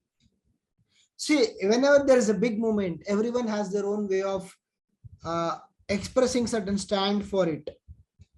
In this case, the stand of Achyut Reddy was peculiar because we have seen in the last class, even during the employment issues, Achyut Reddy was very, very active and giving his recommendations. And at local level, many people took up fast to support Ravindranath. And at Warangal, there was huge strike, and the strike got intensified. A person called Swami Ramananda Tirtha, who belonged to the Congress, he said he opposed the Telangana movement as such, but supported implementation of gentleman's agreement. He said Telangana should be integral part of AP, but the gentleman's agreement have to be implemented in total. And to support Ravindra's agitation or the fast, there was hunger strike at Secretariat.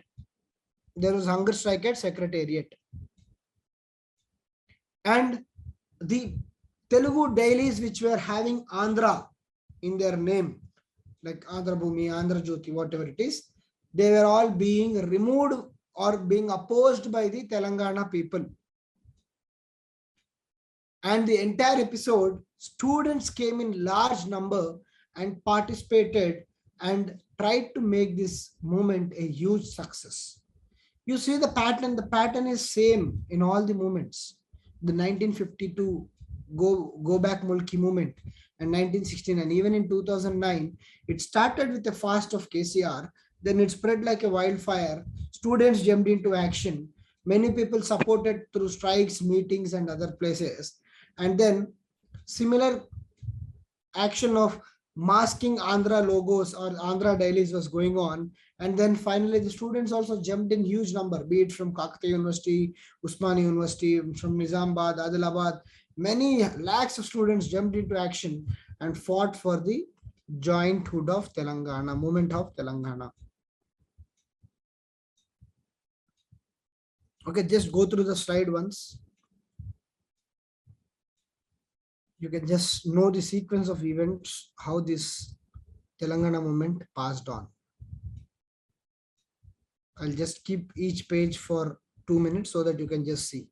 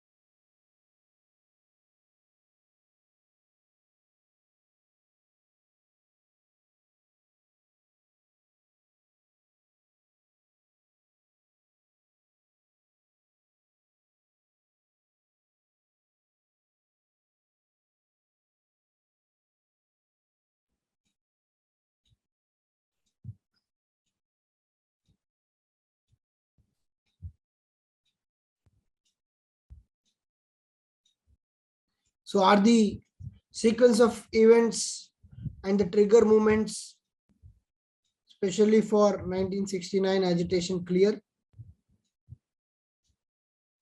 And the role of intellectuals like Ramadasu. And in this context, there are many intellectuals who have supported, like, Professor Jaishankar. And then we have seen, people like MLA Satyanarayana. Okay. All these are intellectuals who have come and clarified various things. The role of intellectual is with regard to the setting of agenda of the movement. In any movement, the intellectuals come and set the agenda. Even in the 2009 Telangana movement, the Telangana ICASA, the Joint Action Committee as it was called, headed by Professor Kodandaram, what was it doing? It was giving direction. So Kodandaram is an intellectual. So what he was doing? He was giving direction to the movement.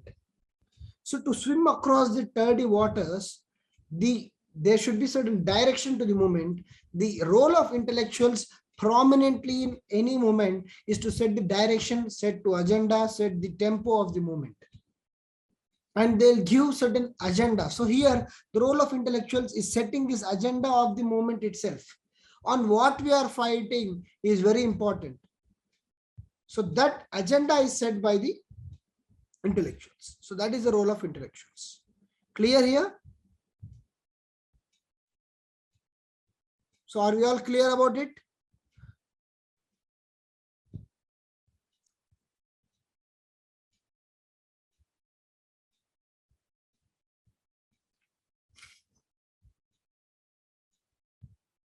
Okay. So we'll just do this question and then wind up our session, which effectively brings the fourth chapter into conclusion. Do the second question. First question we have done yesterday. Do the second question. Please do it. Don't give me bullet points. Write a proper answer. Introduction, body, and conclusion. Take 5 minutes time. It's 7:57. Take time up to 8:85. The fast of Ravindranath spread like a wildfire in Telangana. Explain the role of intellectuals in extending the support to fast and its consequences.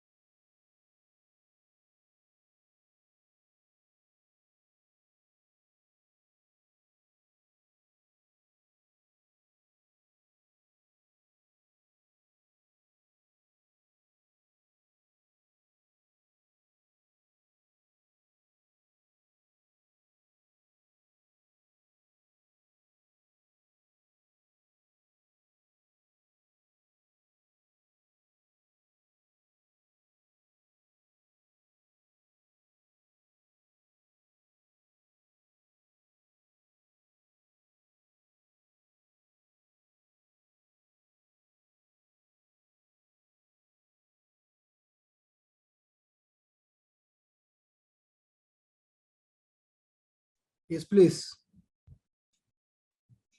Anyone answering? The fast of Rabindranath spread like a fire in Telangana. Explain the role of intellectuals in extending the support to his fast and the consequences. If you have written in the chat box, you post it. If you have written it on paper, unmute yourself and read out the answer.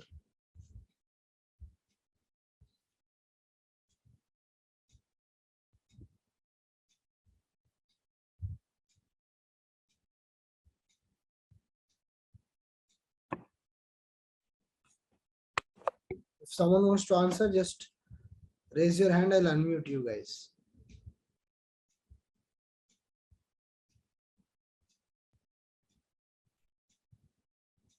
Anyone?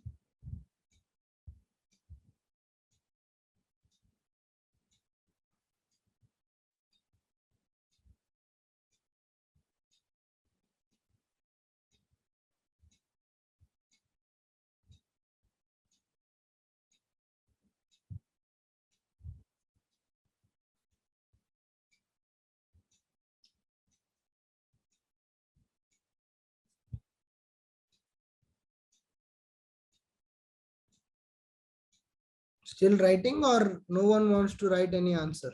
If that is the case, then we can close. Need some response.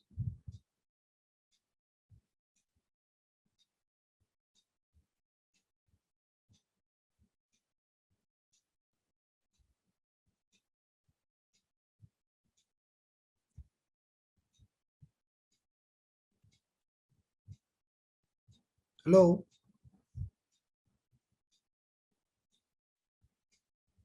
Am I audible?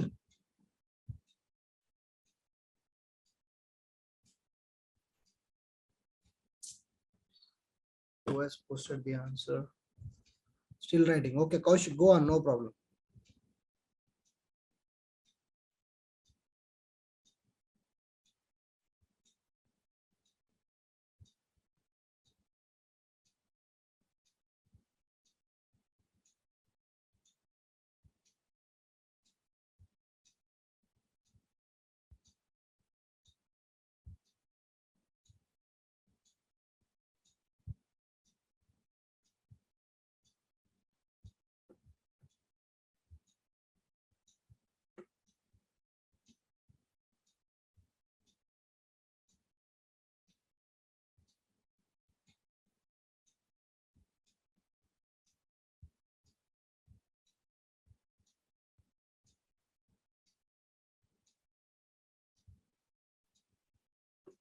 Kaushik, good attempt. Jaber, you have just mentioned important points.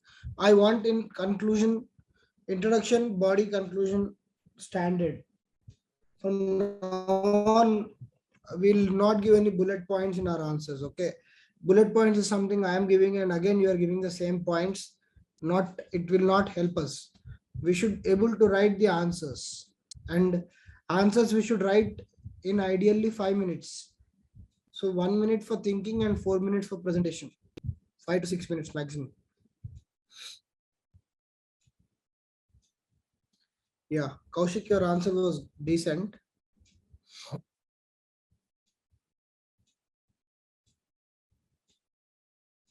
Your introduction was also good, Kaushik. You're saying that there's a series of events which led to the 1969 agitation. One among them, and the triggering moment was fast unto death by Rabindranath. Good. That's how you have to start the answer.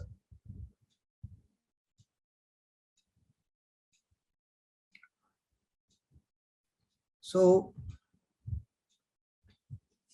when we are saying about Rabindranath's fast unto death, so immediately if we are connecting with 1969 agitation, so the examiner will know that you know history.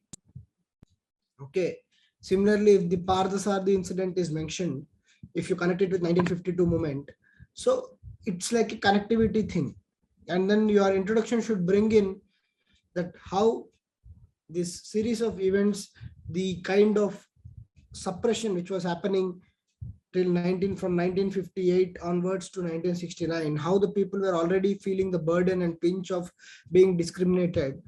And then this Ravindranath fast unto death was a trigger.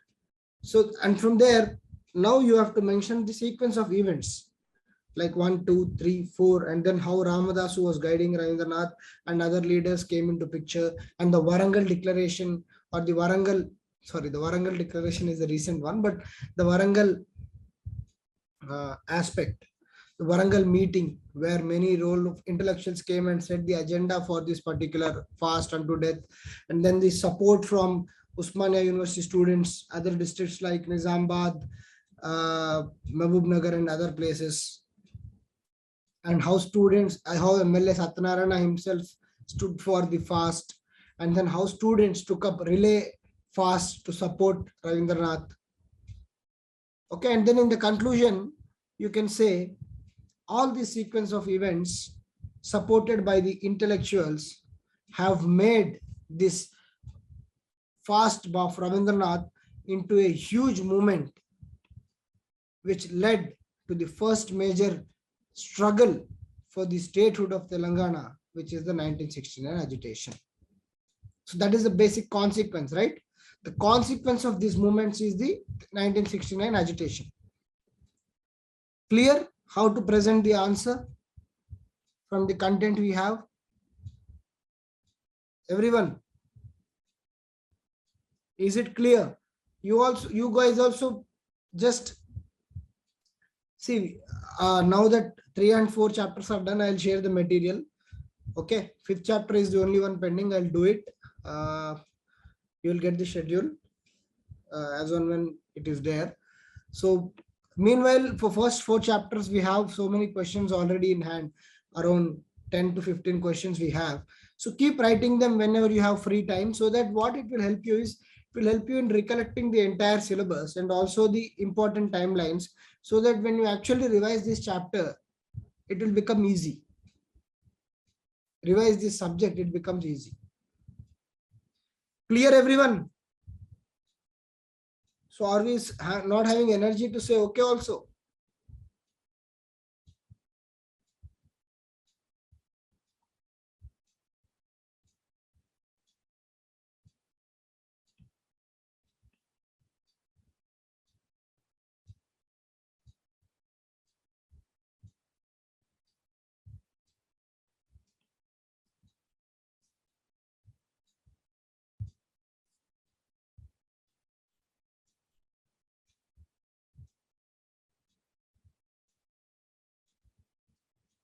Hello. Only Kaushik is there or others are also there?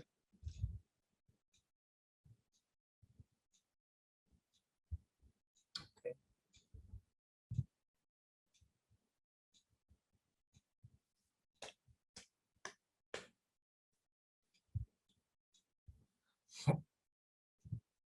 Fine. Thank you. So on that note, we'll close the class today. Okay. I'm sure you guys are all preparing well for the prelims. I'm assuming that all of you are going to write prelims. So last 10 to 12 days for your preparation. So that's why I'm also trying to not bombard you with the subject. Okay, it may get delayed 1 week here and there, but it's okay. So keep your health intact, be healthy. The heat is very much there. Okay, it's a typical May heat. So take care, take a lot of fluids, plenty of fluids, take juices and keep yourself cool and composed. Last 10 days, don't give any major mocks which can swing your moods, like it may put you there or put you here. Don't do that. So just keep revising your basics for UPSC prelims. Do the static subjects mainly, revise your current affairs, do the polity, history, geography, whichever subject you are comfortable, do it at the starting of the day, so that you'll get that momentum, and then go into the day, do proper revisions. If you have given test series, revise those test series. Okay, you see where you're going wrong, just try to concentrate on those areas. Don't forget to concentrate on CSAT. Spend at least 1 to 2 days or every day 1 hour, 2 hours on CSAT. read some comprehensions, try to answer questions on those comprehensions, take previous papers, do these basics arithmetic questions. So all those are very important. And finally, and when you go to the exam, keep complete cool. Just imagine that you are a serious aspirant. So if the paper is tough for you, it is tough for 99% of the people. If it is easy, it is easy for others also. But then just go and give your best. If the more you are composed in the examination hall, the higher are the chances for success. Don't get disturbed by the questions. The questions are there to disturb you. You keep your calm. Okay. So keep doing your best, and result is something which is taken care when you keep doing what is in your hands. Okay. On that note, let's sign off. Okay. Good night, everyone.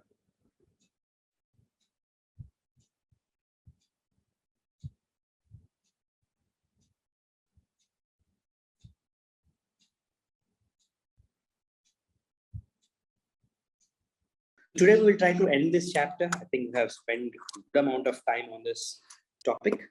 Though when compared to other topics, this topic is not very important. But yes, you also have to know this topic is sufficient depth and detail so that it becomes a good foundation for other topics, right? So in the last session, if you guys remember, we discussed on Bhuvanagiri declaration, Bhuvanagiri meeting, and what's the meeting was called, and what is this Telangana Mahasabha at Suryapet, which called for the formation of Dalit Bahujan state, and who are all the organizers of this Telangana Mahasabha. And we also have discussed about Maroju Veeranna and the role Maroju Veeranna has played, isn't it? Such an important personality, but died early, and how words like Panja Ellayya got inspired by Maroju Veeranna. And we had a brief discussion on the concept of postmodernism in that context also, isn't it? And also the name of the book written by Maroju Veeranna, and also his idea of social democracy in Telangana by the establishment of a Bahujan state. Bahujan state means a state which is led by backward classes, means backward classes, scheduled castes, scheduled tribes, these people holding the power, right?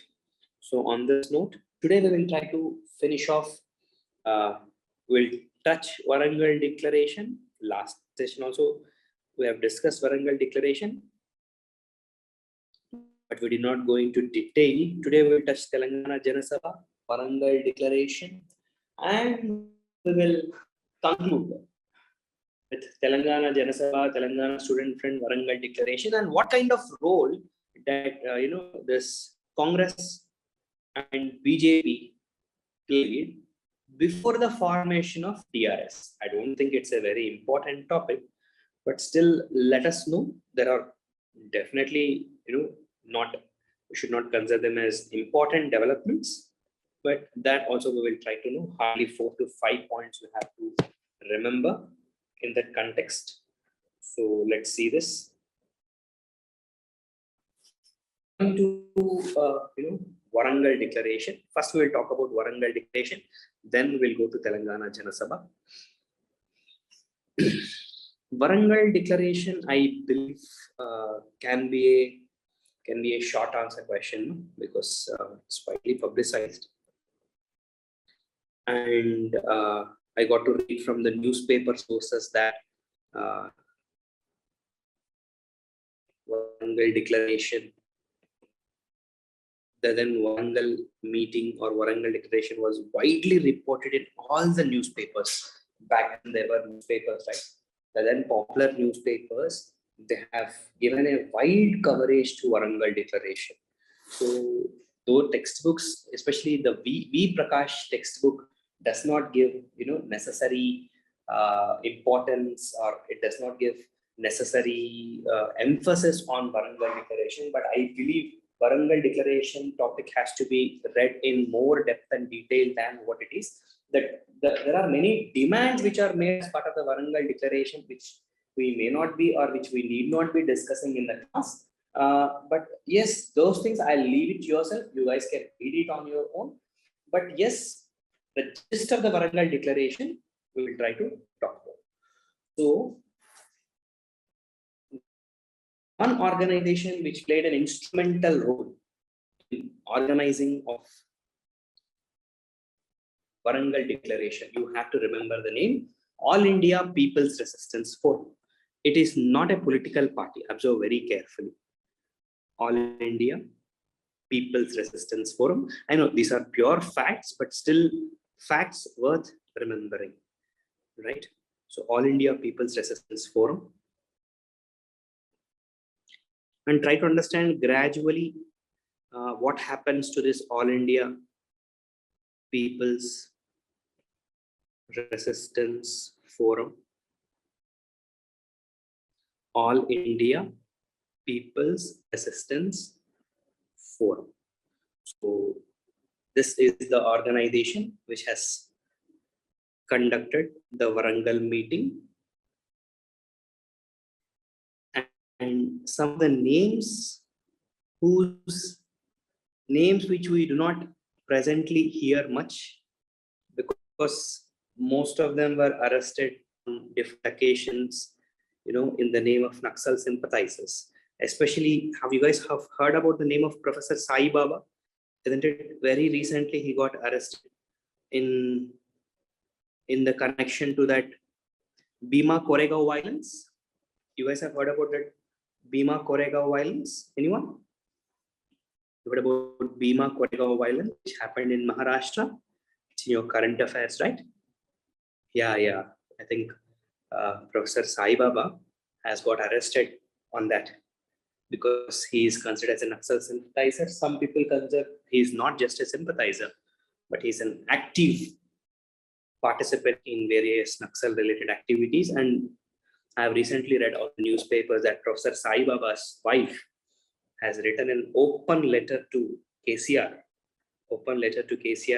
asking him, to play a proactive role in getting Professor Sai Baba released from the prison because of his old age and also because of his contribution, especially to Telangana movement. I'm saying this backstory so that you will remember better about Warangal Declaration and All India People's Resistance Forum and the people who have played an instrumental role in organizing this Warangal Declaration. Apart from this, other people like Professor Jaishankar sir, whose name keeps coming.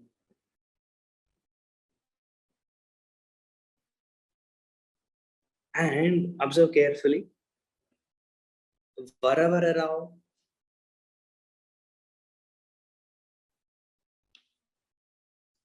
who also has been arrested recently in connection or with allegations on him that he's not just an Naxal sympathizer, but he is an active member of various prohibited Naxal organization and Gadar.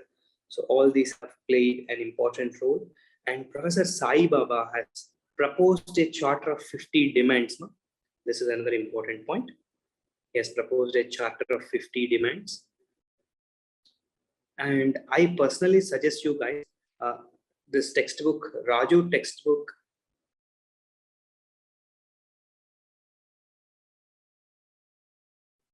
gives a proper list of all the 50 demands. If your time permits, just quickly go through them, because the names of all these projects should be on your fingertips. This Pulichintala, Polavaram, Sriram Sagar, all these things.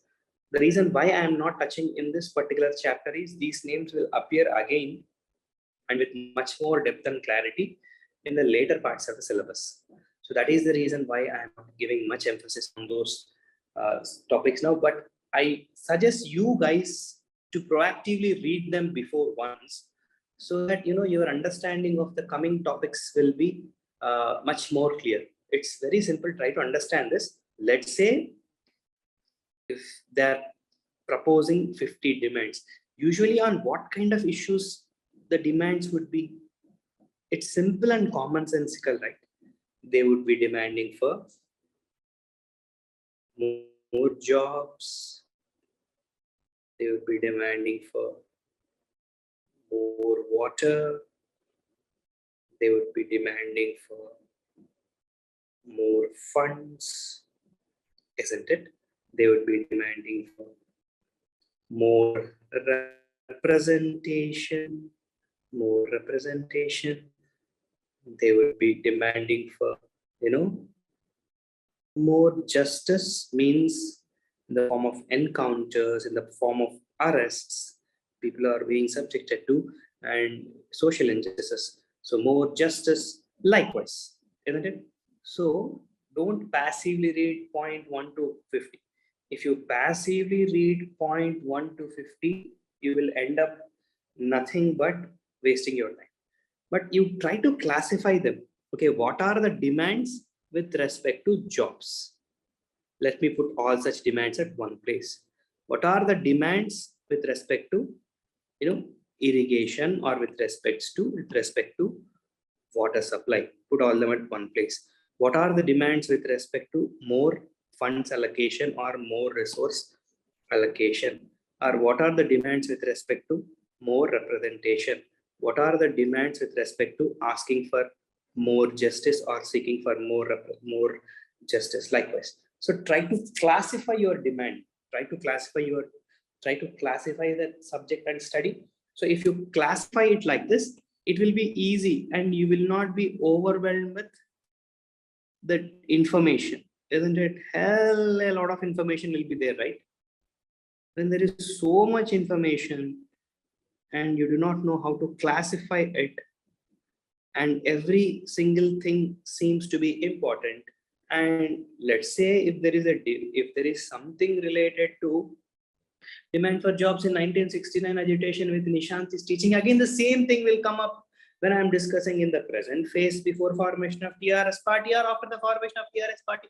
There will be a systematic stigma. As long as you guys do not understand that connect, try to understand, ma'am, saying something very, very important. If you guys don't classify your subject this way, then you will feel that there is lot to read in Telangana. In reality, I feel that there is very little to read and there is more just information. Passive information is there included in your textbooks. Some of the textbooks are not written systematically. That's a different thing. But why can't you do this? Say all those ideas related to jobs. You classify in your mind, okay, 1916 agitation. These are the demands made with respect to job. Again, in the middle, some more 1985, something happened with regards to jobs. Then again, the later part, or in the first part of later movement, what happened? Like so, for water, what all demands they have made with regards to water or irrigation, they'll just continuing from one to other mark. Only few points will be added. New demands must be coming. That's it. New demands must be propping up. It's not that entirely. That also may not be entirely new, isn't it? So let me ask you guys: did you guys understood what I tried to say?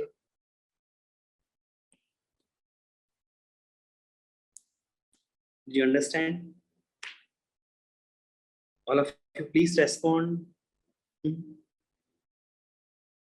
Did you understand now what I tried to say? This classification, though the textbooks may not have classified the information in a way, you guys try to do that. You do that work. You try to classify the information in such a way that it will be easy for you. Why you guys are not at all interacting, or you guys have just switched on the video and you went on, you are reading something? Why you're not interested in interacting, or you're not interested in class? What's wrong with you guys? Don't be like this. This is not the way you're supposed to be in the class, isn't it? Yeah. I know this is little dry subject, which cannot be taught in entertaining manner, and so unless you guys are interacting, unless you guys are proactive, then we also will lose that motivation to teach, isn't it? So classify information like this hereafter. Classify in your mind rather than in any book. So you will establish a better connect to this topic, right? Then with this, I don't want to discuss further. And in all the textbooks, it is written that Warangal Declaration was a huge success. Warangal meeting was a huge success. Lakhs of people have attended this. Lakhs of people have attended this in spite of the best possible attempts by governments to stop this, but still people have attended. That itself shows the popular demand. The popular demand for Telangana has come out in open. So even the national media has reported this about Warangal Declaration. National media has reported this. So do not forget. Popular demand was popular demand for Telangana means people's demand. Popular demand for Telangana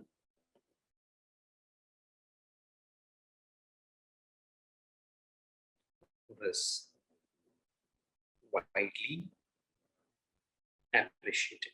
Popular demand for Telangana was widely appreciated in Warangal meeting. In Warangal. Okay.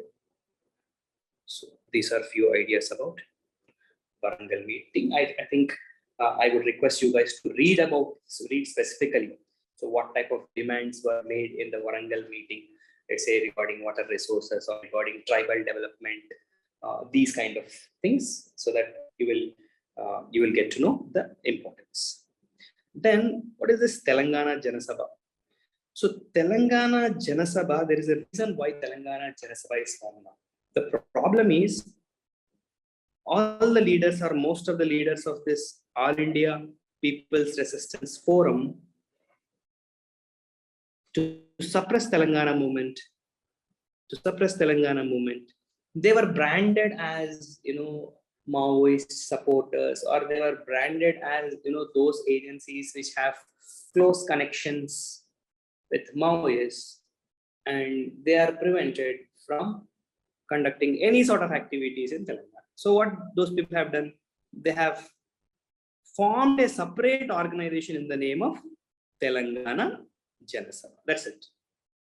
Okay, Telangana Janasabha is nothing but after Warangal Declaration, the same people, they have changed their names, except for Professor Sai Baba. Rest of the people, they have continued and they have started organizing different meetings in the form of Telangana Janasabha. You can see it here. So with the success of Warangal Declaration, teachers, lawyers, journalists, students formed Telangana Janasabha in July 1998 and started fighting for the rights of farmers, laborers, and other downtrodden sections of society. This is something very important because this Telangana Janasabha people, they did not remain calm. One very interesting thing with regards to this Telangana Janasabha is they worked on the field. Field work is one of the characteristic features of Telangana Janasabha. In textbooks, they don't highlight it. You try to appreciate it. Field work and awareness generation. Field work and awareness generation. So before this, you can tell that no other organization has played this much instrumental role on awareness generation in different parts of Telangana.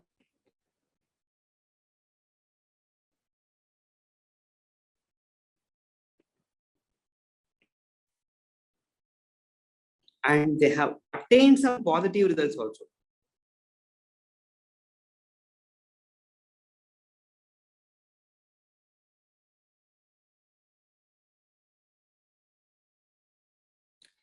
And they have attained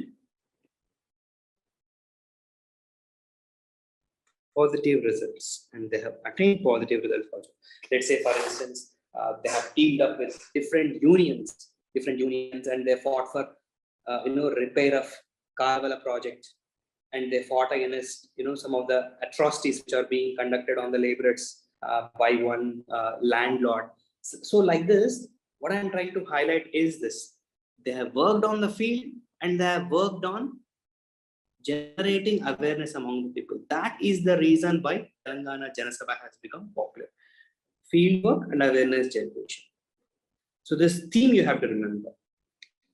Examples, there are many, like in your textbooks, they write different projects it has involved, like different campaigns it has involved. Those campaigns and all, There are 1 or 2 names. That's okay. You try to remember those names. But most important is this. Yes, what you have to understand is this: fieldwork and awareness generation in different parts of Telangana. And it was already taught to you guys, if you remember, that Telangana Kala Samiti is nothing but the cultural wing of Telangana Mahasabha. Isn't it?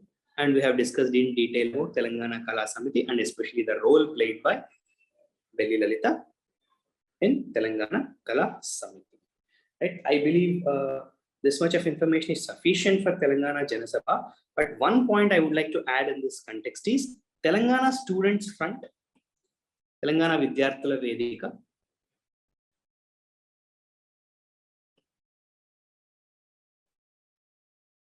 Telangana Student Front, and Telangana Mahasabha, both of them work together. That one important point you have to remember. So Telangana Vidyavantula Vedika, Telangana Vidyarthula Vedika, sorry, not Vidyavantula Vedika, Telangana Vidyarthula Vedika or Telangana Students Front, on several issues they fought together.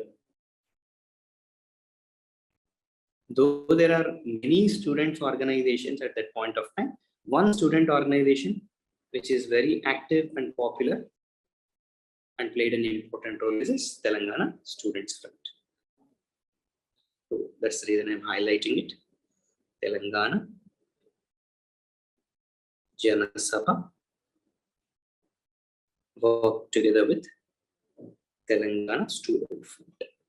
So nothing much to add conceptually. So these are few facts which are available in different textbooks, and you have to remember, especially this important idea, that the role played by Telangana Mahasabha in the fieldwork and awareness generation. Yeah. So this is about Warangal Declaration and this idea about Telangana Mahasabha and the role played by Telangana Students Forum. Right. So this will take us to, and there are also other ideas with regards to Telangana Mahasabha. Right? Telangana Mahasabha played a very important role. It has organized a rally. Rally has become successful. So those are real details, minute details, which are just dumped in the textbooks. I don't think this is worth mentioning, but only one thing among all these things which is worth mentioning is, in one such Mahasabha meeting, Balaji gave a slogan, "Quit Telangana." Quit Telangana, especially for coastal Andhra leaders who are plundering the resources of Telangana. I think that is a prelims worthy question. That also, I don't think how important you have, how important it's for your mains examination. They may ask, "Quit Telangana slogan." Who gave Quit Telangana slogan? Who gave Quit Telangana slogan? Then, and to whom he has given? Obviously, he would have given to coastal Andhra leaders. So I don't think you will forget, because we are spending around 2-3 minutes talking on the same thing. Who gave the slogan?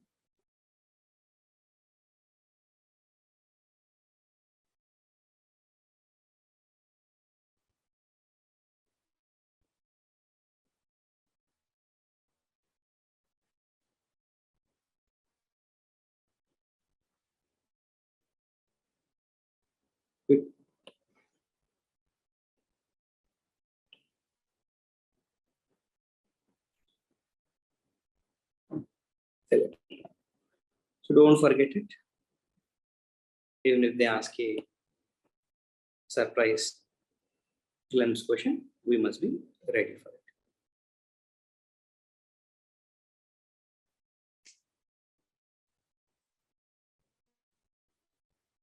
Ravi Narayana has given the slogan, "Quit Telangana," right? To coastal Andhra leaders. Obviously, it's obvious, right?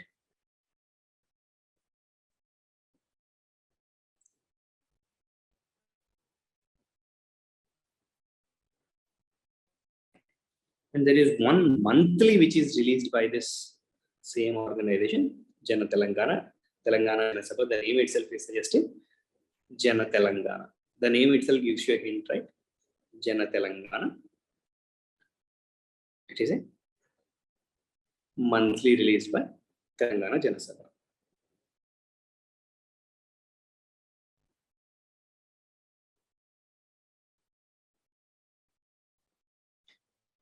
See, though Telangana Janasabha was active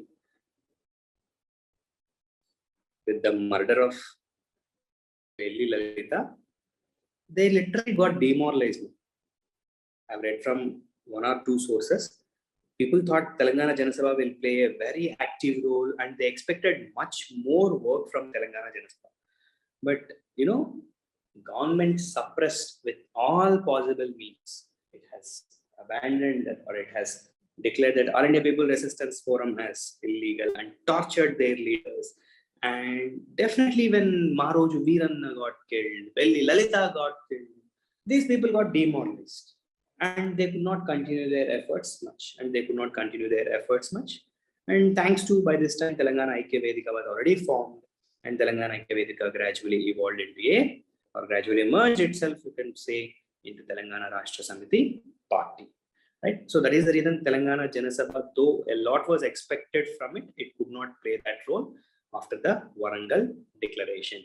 Because the most of the leaders in Telangana Janasabha are those who have actively participated in the Warangal Sabha and who were instrumental in issuing this 50 demands, charter of 50 demands. Even till 2014, this charter of 50 demands repeatedly keep appearing. That is the reason I insist you guys to read carefully all these 50 demands. If you have on grip this 50 demands according to this classification, the same points will keep appearing again in all the chapters that we are going to discuss later. Okay, so don't take it lightly. V. Prakash book has not written it, but Raju book has written it. And if you do not have these two textbooks also, in the internet sources also, there are many sources which have given in detail. You can just randomly Google, you will find specific points of Warangal declaration. Then after this, we'll go into contribution of political parties. Especially in contribution of political parties, we will try to discuss about two political parties at the time were active, right? One BJP, other one is Congress. One BJP, other one is Congress. This I don't think is a very important topic, but because it's mentioned in the syllabus, let's not ignore it.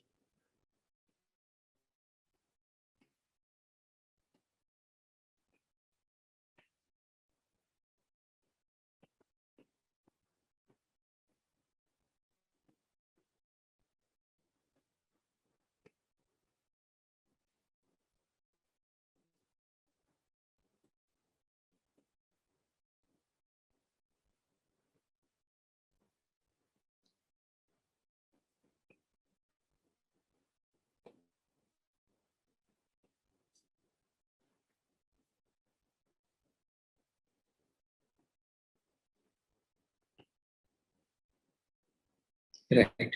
So coming to efforts of Telangana Congress and Telangana BJP highlighting the Telangana issue, in this phase, let's say other than what Nishant is talking with you, discussing with you, you can tell that the first important thing which is worth mentioning is in the year 1992, one Congress MLA,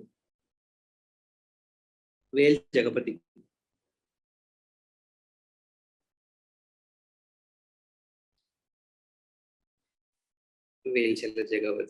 so what he did, nothing great. He has taken this initiative and he has started this Congress Forum for Telangana MLAs. Nothing historical. He just formed this because these trivial facts we tend to forget when they come up in exam. Congress Forum for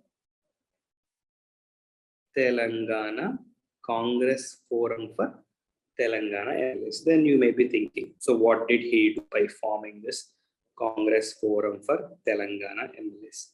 Simple. He used to rake up this issue whenever there is any kind of injustices and all against. He used to represent the same with, in the assembly. And he also once questioned injustices done to Telangana with the then Chief Minister of his own party, Ravi Narayana Reddy. And he even, this forum also went to P.V. Narasimha Rao. They even went to P.V. Narasimha Rao. P.V. Narasimha Rao, you guys must be aware, he belonged to Telangana. And they have given a representation on injustices done to Telangana. But when people thought, okay, now Congress, especially the Congress Forum for Telangana MLAs, is playing an active role in mobilizing people's support for Telangana movement, suddenly there is a change in the Chief Minister, and Bhaskar Reddy has become Chief Minister. And one of the important members of this Congress Forum for Telangana MLA, Jana Reddy, was inducted into the cabinet, and all their activities came to a standstill. Simple, right? These people, they thought, okay, people thought these are fighting genuinely for the cause of Telangana, and they are taking up issues. They have questioned the Chief Minister. They also went and meet Prime Minister and asked Prime Minister, to undo the injustices done to Telangana. Though they did not make a separate demand for separate Telangana, they just have submitted a memorandum to the then Prime Minister, because the Prime Minister also is from Telangana, asking him to look into the issues of Telangana. That's it, ma. So don't overread everything to the extent that you tend to highlight trivial things. Okay, nothing happened. Much later, there is a change in the Chief Minister from Nirmali Janardhan Reddy to Kota Vijay Bhaskar Reddy has become the Chief Minister. So as he has become the Chief Minister, then Jana Reddy, one of the important leaders of this Congress Forum for Telangana MLAs, was inducted into the cabinet, and later this momentum has petered out. That's it. Similar thing has happened again in 1997. Jeevan Reddy, the then Congress MLA. So let me write it here so that you will not forget.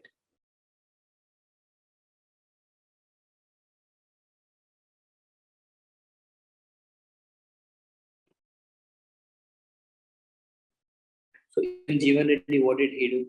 So they also have made a list of all the injustices done to Telangana with the help of official statistics, and they have represented to the who in 1997. You guys must be aware who is the Chief Minister. Who else? Chandrababu Naidu is the Chief Minister then, and they have been to Chandrababu Naidu, and they have submitted a list of all the demands. And Chandrababu Naidu promised that he'll not repeat the mistake done by his predecessors, but later nothing happened, and again they got disillusioned. Among all these, one thing which is worth mentioning and one thing which is worth highlighting is what has happened in the year August 2000. What has happened in the year August 2000? So in the August 2000,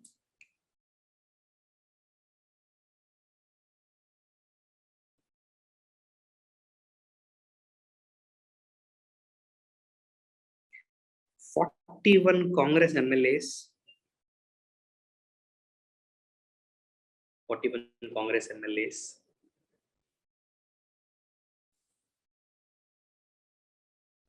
met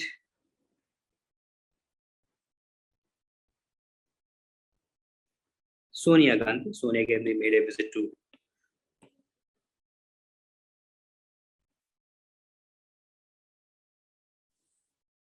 Hyderabad, and they made a request. That's it.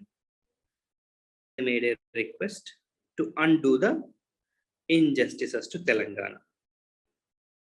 But something interesting is they also made a request to separate Telangana formation.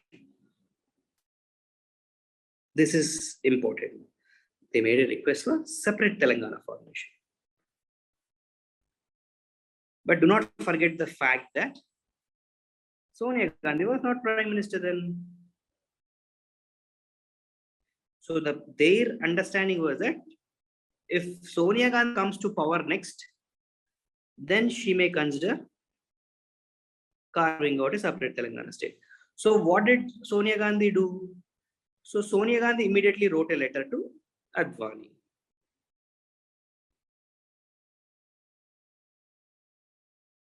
Sonia Gandhi wrote a letter to Advani.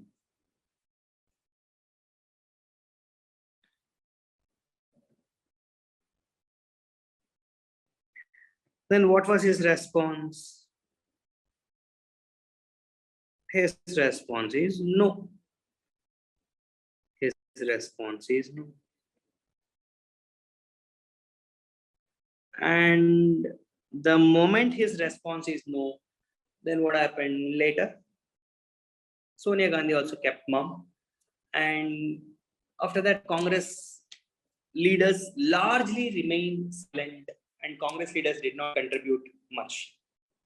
Congress leaders did not contribute much till the formation of TRS. After the formation of TRS, they have again formed, similar Telangana Congress Forum, something like that. They have formed a separate forum, but nothing much happened. Even some people believe that the so-called August 2000, Congress MLAs meeting Sonia Gandhi and making a request to separate Telangana movement. Some people believe that this was a deliberate attempt made to trouble the then Chief Minister Chandrababu Naidu, and people consider it's just a political stratagem played by Y.S. Rajshekar Reddy, because the same Chief Minister Y.S. Rajshekar Reddy, when he has come to power, he tried by all his means to suppress the Telangana movement in his own way. Though the means is different, but he also has tried his best to water down Telangana movement. But this is considered a landmark event. This can be considered important. Though it's try to understand, if you read this as just one single event, you will not understand its necessary importance. Here, what you are supposed to understand is the political color the demand for Telangana is taking. That is what you have to appreciate. Try to understand.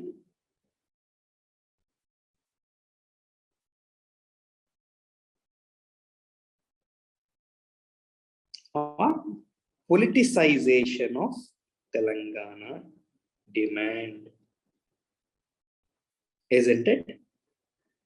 Why I am saying politicization of Telangana demand? Leader of a national party made assurances, and she did not remain calm, and she has sent a letter to another leader of a political party which is in power, and from there the reply was no, and the reply was no, and she also did not remain calm. Meanwhile, she also has formed a committee by name Pranab Mukherjee Committee to study the demand for separate Telangana. So try to understand this development. She did not outrightly deny. She formed a committee to study the demand. Formed a committee to study the demand.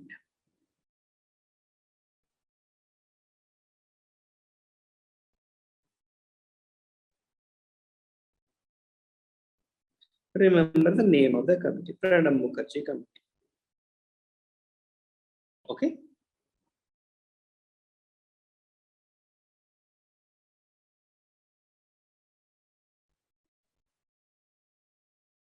Parallelly, BJP also is doing its own thing. Parallelly, BJP is playing its own game. Now let's see. Don't read these two as separate things. Now see simultaneously what's happening with BJP. What is BJP doing?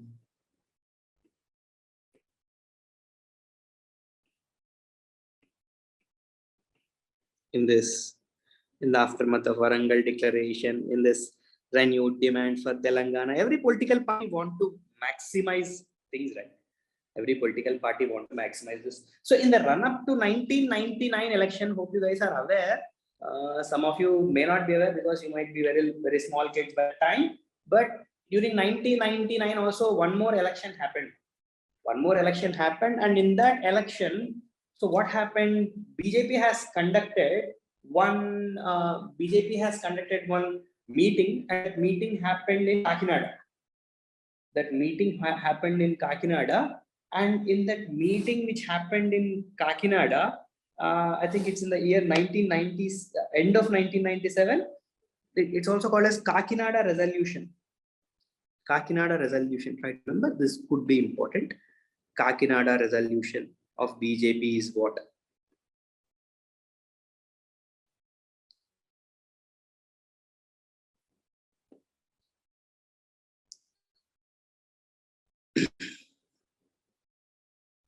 Kakinada resolution of BJP. Kakinada resolution of BJP. We will take the year 1998. And interestingly, the slogan was one vote, two states. Observe, slogan is one vote, two states. Means openly they are advocating that if we come to power, we will give separate state of Telangana. And BJP also has formed government in 1999.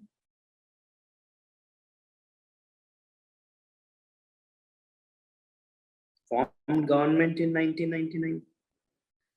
And not just formed government in 1999. And of course, because of this promise, BJP has won 3 seats in Telugu states. That also you have to consider. Because of this promise,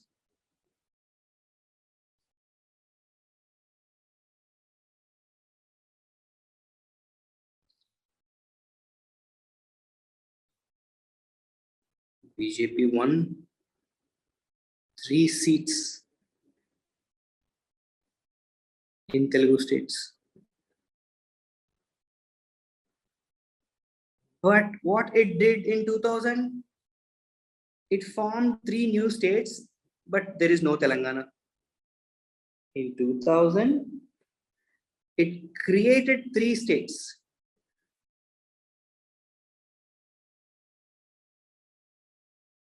But ignored the demand of Telangana.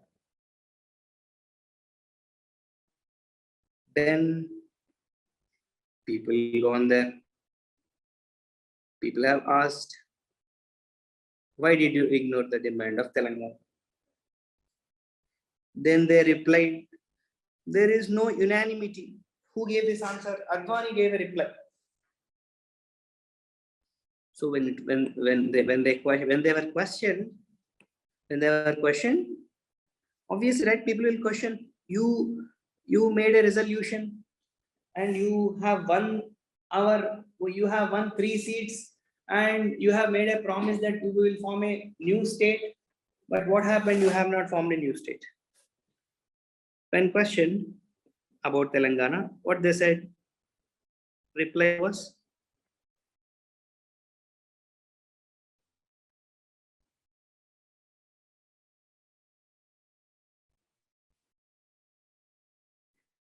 there is no unanimity among people of Telugu states.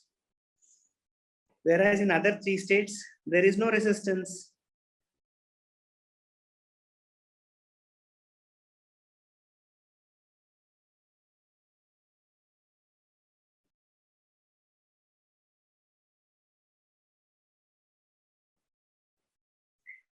But all the Telugu newspapers then reported that Chandrababu Naidu was instrumental, in the 1999-2004 elections. You may not be aware of this. If you are aware, people say that it is Chandrababu Naidu who prevailed over BJP. I don't know if you can write that in your exam, or you can tell this. The then regional party which is in power in Telugu states also is against, or also is not proactive in supporting the cause of Telangana. Definitely Telangana 1999-2004 election, Chandrababu Naidu was very important part of NDA government, right? So he resisted. Definitely BJP was dependent on Chandrababu Naidu at that point of time. So obviously when it is dependent on Chandrababu Naidu, or it has that regard for Chandrababu Naidu, or Chandrababu Naidu is more powerful at that point of time, so BJP also could not move ahead with the declaration of separate state, or it also could not take that step of declaring separate state of Telangana. That is the context you have to understand. And of course, the state BJP leaders did not remain calm. Some state BJP leaders, especially Telangana,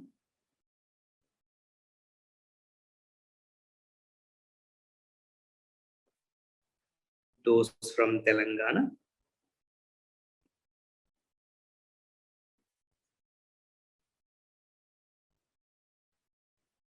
They got dissolution because they felt cheated by their own party.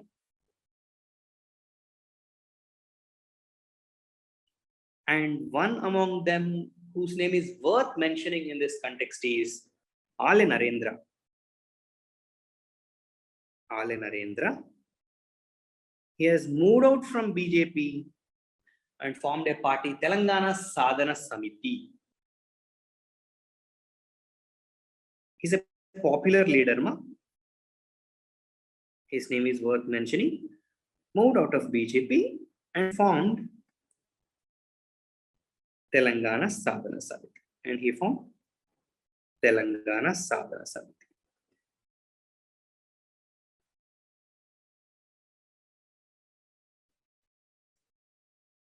And we should not undermine the role played by other BJP leaders from Telangana. Even they also have fought. One of the BJP leaders also has introduced a private member bill, in the parliament, though it was not passed. None other than Ravi Narayana himself introduced this private member bill. I think, after coming out of, after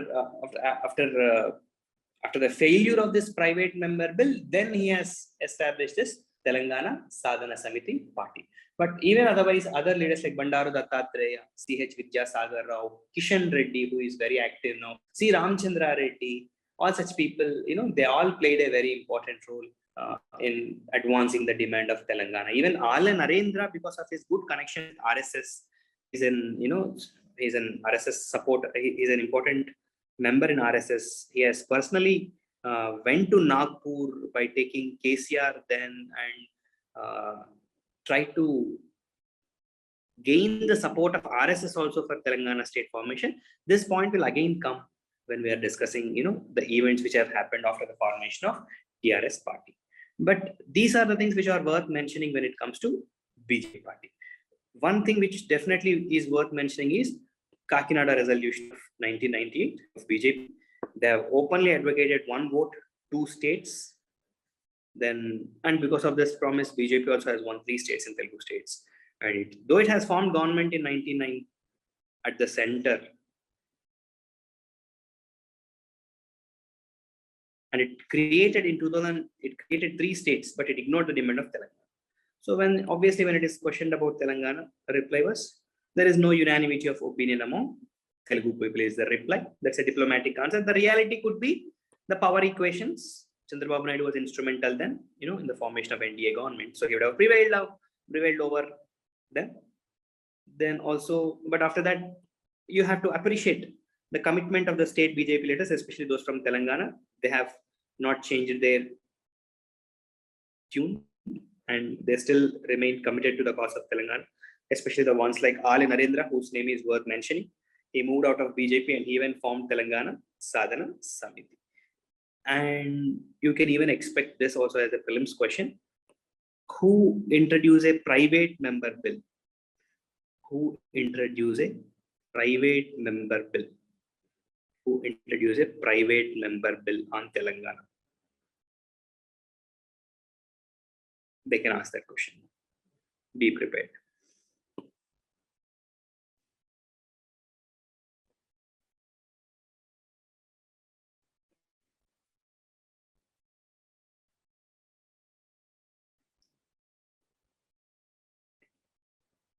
Introducing private bill in Parliament in the year 2000. In the year 2000.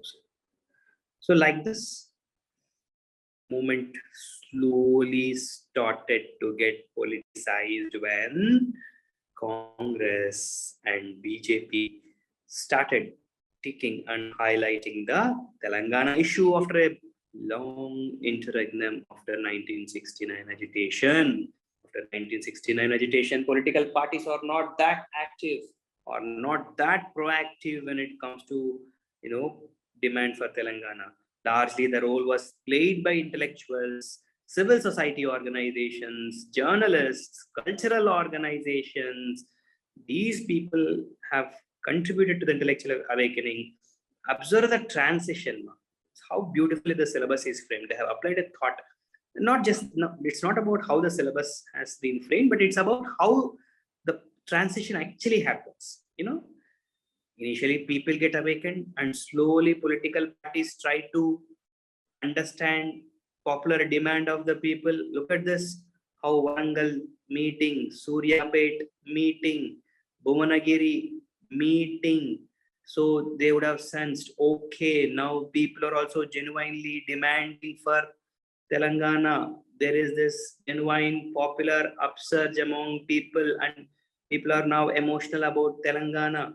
And all the above three very popular meetings, they are not attended by any popular politicians, or there is no popular political support.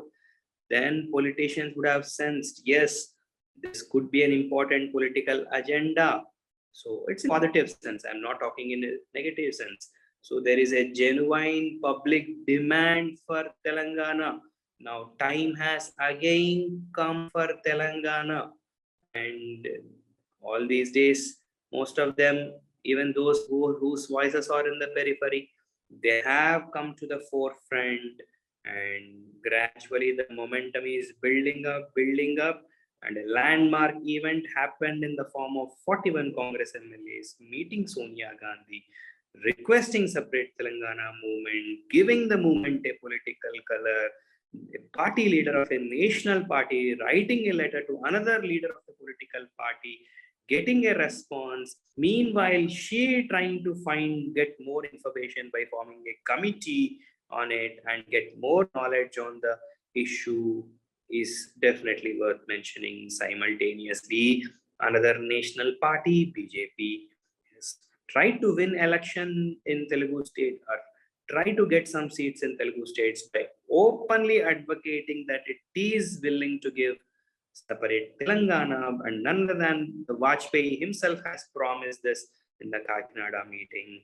And it can also be said that they have won 3 states in Telugu states because of this demand. And they have even formed a government in the center, but in the 2000 created 3 states but ignored the demand of Telangana. The reply was lack of unanimity among Telugu people, right? And disillusioned by this, some BJP leaders, they moved out and they formed, especially Ali Narendra has moved out of BJP and formed Telangana Sadhana Samiti, but in the later date, this Telangana Sadhana Samiti merged into TRS party. Telangana Sadhana Samiti in the later date merged into TRS party.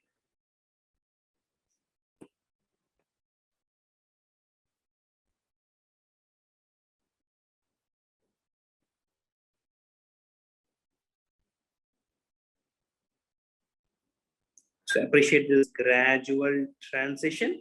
So with the end of this topic, next topic, we will enter into that TRS, and that part is relatively easy. And what incidents has has stimulated, or what forms the backdrop of formation of TRS and all those things would be really interesting. They'll be easy also.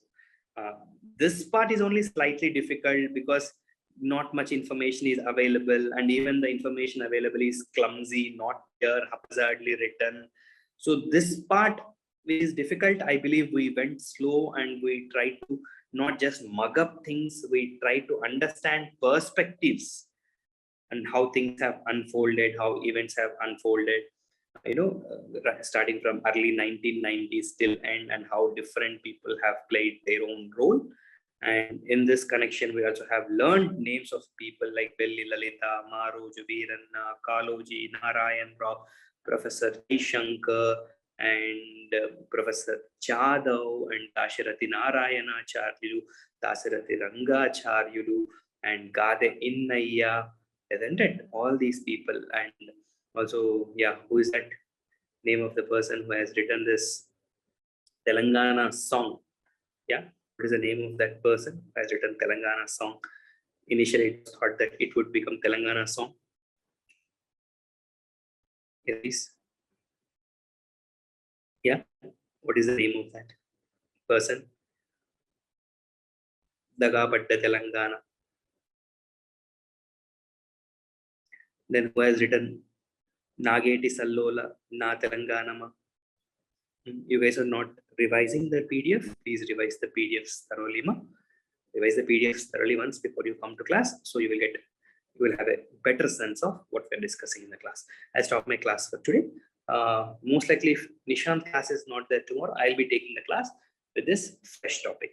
So now what you do is quickly read our PDF today once, and so that you will get much more clarity and understanding of what we are going to talk in the next.